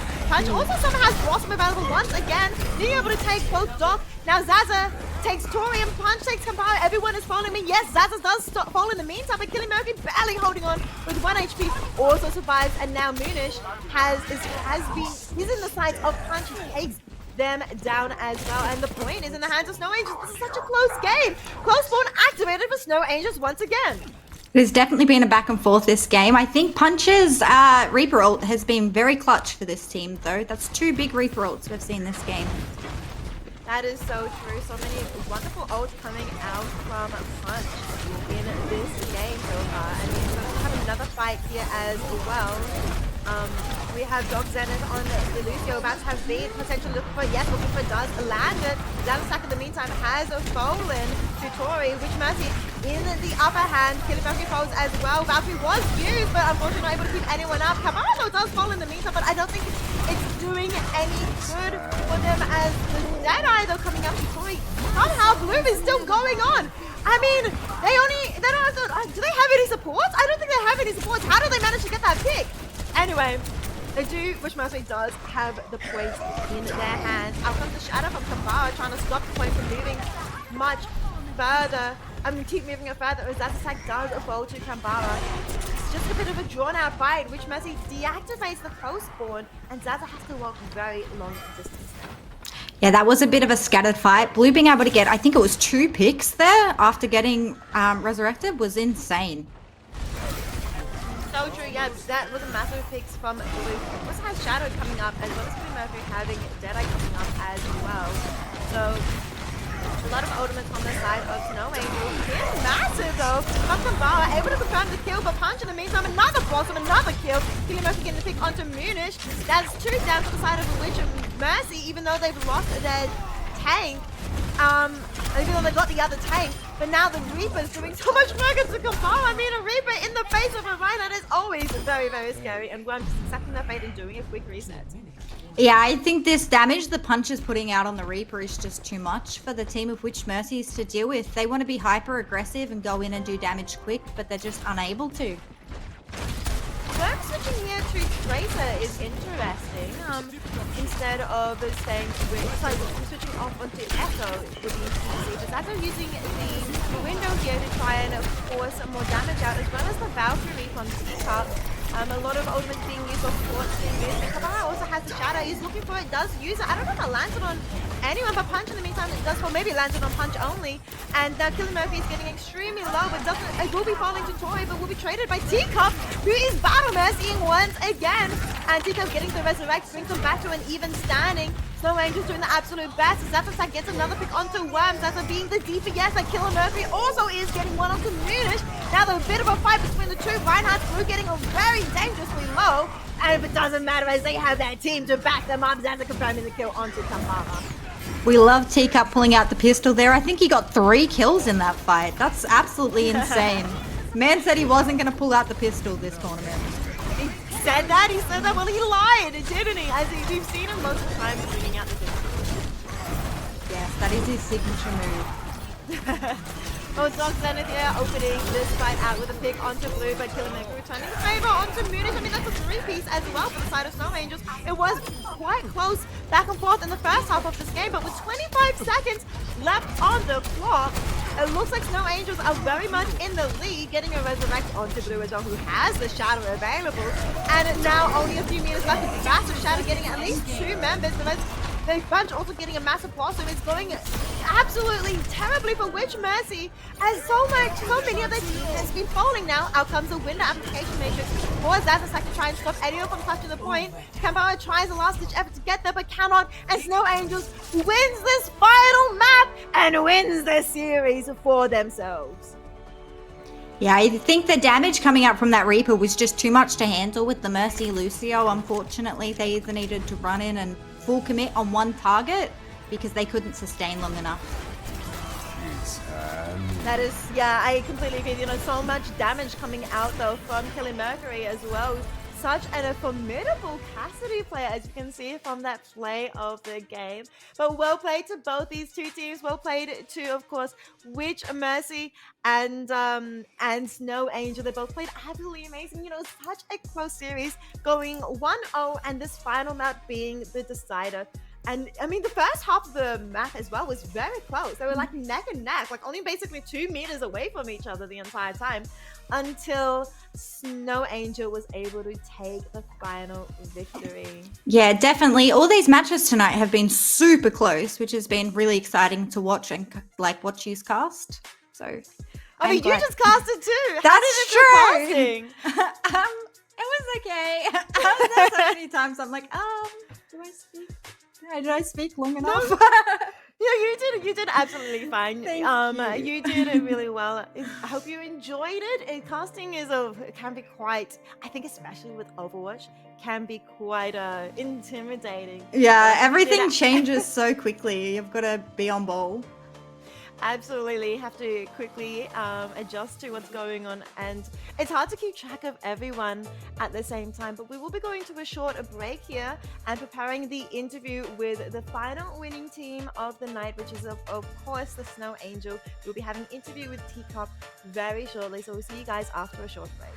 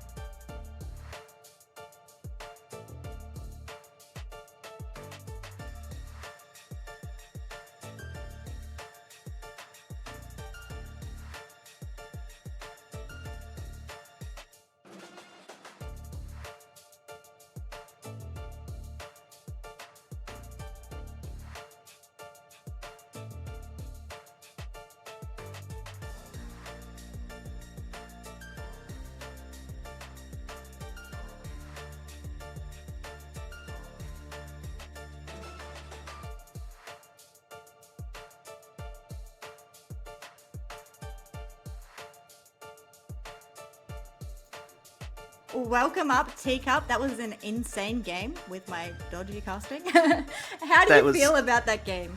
Oh my model.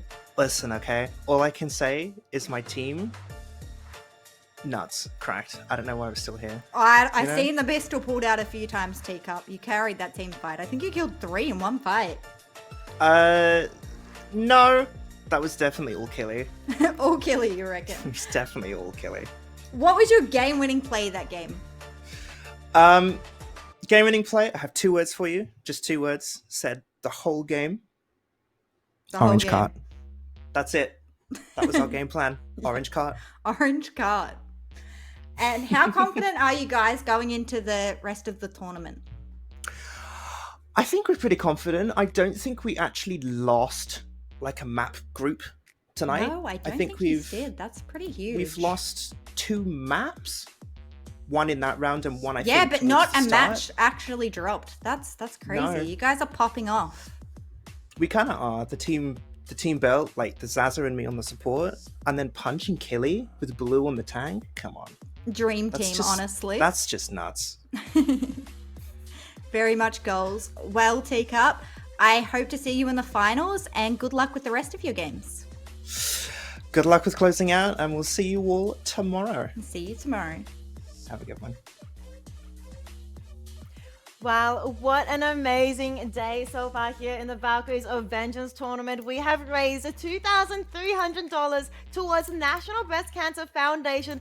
Absolutely phenomenal work from all of you guys here in the community, in the Australian New Zealand community. You guys are absolutely amazing. But also, thank you so much for every single player who's playing as well. We've had 40 players, 40 content creators playing in this tournament and raising money for this amazing cause. We also, of course, need to give a shout out to the one and only Clocker Mousepads for sponsoring this tournament, for sponsoring this event, and for giving generously 2 gift cards, one for the MVP and one for one of you amazing people in chat as well. So thank you so much to the Quokka Mousepads, and thank you to everyone, once again for playing, and a big thank you to Wanderlust for hosting and creating this tournament. Yes, today's been absolutely insane. So many great content creators, and the fact we've raised $2,300 still astounds me. Like, the original goal was $500. No, it's been absolutely amazing. You're completely right. Being able to raise $2,300 is a phenomenal effort from everyone involved. I would love to show you guys with the results so far. I mean, we did just hear now from, of course, the Snow Angel, where they haven't lost a single series so far. So we know that they're definitely at the top of their group. They may have dropped a couple of maps here and there, but they are definitely at the top of the group. But we'll be having results for you guys released on social media. There are a couple of games still being played right now, so we don't have the results for everything just yet. But make sure you guys follow, I believe, Wanderlust's socials to be able to get that information. Wanderlust, would you be able to drop your socials? Yes, so my Twitter is OneWonderlust, and it will be posted over there. Yes, make sure you guys be following her Twitter for all the information. With that, is there anything else we need to make sure we say before we close over here, Wanderlust? I think just be ready to see Games 2 on tomorrow at 4 p.m. Yep, today was, of course, the group stages. We had 2 groups of 4, and everyone battled each other out in those groups, being able to find out what their seeding will be for tomorrow's playoffs. And the playoffs will be tomorrow, so make sure you guys stay tuned, come back, and get ready to raise even more money for the National Breast Cancer Foundation. Thank you guys all for tuning in and hanging out. I hope you guys have been enjoying hanging out with us and enjoying this amazing tournament run by Wanderlust. We'll see you guys tomorrow. Goodbye. Bye.